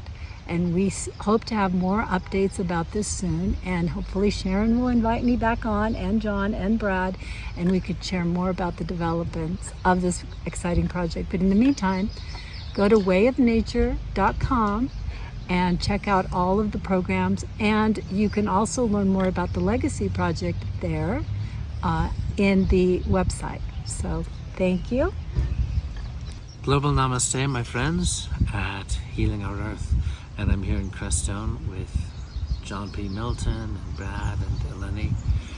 And I just want to share with you the transformative experience that I had in Baja, in Mexico, in February. And I had heard about the transformative impact that with the right understanding and approach to communing with sacred nature, that we can return to and reconnect with, tune into our own true nature, which essentially is identical with Divine Mother, as I have always experienced her, the approach to the divine that has always touched my heart. So I had the chance to have a couple of remarkable days with longtime students and of the Way of Nature teachings before going into a solitary solo experience on a remote beach in Baja with coyotes and snakes and crabs and 24/7 roar of Divine Mother's ocean pounding against the rocks, and then afterwards to gather again with John and the other sacred passengers, as we might call them. So this is a truly transformative experience, and it's one that I would love to see thought leaders, as many as Eleni shared, many hundreds have experienced this, thought leaders around the world. To accomplish the true healing of our earth needs a healing in consciousness, first and foremost.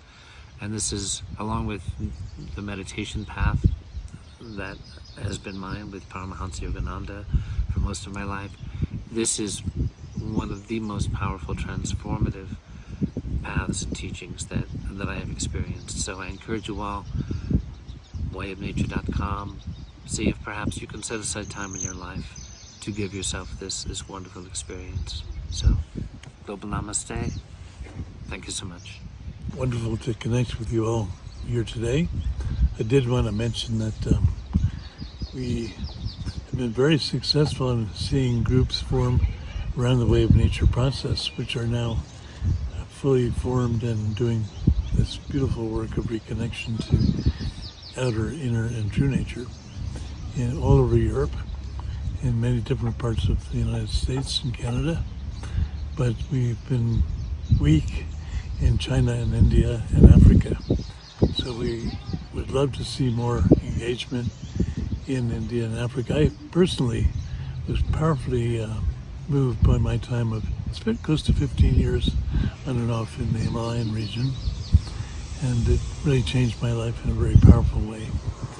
I was working mostly with a number of one tantric teacher, Vasudeva, and then pretty extensively with the Tibetan community in the higher Himalayan region as well. It would be a huge gift to see this deep connection process spread into Asia, which has been so inspiring for the Way of Nature as a source of connection to nature itself and to the Divine Mother especially. So we're hoping that this outreach will lead to a birthing of a similar flourishing of Way of Nature groups in India and Asia in general, so that we can truly be a global process. And I was also lucky to spend some time in East Africa and the Congo many years ago, 1963. I was helping set up national parks and traveled all through Africa and then over with an African friend of mine, and changed my life too. I would love to see this process flourish in the amazing countries of Africa, which have been able to preserve many of the deeply nature-connected traditions and lineages as well. Wherever we do a wave nature process, we always honor the local indigenous culture and their ways of connection as part of what we encourage and support. And I hope the same thing could happen in India as well. Wonderful to be with you here today, and I look forward to spending more time with this wonderful community. Namaste.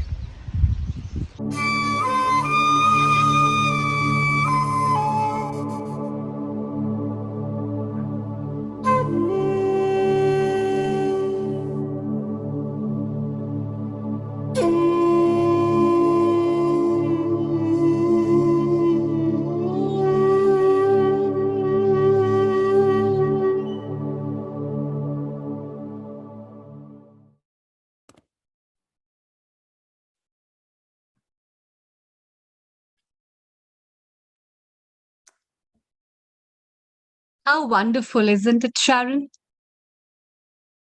Well, it's so beautiful. And as always, you are full of those talents of such a good videos and so many important and versatile topics that you bring. And these kind of small things and these small researches are so important that they must come in public and we must share with people so that these different kind of experiments can add up value for adding up these kind of things for all those problems that we are facing in today's time. So it's really wonderful. Yes. Well, here in Crestone, Crestone was pretty much created or brought forth this incarnation of Crestone by our friend Hannah Strong, who is a deep environmentalist for many years. And global namaste, Peter. It's so global nice namaste, Peter. So if global namaste. There's anyone that has any questions for Peter after seeing his project, seeing information about project, I'd love to have him answer these questions. He's been working for a long time here in Crestone to preserve and protect the environment in ways that are very unique, at least here in the US. So Sharon, I don't have a question per se, but I love the way Peter soothingly, actually simply, nicely, in environment-friendly manners, he explained the outreach, which was so beautiful. And that's the whole purpose, that calmness, spirituality. So eco-spirituality is also a fashion nowadays. So Peter, very well done. We enjoyed the way you presented it. It was very nice. Amrita, what did you feel? Yes, it was really nice and a very important topic, which I found, which is really good to see and experiment at many levels, because there are a lot of secrets that forests hold and they don't tell anyone. And especially that book for children was so good. I think that book must be shared, and I want to bring it to India and Indian schools, because they are the basic roots which are so important. And the best thing is the network of roots is the network of nerves, and the same signals what plants carry, we are also carrying. We must have our eyes and ear open and our senses open to hear what these trees have to say, these plants have to say, this microbiome has to say. And once we start hearing it, we'll value that. And I know a lot of other schools in different parts of the globe where they specially take children to the forest so that children know the value of the forest. They can acknowledge and see how versatile the biodiversity, the flora and fauna, the important things, and especially when they touch, when they feel, when they hear the sound, the sound of the small insects, the sound of beetle, the sound of the chirping of the birds, and even the sound of the dry leaves when they walk. So some forests have their own unique sounds, which are pretty different. And you must have observed that in today's technological grounds of social media, people have been making these audios and videos for mental health. They are one of those sounds which should be heard in original, where you get all the five senses to acknowledge yourself, not only five, but I would say six senses to know what is happening in and around. And this kind of versatility from the virtual ground should be brought in reality for all the children and people around, so that they really know this is our wealth. This is where we have, and this is literally the big wealth we will be taking and holding up. So I think it's time to hug all the trees which are around us, isn't it, Sharon? And a remarkable job by Peter as well. Well, Peter, also speaking of children, he has an element camp. So tell us about that, that he takes children up into nature. Yeah, we, as Creststone is a nexus for many spiritualities, we looked at a way of how do we allow the kids to get to know nature in a way that's not conceptual. And when we looked at all the traditions, the one thing that rose in common are the elements, and they are in every tradition. And when I would go around to present that, the people would often say, you're presenting what's in our tradition, you're just, in a sense, quintessentializing it. And the basis of it is for the facilitators to come to know the elements just a little bit. And being a firefighter, I've had a chance to at least get to know fire. But what we see is that those elements don't exist by themselves. They exist with each other. And so as we introduce the elements to the kids, and they then get to, in a sense, work with them, even play with them in a safe way, in very specific sequence, so that they're safe, and they build upon, we go with earth first and then water, the stability first, then the flow, and then the inspiration and energy of fire, and then the flexibility of air. And then eventually, even for the kids, we like to introduce them to the idea and the reality of space. And we can also work with other traditional views of elements that might use wood, and it might also use metal, because they're there. It's just a matter of how we get to know it. And we get to see the kids change within about a week, in a week's time. And they have a different communication that arises for them with the elements, because our biggest suggestion for them and guidance is to say hello. And that's actually how I teach the adult fighters, is as soon as you come on to a fire, say hello. Mainly for your safety. Because if you're really connected to who you are, that fire is going to recognize you, and you can then recognize it, and that is you. So that's beautiful. And we had further on the children, we had Peter coming live and Peter on the recording, which is saved there permanently for those who are watching us on YouTube, Facebook, Twitter, website, and any social medias. You can go and rewind and pause and at your convenience. Let's ask Dr. Lakshmi Vyas what she felt, what Peter and the Sharon's recording with John. John has been on live on Healing Our Earth so many times, and it was so nice, the outreach they've done. They actually showed us. We felt them being there. So it wasn't just talking about environment, it was showing the environment. And then we go to Nigeria as well and ask Sister Agatha as well what she felt that USA is doing and what we can do in Nigeria. Dr. Lakshmi Vyas, your comment. Global namaste to all of you. It was wonderful. It is listening as well as understanding. Both. It's very nice.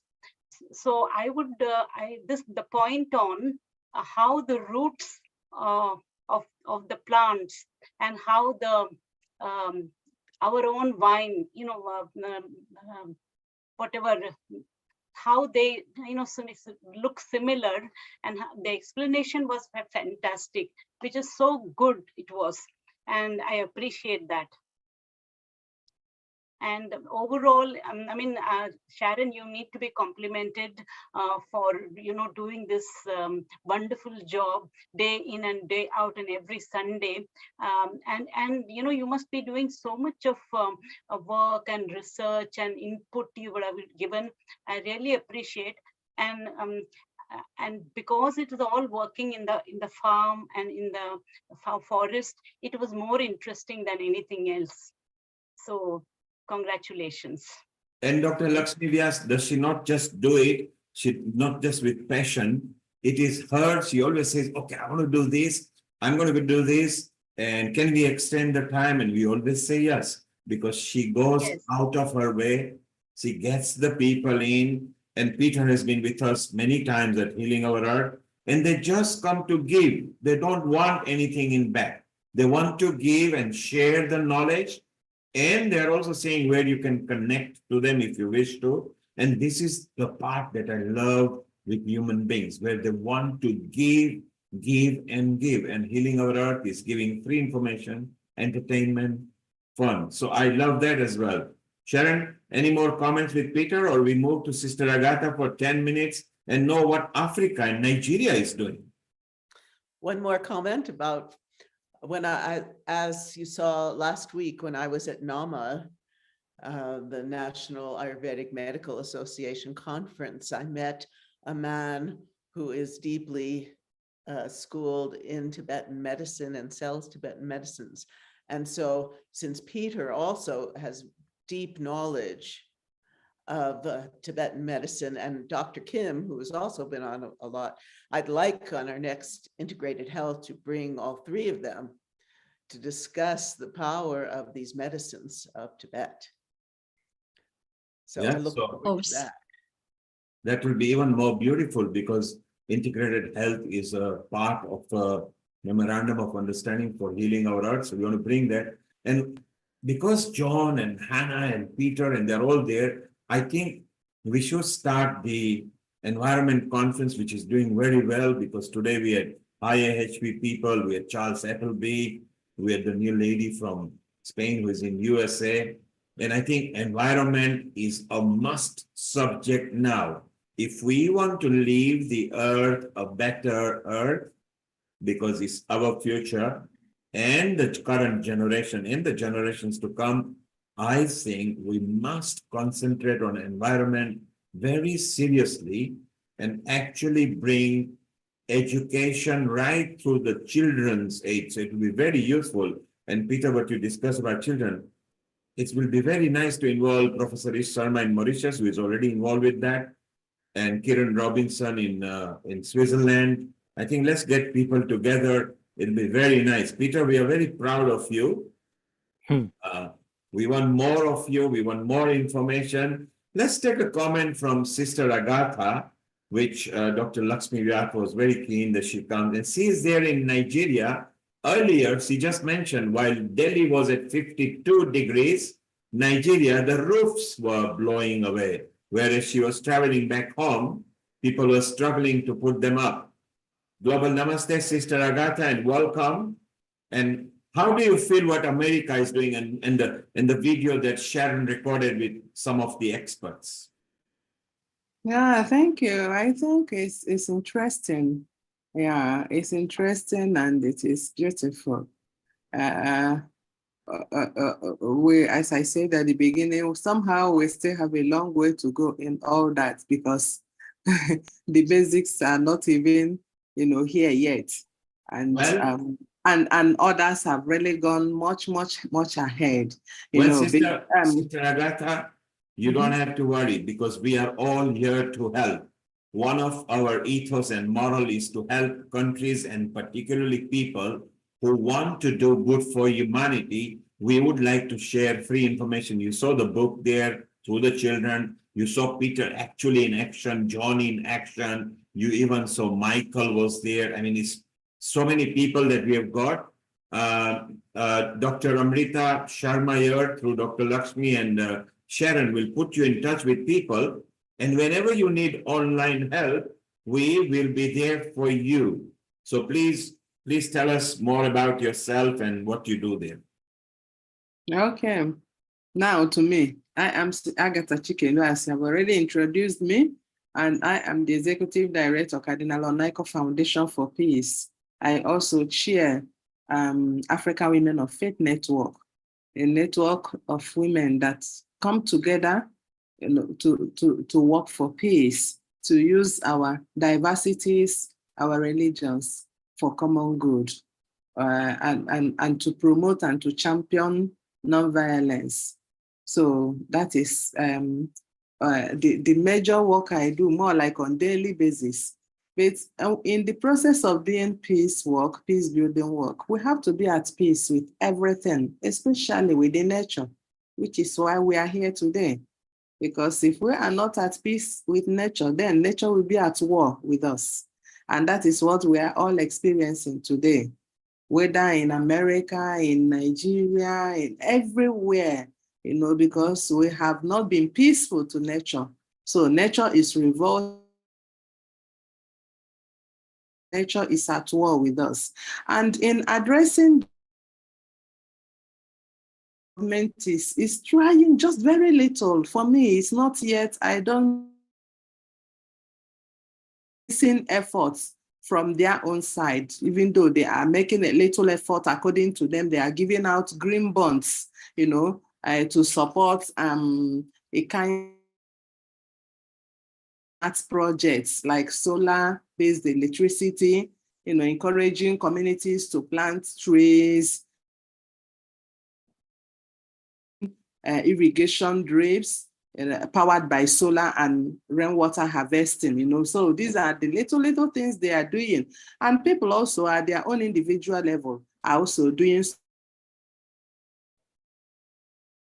Our foundation, the Cardinal Onaico Foundation for Peace, we have taken it upon ourselves, going out there in the community, not only to sensitize and create awareness about climate change, the impact it's about the roof. The flood was something else as at last year. It displaced so many families, sweep away farmlands, you know, render many people home. Because of that, we have taken it upon ourselves, you know, annually, that on the International Day of Children, November 20th, every year, we will be going around different parts of Abuja, different parts of Nigeria, to advocate and to engage children. That is why I was so happy when the project of Peter and the Sharon was talking about children. I was so happy, because we also doing direction. We go to schools now, and then we invite some religious communities, and in the school where the children are, we work it out with their head teachers, with the principal of the school, you know, and then we have program, a kind of awareness creation with the children. But before then, we have already contacted, you know, offices, organizations where we will buy trees. We buy, like last year, we bought about 200 trees. Last 2 years, we bought about 300 trees. We take it down to the school as we sensitize them on the impact of climate change and what needs to. Together with those children, we go out to the field and begin to plant. And after planting, we mandate, make it a duty to go back to your tree, because we try as much as we can to ensure that one child will not plant more than 2 trees, you know, so ensure that that tree grows, you know. So, and because of that, we get them a keg of water, especially when there is water in the school compound, so that they can be going back to water the tree and watch the tree grow. And these are the kind of thing we have done for like 2-3 years now, every year on International Children's Day, November 20. We use that very day to bring children on board, to create awareness with them on the need, you know, about climate change. And not just that, for them to be engaged, you know, because we have to really carry them along. they see what is happening, but they may not understand that it is climate change. So we take our time to tell them, you see, the other time, one crazy wind took away your roof. That's the impact of climate change. The other day, you ran out of the house because of too much water. You know, water couldn't allow you to sleep. You have to go and relocate. You were displaced. That is the climate change. So when we are talking like that to them, you see them opening their eyes. They are like, oh my God, our light is gone. So you see them, you know, opening, understanding what you are trying to say, because initially they seem not to understand what we are talking about. But by the time we bring it home to them, make them understand, you know, when climate change affects, what climate change is doing in their communities and how climate change is affecting them, it becomes more practical for them. And we give them responsibility. That at home, you have to help your parents, you have to clean your environment, you have to pick every paper, you have to pick every nylon, and make sure that your environment is clean so that the waterways will not be blocked because of our unhygienic nature. You know, so these are some of the things we do. And then also, in some of the rural communities where people, parents, you know, fell tree, we still cut a lot of trees here. Unlike in US, where you have to get government authorization to do that. People will just feel, oh no, I don't like this tree in front of my house. And they will just cut it off, you know, and then coal and the rest of them. So we tell them, no, this is not the right thing. Tell your parents, they are not the ones that planted those trees. If they are not the ones that plant the trees, they should not destroy it. And you have to plant your own. If they must cut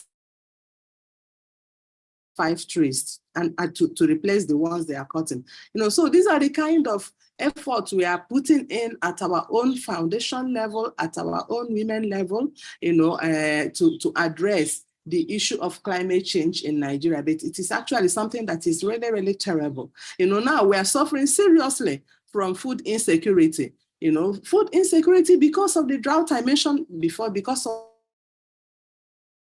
but you know what? Worse still, because of terrorist and banditry activity. Okay, sister, thank you very much for contributing. There is a slight internet problem there, of course, because they're suffering with high winds and everything. But sister, with Dr. Lakshmi, Sharon, and Amrita, they will put you in touch, and let's help Africa, because it will be so nice to share our knowledge. And Sharon, the video, we can help over there, whatever help we can offer. And if you could ask the GLOW women to also take care, because the Africa leads, Mina Khagram and Seema Bhatia, can take a lead there, because she has reached out correctly. So Dr. Lakshmi Vyas, keep in loop with Amrita and Sharon on this, please. Let's move forward on that. Let's temporarily, Sharon, let's go to another expert that we have got over here, and that's Dr. Mamta. And she's actually in America. And apart from being a doctor and a very successful one at that, she loves environment. And she earlier mentioned that we are all telling what is climate doing. Let's get to the root cause of it. So maybe she has got a little presentation. We look and then we go back to panel chat, and we'll go to Lee Torchia as well, who is waiting. Global Namaste, Dr. Mamta Shaha. Global Namaste to all. Thank you so much for inviting me. Thank you, Lakshmi ji, for having me here. Can I get sharing the screen? Can I share the screen? Yes, you're already a co-host. The co-hosts are allowed to share. Just go ahead. Okay. So it's wonderful. She has got a different side of story she's going to tell us. And it will be nice to know this. So together we can form a group, and it could also help Africa and other countries. So while she's sharing the screen, it'll be nice. So Sharon, thank you for wonderful recording. Dr. Mamta, when you are ready, just share the screen. We are talking because we are trying to share. Just go to the... Yes, I'm trying to do that. 1 second, because I'm kind of technologically kind of challenged here. Nobody, so go to the green button, you know, share screen. Make sure before you press yes, make sure that on the window, your presentation is open, okay? Yeah, I'm looking. doing share, but it is not going anywhere, I think. Did you get it there? No, when it becomes shared, the screen will turn into your share, okay? So you go to the green button at the bottom on the task. Yes, I did that. Click on it, and if your presentation you see in the window, you need to select and then share, then we will see it. Okay, so I have to just share and then. So in the meantime, because we were about to talk about the causes of climate change, and I'd like to bring in, a theory that. You see that? We've got it, Darren. Yes, go ahead. If you maximize it. Yes. So we see just that rather than your taskbar. If you just mix, yes, perfect. Go ahead, it's perfect now. Thank you. So this is my talk today is factory farming of the animals and impact on environment. This one is very important for us to know because since I have joined, I did not hear about factory farming and that problem. But if before me somebody has talked about that, I would really have asked for forgiveness if I'm repeating any of these things with the previous people. All right. So this is the environmental and the issues. What are environmental issues that we're looking at? And sorry, every time I click, it goes to the next one. Let's go back. Okay. So it is the climate change, pollution, resource depletion, the disturbance of our ecosystem. So we need to do urgent action as to address all these challenges. Everybody has talked about that, as we know. I just wanted to give a basic thing so that we can develop from there. What is the triple planetary crisis described by the United Nations? Is climate change, air pollution, and biodiversity loss. And these are the most important things. And they have also divided the whole global thing into 9 planetary boundaries. And 6 of them are already beyond the normality of that. So very important that we understand, as we all are talking about, that it is very, very important that we talk about what is important. And most important, as 6 boundaries have been already crossed, and most important is the CO2 concentration. That was at 350 parts per million before. Now it is at 417 parts per million. So you can imagine how big the load of CO2 is there. What is it causing? So anthropogenic impact, that is done by the human beings. The primary drivers of this transgression are the emissions of the greenhouse gases, aerosols from human beings. Urgently needed to take some action about it. Okay, so these are most important things everybody has talked and we know about it. What are the different things happening? First thing is deforestation. We all talked about that also. A lot of people have talked about deforestation, how to to put the planting the trees, reviving the trees and other things. So these are they are being cleared. Even now, after all these things, they've been cleared at unprecedented rates, primarily for agriculture and animal farming. That is what is most important thing. And we are leading to loss of carbon sinks. And that is already talked about. So what we have to do is reforestation. We had talked about that. Everybody talked about causing this reforestation, and that can cause cumulative sink for the atmospheric CO2. What are our limitations? Reforestation alone is unlikely to provide immediate relief in the climate crisis. As we know, it takes time for that to do. It cannot happen immediately. We are in a dire situation right now to make sure that we do something about the climate control, repair. And this is what is the most important thing that is happening. Animal culture, agriculture, and climate change. Greenhouse emissions in the animal culture is responsible for about 15.4% of the global greenhouse emissions. Nearly as much as somebody talked about transportation, avoid transportation, have the online meetings and everything. 15.4% is produced by animal culture around the world, as much as the whole entire world's transportation system causing the emission. Can you imagine that? What are we doing for that? That is the most important thing that we should put in our mind to. The land use and deforestation is also because of the animal culture. They're using it to raise the livestock, It requires a vast amount of lands, and then they're clearing the forest for that, which are very crucial for our carbon sinks, and we are losing them.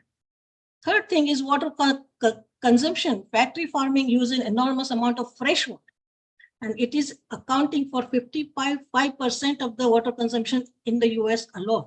So you can imagine how much it is being done.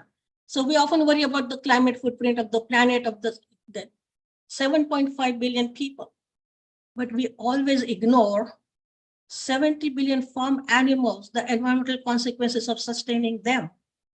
The industrial agriculture of animals is leading to 15.4% of the greenhouse gas emissions, which I told you already, it is as much as the whole transportation system of the world. So 83% of the world's farmland is used for animal culture. The beef production itself requires 20 times more land than the plant-based food. The chicken production requires 3 times more land than the plant-based foods. So that tells you something here, that what we need to do. So industrial animal culture also uses enormous amount of fresh water. And to put it in the perspective from the US point of view, we have 55% of consumption in the US by the animal agriculture. Whereas if you take a household, it is only 5%. Globally, 16% of the planet's fresh water is being used by animal farming. So we have to do something about that, how we can get that thing done. Also, in the US, they have done something about it, and a lot of things are being done around the world, but they have changed the lifestyle. By changing the lifestyle, moving from meat to chicken or something else, that is happening, not at the rate that we would like to have, but it is happening in US and it is showing some effect. But we need to all have to understand this is a global problem. And that's why we need to make sure that we can talk about how we can do it to be the right thing to do for every single person.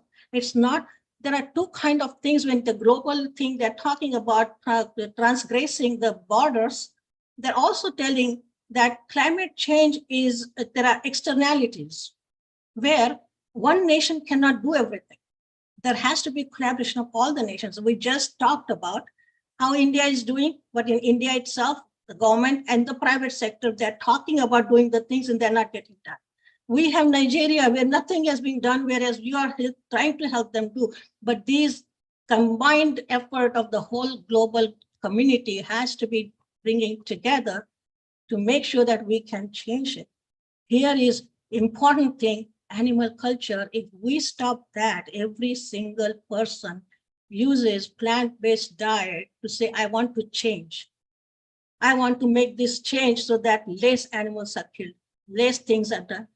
And I'll give you the examples of how much it reduces the atmospheric burden of these greenhouse gases. So shifting has been done, but again, climate-friendly alternatives like grass-fed chickens or whatever we talk that, they emit, the poultry emits 11 times higher than those for the serving of a bean.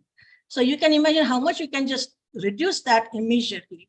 Animal culture is also responsible for methane emissions, and 65% of the human-related nitrous oxide, both potent gases, are coming out in the environment. Just in, that is US information. So now here, 66% of the agricultural greenhouse gas emission comes from the cattle, and it is a byproduct from cows' digestive process and manure, and it is a greenhouse gas that is about, this is important, nitrous oxide is not being talked about much, but it is 84 times more potent than carbon dioxide itself. So in the USA, factory farming is also responsible for 65% of the, this I just told you about that.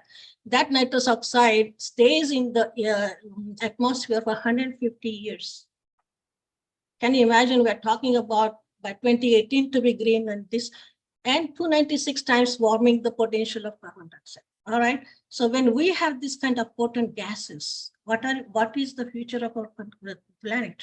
Okay. So from 61 to 2020, anthropogenic emissions from the livestock sector increased 51%.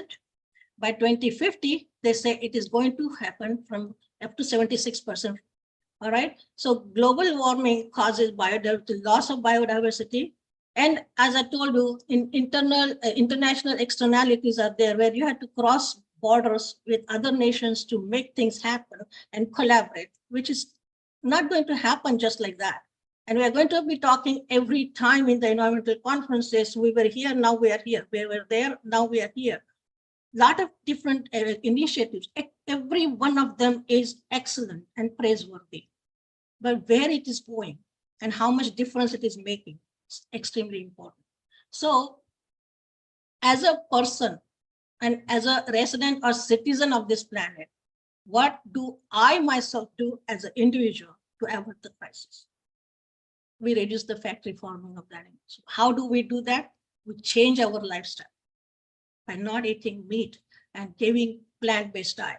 There is another whole big lecture can be given on what are the advantages of plant-based meals and how good it is for you.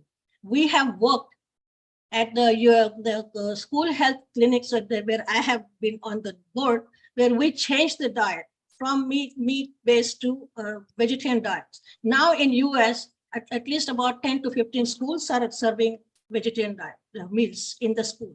And they're seeing the difference in the kids, with the teenagers, calming down them, not having too many temper flares, not having any fights there, and a lot of things, and also reducing the incidence of the drug dependence and all those things. So it is very important that we understand this by doing this simple thing, how big achievement we can get into the conservation of this earth of ours, okay? So if we, sorry. So it's reducing or eliminating animal products from your diet and supporting plant-based community-centered agriculture is a great step towards that. And choosing a plant-based meal over one that contains animal product can cut your greenhouse gas emissions by over 55%. Just like that. And I'm saying that when it is happening like that, why we are not putting mind to that or concentrating on those things? Important. This is another thing. We're not killing animals just for food. We're killing them for luxury. So many things are there. We had a conference done on a cruelty-free products. The president of PETA organization was our keynote speaker there. And so many things in the world are used just by experimenting on different animals. They are factory farmed for those kind of researches and products to be done and all those things, which don't need to be there. So we had this complete exhibition of things that are done without having any animals involved. And that can be done. And it has been getting done. There are a lot of cruelty-free cosmetics. See, can you imagine testing cosmetics on the animals and then killing them for whatever it is? So these are very important things. And you can just see here the greed for having the luxury and everything.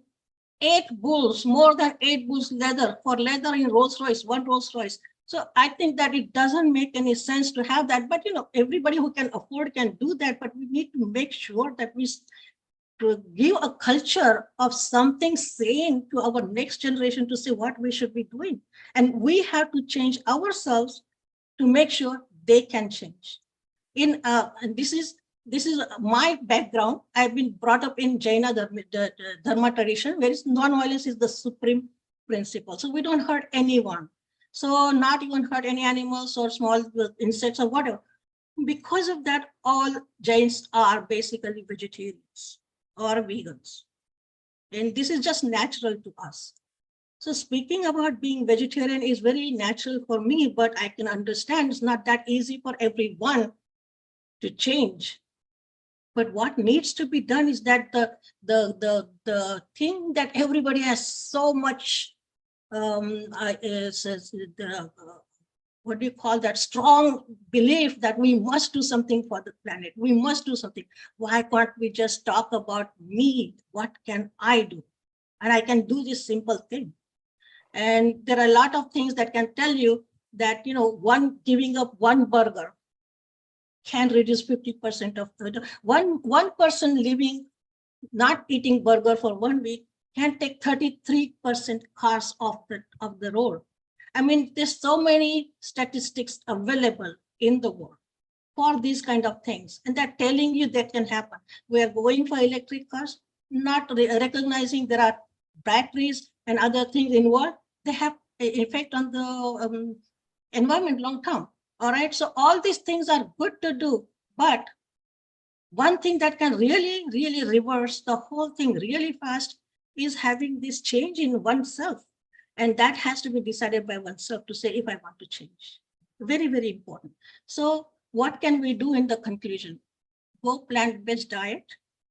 This is my way of telling everybody, please do something about this, that will be green. And we have done a lot of things about talking about vegetarianism, also planting trees. So as everybody is taking initiatives and doing a lot of things, I'm involved with quite a few social organizations where we are doing all these projects. So I did not know that I had to showcase any of the projects. So I just brought this thing. And if somebody has talked about animal farming, very good. I'm glad. I'm sorry that I missed that one. But I hope that I'm not repeating something that somebody has said. And I hope that I can give some message today to people that there are small, small things. So when being locally relevant and being locally, responsible for your own actions, very, very important. That speaks big, and also it takes a long way. It takes you to a long and the sustainable solution. And I think this should be done. And this is my final conclusion for you all. You say, please go plant-based, support sustainable practices. That is recycling. Everybody's doing that, but more and more awareness of that, and spread the awareness to everyone. This is what my 2 things about environment and what I'm doing into this also. And I would like to take any questions if you have. Thank you. Thank you very much. Thank Global you, namaste to everyone. Thank you, Dr. Mamta. Well done. A different perspective. Yes, we have covered the subjects that you did mention. If you turn your screen off, please, so we can have the contributors back. So Sharon, Amrita, what did you think of that before we move to Lee Torcha? And then we have got Jay coming as well. So we are extending our program. So Amrita, your thoughts on what Dr. Mamta shared, and Sharon, your thoughts too, and Dr. Lakshmi. Thank you, Neil Kumar. Marvelous presentation, Dr. Mamta. A very beautiful perspective, very important perspective. And I think as we have 5 fingers, it's very important to touch all those fingers when we discuss about things.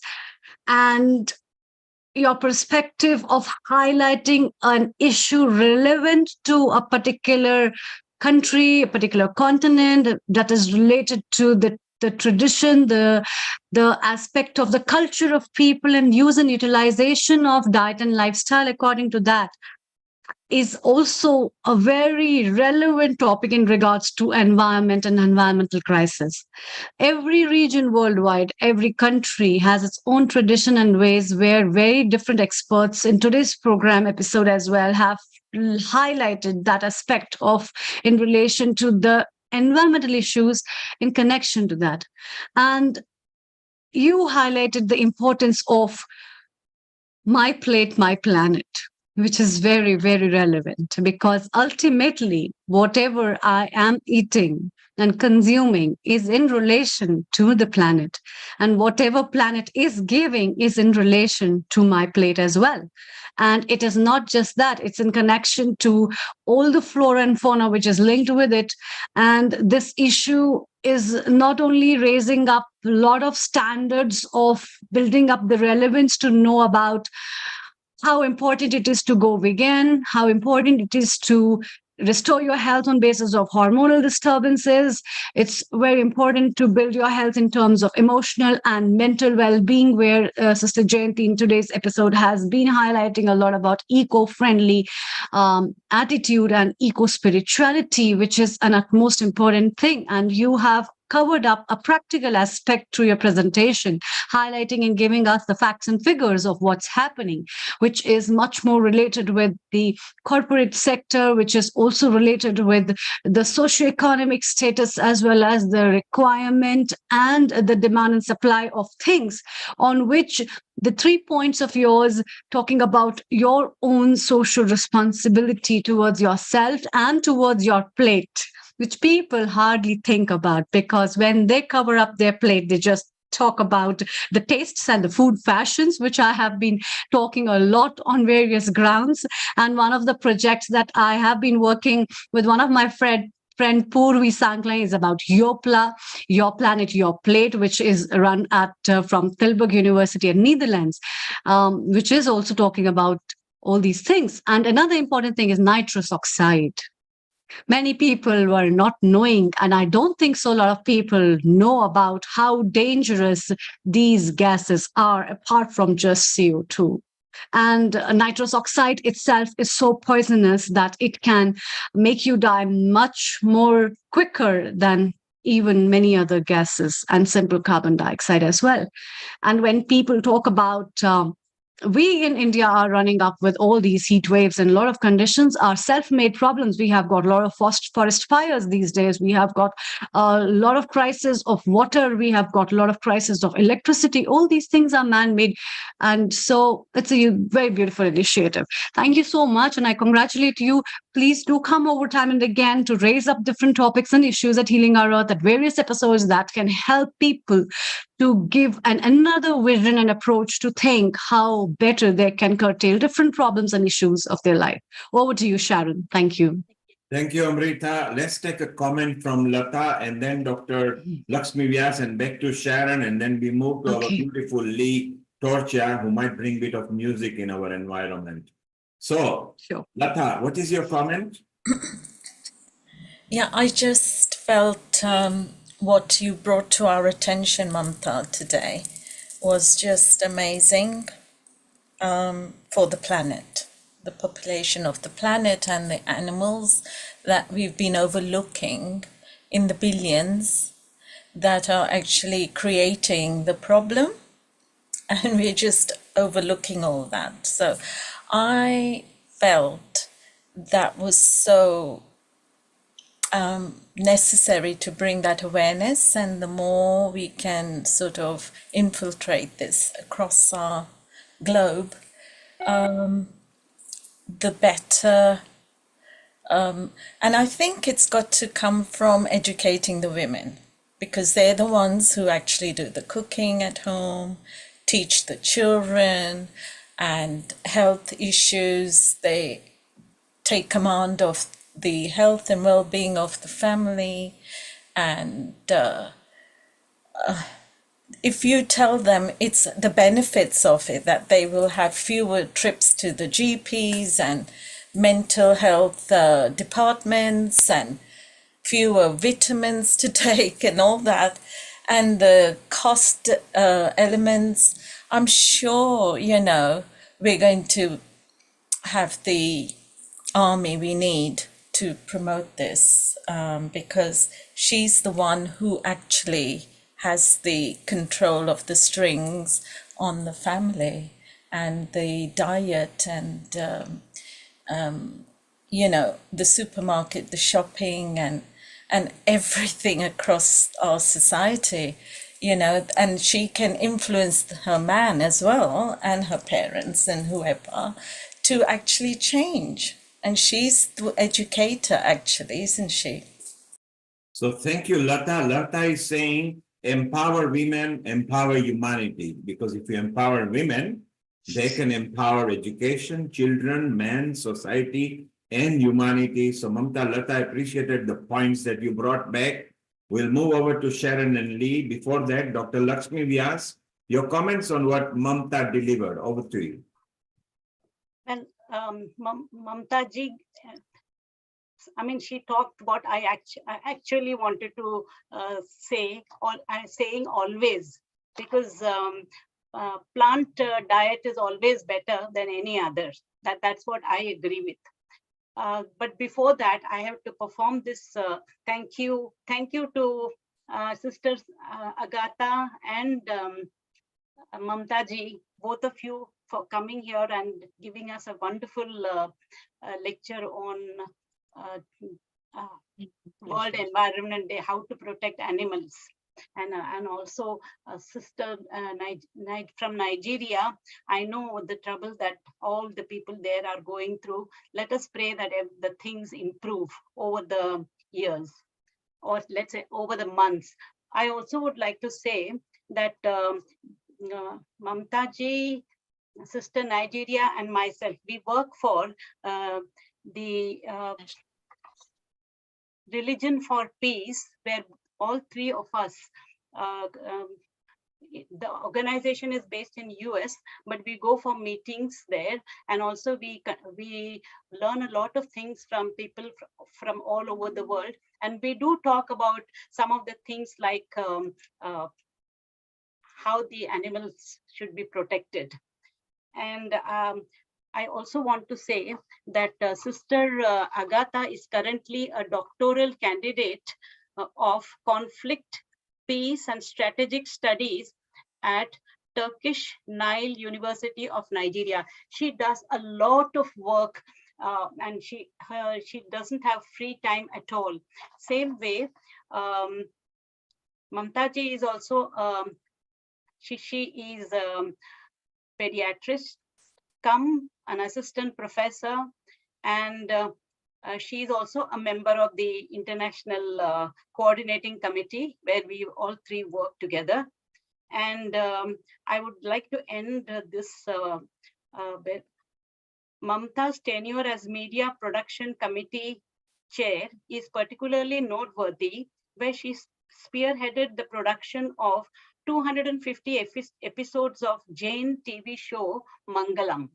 So, I mean, I'm just giving the final thank you to all, both, not all, both Agatha ji and Mamta ji. Thank you. Thank you, Dr. Lakshmi Vyas, to give us further and better particular. And Amrita and Dr. Lakshmi Vyas maybe involve Mamta in the communications and media department for the Glow Women.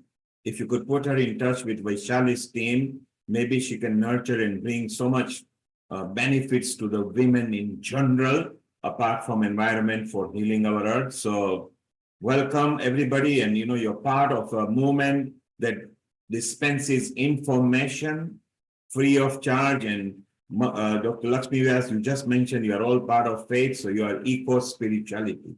That's exactly what we discussed with Sister Jayanti. So that's beautiful. Sharon, let's stick to America. We were in India, Asia. We were in Africa, Nigeria. We were in Europe. We are now in North Atlantic.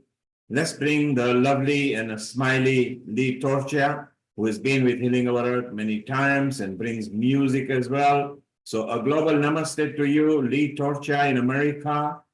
And let's have a discussion. And we have still got Jay to come. So Sharon, over to you. Thank you.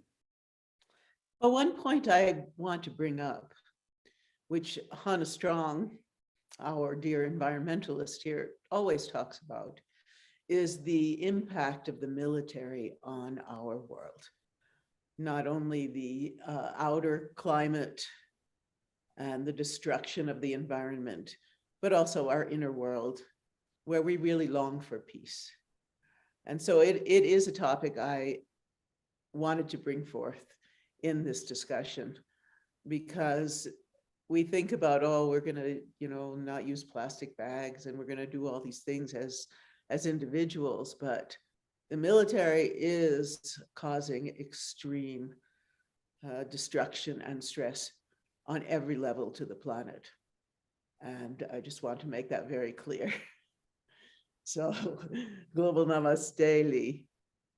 Yeah. Hi, Sharon. Hi, everybody. Thank you so much. I've already learned a lot. My mushrooms. I'm going to be talking to my mushrooms. I want to show you something today that I put together rather hastily. It's a topic that almost nobody has thought about. It's a one-celled animal creating 50% of the world's oxygen. I want to really try to share this screen. Can anyone see it? Yes. You can. Great. Great. Yes. So, But maximize it, Lee. Just maximize the screen so we don't see your taskbar, and then it will be beautiful. Just maximize it, please. I would love to. Let's see if I can. I'm not sure that I can because this is my new computer, and so it's let me just do what I can. Okay, that's fine. I don't know if I can get rid of this. It's better now. It's Okay. better. All right. So I tried to stick to some rather important people. Okay, so this is the Are you from- planning to show a video? no, it's just this PowerPoint, very short. This insanely important world of phytoplankton is by NASA Goddard. And so there it is on YouTube. They have allowed people to share the entire thing. So I wanted to I just did a very short search, but I've been interested in phytoplankton for 40 years, ever since I heard about them. They generate half of the world's oxygen. I wish I could maximize it. I don't know how. As much as all land plants. So everybody's talking about the land plants, but nobody's thinking about this one-celled creature, the phytoplankton, which is half as much as all the land plants. There's 10,000 species, even more, I think. This is my crude. This is you know, they do photosynthesis. They take the carbon dioxide and capture the sunlight and produce the sugars that is the food system of the ocean. So that not only, but there is this certain type called coccolitho something. While they're doing all that, giving the food to the ocean, they also produce the oxygen. So they are really why we owe our lives to phytoplankton, is they are the basis of life. I mean, 50% is a lot. You can plant 1 tree, 2 trees, fine, but these animals live on the surface of the ocean, so they have access to the sun, these one-celled creatures, and we're actually polluting the surfaces of the ocean with all the oil, with all the plastic, the ocean of plastic that's out there, all of that we're doing. We're actually destroying the oxygen of the earth.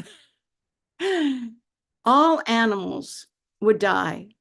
90% of the oxygen animals rely on the oxygen that half is produced by half of the phytoplankton. So that's why we really like it. They're really crucial.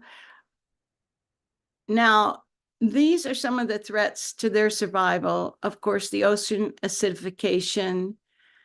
Some types will grow slower and some faster. Warming water. There are also the microplastics. Block the phytoplankton from receiving enough sunlight to survive. And we all know how pervasive these microplastics are.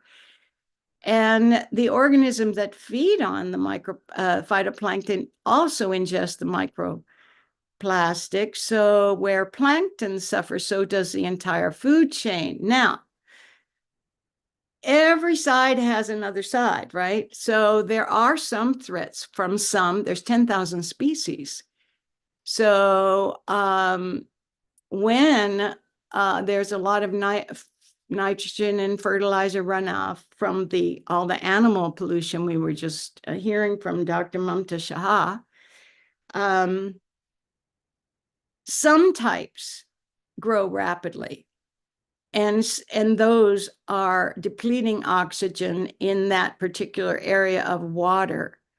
So these algae blooms, some are known as red tides. You've heard about them. You haven't heard about the good ones. We've heard about the bad. I'm bringing them in because it's important to know there's 10,000 species. So we can't say that these species that are causing the problems are the other species that are giving us our life. This particular species, Alexandrium, is a specific type. It's sort of, they're saying they don't know if it's a plant or a zooplant. Maybe it's an animal, maybe both. It's sort of a hybrid. But one thing is, it makes that powerful toxin. Very detrimental on humanity. It feeds on the shellfish. This is one reason I never eat shellfish, ever. Now, the people that are involved with this have got a machine up in the atmosphere, which is a sensitive instrument. It's on PACE. PACE is the plankton aerosol cloud ocean eco something, eco machine or something. It's going to focus on specific species of interest. It's able to be sensitive to the colors of the different species, which each put out different colors, such as the harmful algae blooms, which we just mentioned, or the beneficial species, which we really want to encourage. So the National Geographic also in 2004 brought it up, and then again in 2023, they are reaffirming that they are one of the most important producers of oxygen on the planet. So I'm giving credit. It was called the PACE, Plankton Aerosol Cloud Ocean Ecosystem. That's the machine. And this is from NASA Goddard. They've allowed it to be shared. They asked for credit, and this is the YouTube link. And that's it. Let's see, I have to quit that somehow. Thank you. Yes, you stopped it. Very good. So, I can't hear you, Sharon. Sharon, you can unmute yourself. Okay. Please. Thank you so much, Lee. It's wonderful. We all know you as a singer of North Indian classical music. And also, I think Jay's coming in soon. I don't know if he's come in yet. Easier. Wonderful. So after Jay, I really would like to play this piece of music that I've got the Earthling Blues. Oh, do you have it? Oh, wow. I have it. So we'll do that. Global Namaste, Jay. Unmute yourself. You're muted. Jay, you need to unmute yourself. Now I'm here. Now I can hear you. All right. Yes, I'm here. Welcome, everybody. It's a pleasure to have you, Lee. Yep. And I know you were coming in today to talk about desertification. You have a lot of knowledge in many, many areas about our planet, our politics, and our world. And of course, we have our beautiful garden that is really Jay's baby. They were talking earlier about how I think Lotta was bringing in about how all the women are the cooks and the women take care of these things. But in our family, Jay is the main cook, although I cook, and he is the main gardener and bringing all kinds of knowledge about gardening in a place like this that is fairly dry. But please give us your thoughts on desertification. Well, I probably have a somewhat unusual view of it.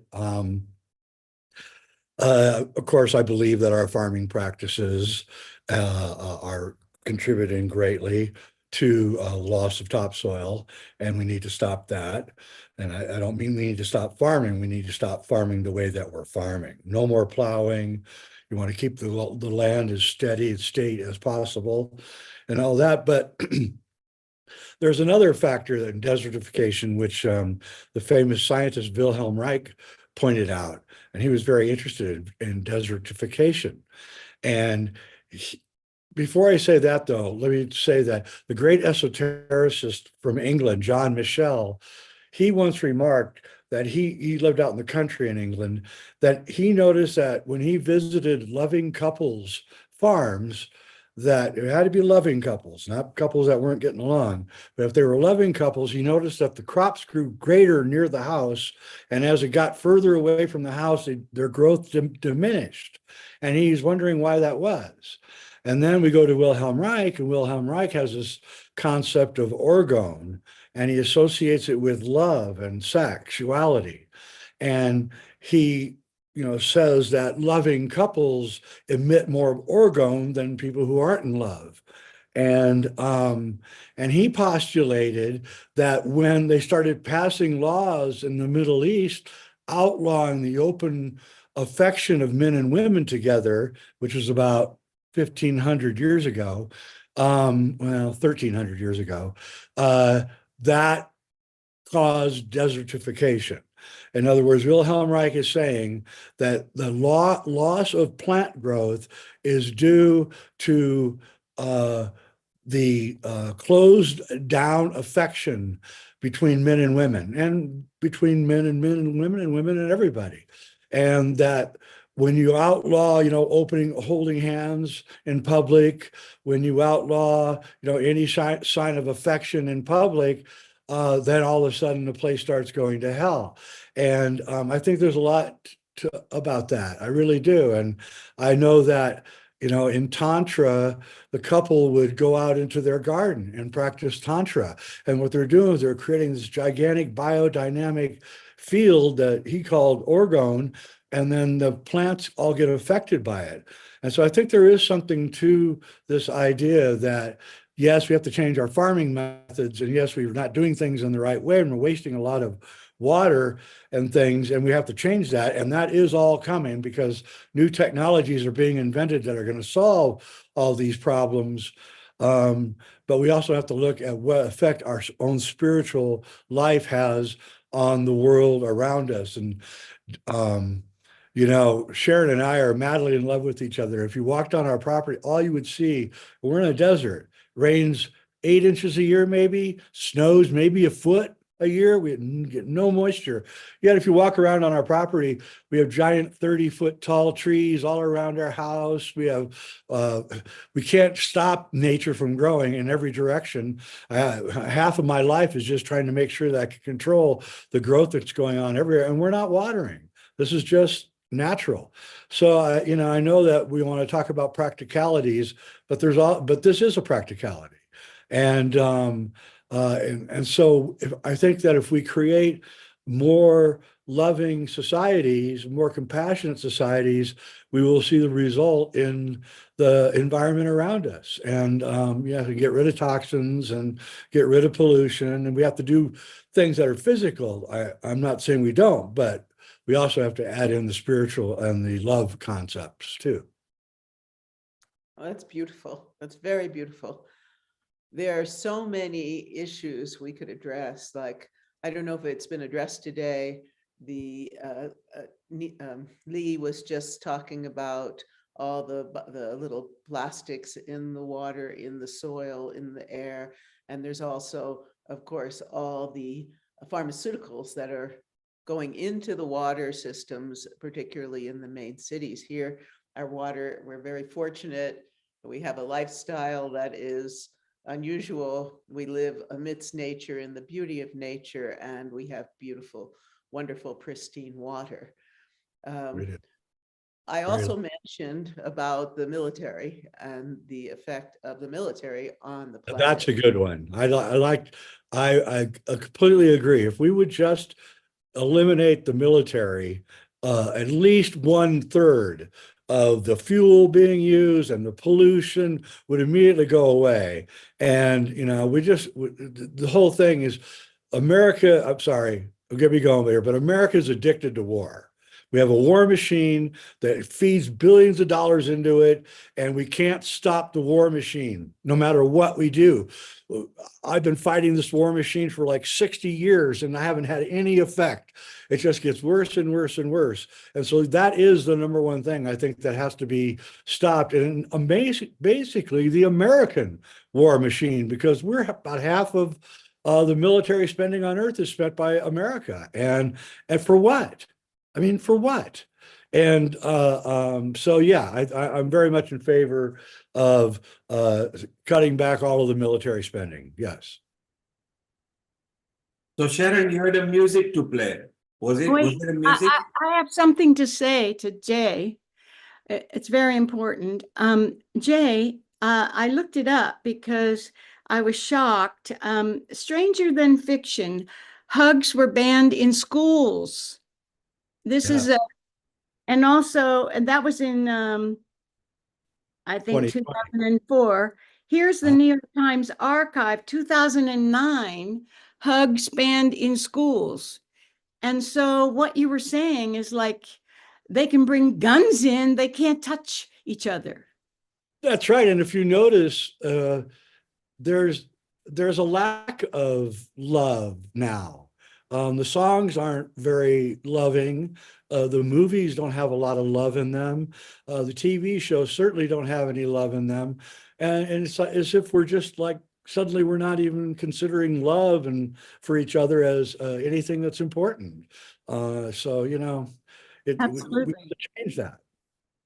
Yeah. And the concept of loving touch is now, because I understand there's so much porn, there's hardly any concept of tantra, you know, the true tantra, the true loving touch between couples.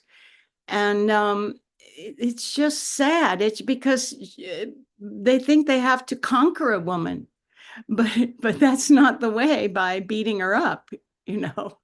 No, and you know, and men are not being taught what women want, really want. I mean, not what they hear in movies and songs. And so men are completely confused and don't know what to do. And frankly, COVID didn't help, because now we can't even, you know, we're walking around with masks on and we can't even see each other anymore. And so it's as if there's like a, I don't want to say a conspiracy, but it's as if there's this driving force that wants us to all be living alone, alienated from each other, not talking, not touching, not kissing, not holding each other's hands. And that is, to me, the key to our salvation. I know it sounds weird and selfish, but it isn't. It's actually the most unselfish thing that we can do. Well, I have to say, we used to have a rebirthing thing going on years ago, right? That I haven't heard of that ever. And sometimes, or a lot of times, it's because our parents didn't hug us. You know, maybe we have a need for our father figure to hug us. And that's why so many children are taken prisoners. You know, they look, it's like a little duck. It'll follow whoever gives it attention, you know. And so sometimes we need mothering. Sometimes we need fathering, but we need it desperately. Yeah, and I think fathers aren't really taught to hug their kids. I think they are now, but my generation, my father never hugged me, never. We shook hands, but we never hugged. And I remember one time when he was in his late 80s, I hugged him and he flipped out.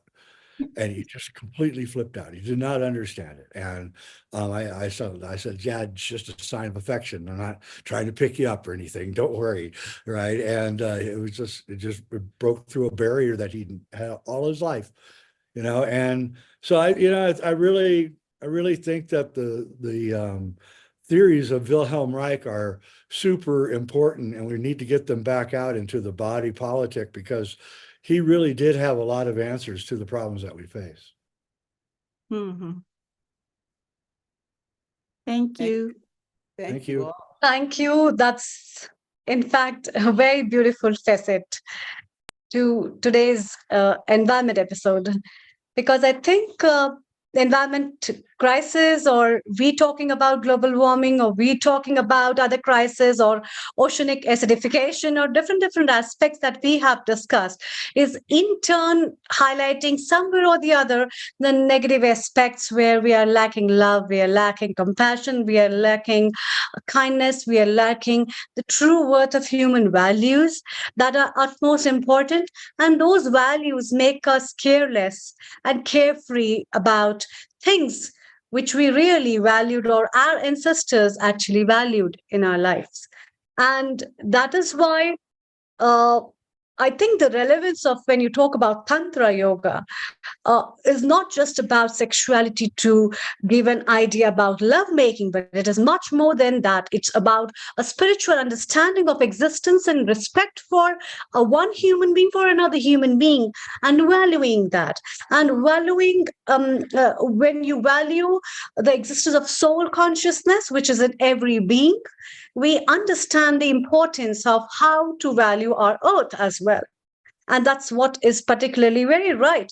It is in relation to the food, it's in relation to our relationships, it's in relation to our body languages, it's about our mental, spiritual, and emotional understandings, and about education and how well are we educated, not in terms of books, degrees, and knowledge, but in terms of wisdom, in terms of spiritual life. And that's what is the part which is so important. Indirectly, when we are teaching children these moral values, we are ingraining in them that part of light, that consciousness or our soul needs to remember. And that will always add us the value. Okay, now it's time for me, when I'm dead, to in turn mix with the same earth of whom I have been valuing for years and years. And I think we'll be all thankful, and we are thankful to Mother Earth when we all take our last breath. And that's why this aspect that you have touched, Jay, and the aspect, Lee, you have touched about phytoplanktons, which are our little microbiomes, where the existence comes as our existing nature is so important. So thank you so much. Over to you, Sharon. It's been a pleasure to be with you. I'm going to play for you a song that Lee wrote years ago. It's a jazz song, and she's playing with her musicians in New York City.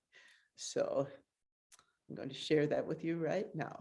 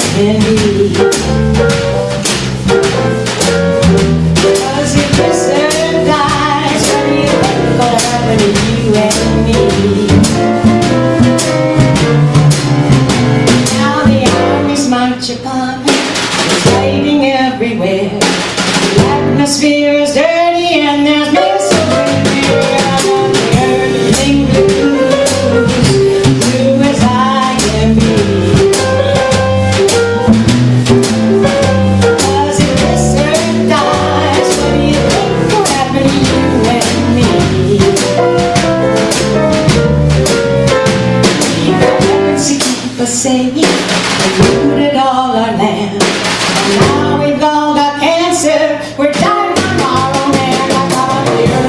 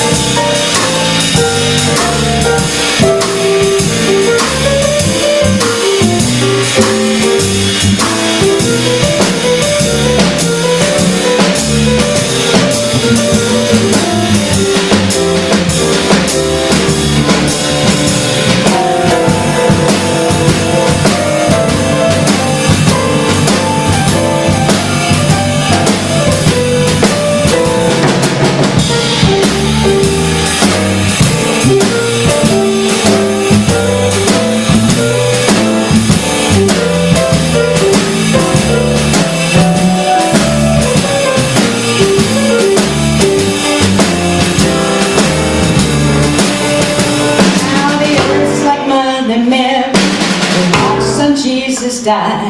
Don't know if he was black or white, but I know he was the sky. I love you. You and I love you. 'Cause if we live by the bomb, we die by the bomb, and that's why I'm wrong. And the earth